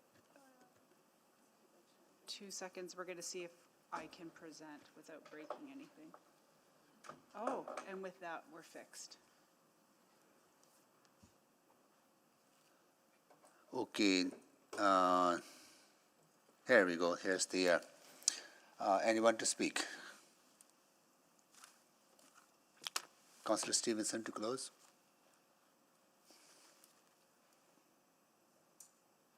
Okay. Okay. No one else is speaking?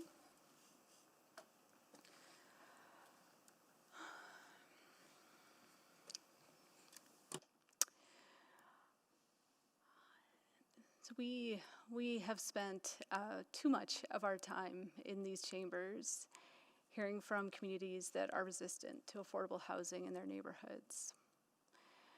Those have been hard conversations, and I know that we've all struggled with those, hearing the assumptions that are made. We have the exact opposite here. We have a community that is not only accepting, but actively advocating for affordable housing to stay in their community.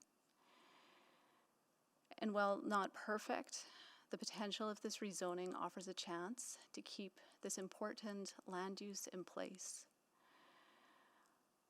The value this land brings is evident in the stories we've heard from the current residents that highlight how affordable housing is a critical part of a vibrant and viable community.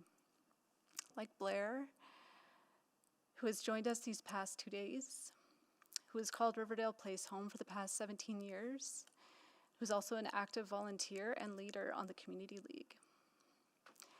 Like Ashley, who's on disability but still able to live in this beautiful neighborhood and send her daughter to Riverdale School close by. This land use ensures a place for people in all stages of life, like a senior, 71, who's lived here for more than 2 decades and who's still able to walk downhill from Save-On with their groceries. A walkable, connected 15-minute community. A father and mother who have lived in Riverdale Place for over 25 years, raising their twin daughters who have just recently turned 18, Riverdale being the only home they've ever known. And a mother, 9 months pregnant, who moved in just a few weeks ago, whose daughter is in grade 1 attending Riverdale School.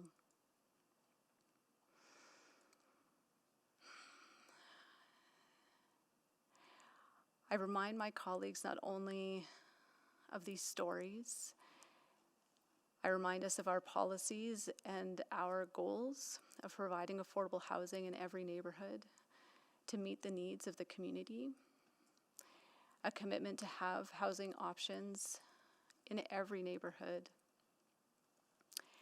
And I remind my colleagues that this is just a start to be able to consider a decision in the future.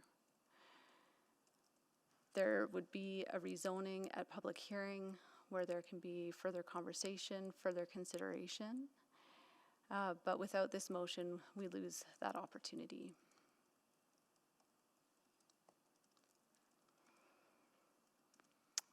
This is one of the last decisions we have as a council in this term. And there's an opportunity to leave a legacy for community. And I beg my colleagues to support it.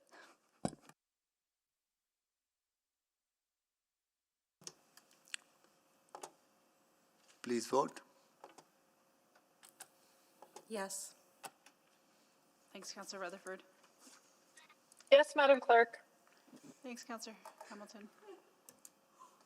Councillor Wright is no. Councillor Wright, are you a yes? I'm a no. Thank you, Councillor Wright. Record you as no. We're just waiting on one more vote. Councillor Jans? We have all the votes. Display the votes, please. It is carried.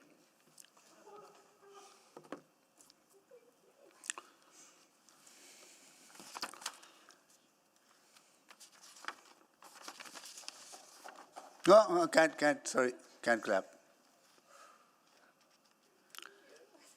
Okay, we are adjourned at 5:53. Now you can clap.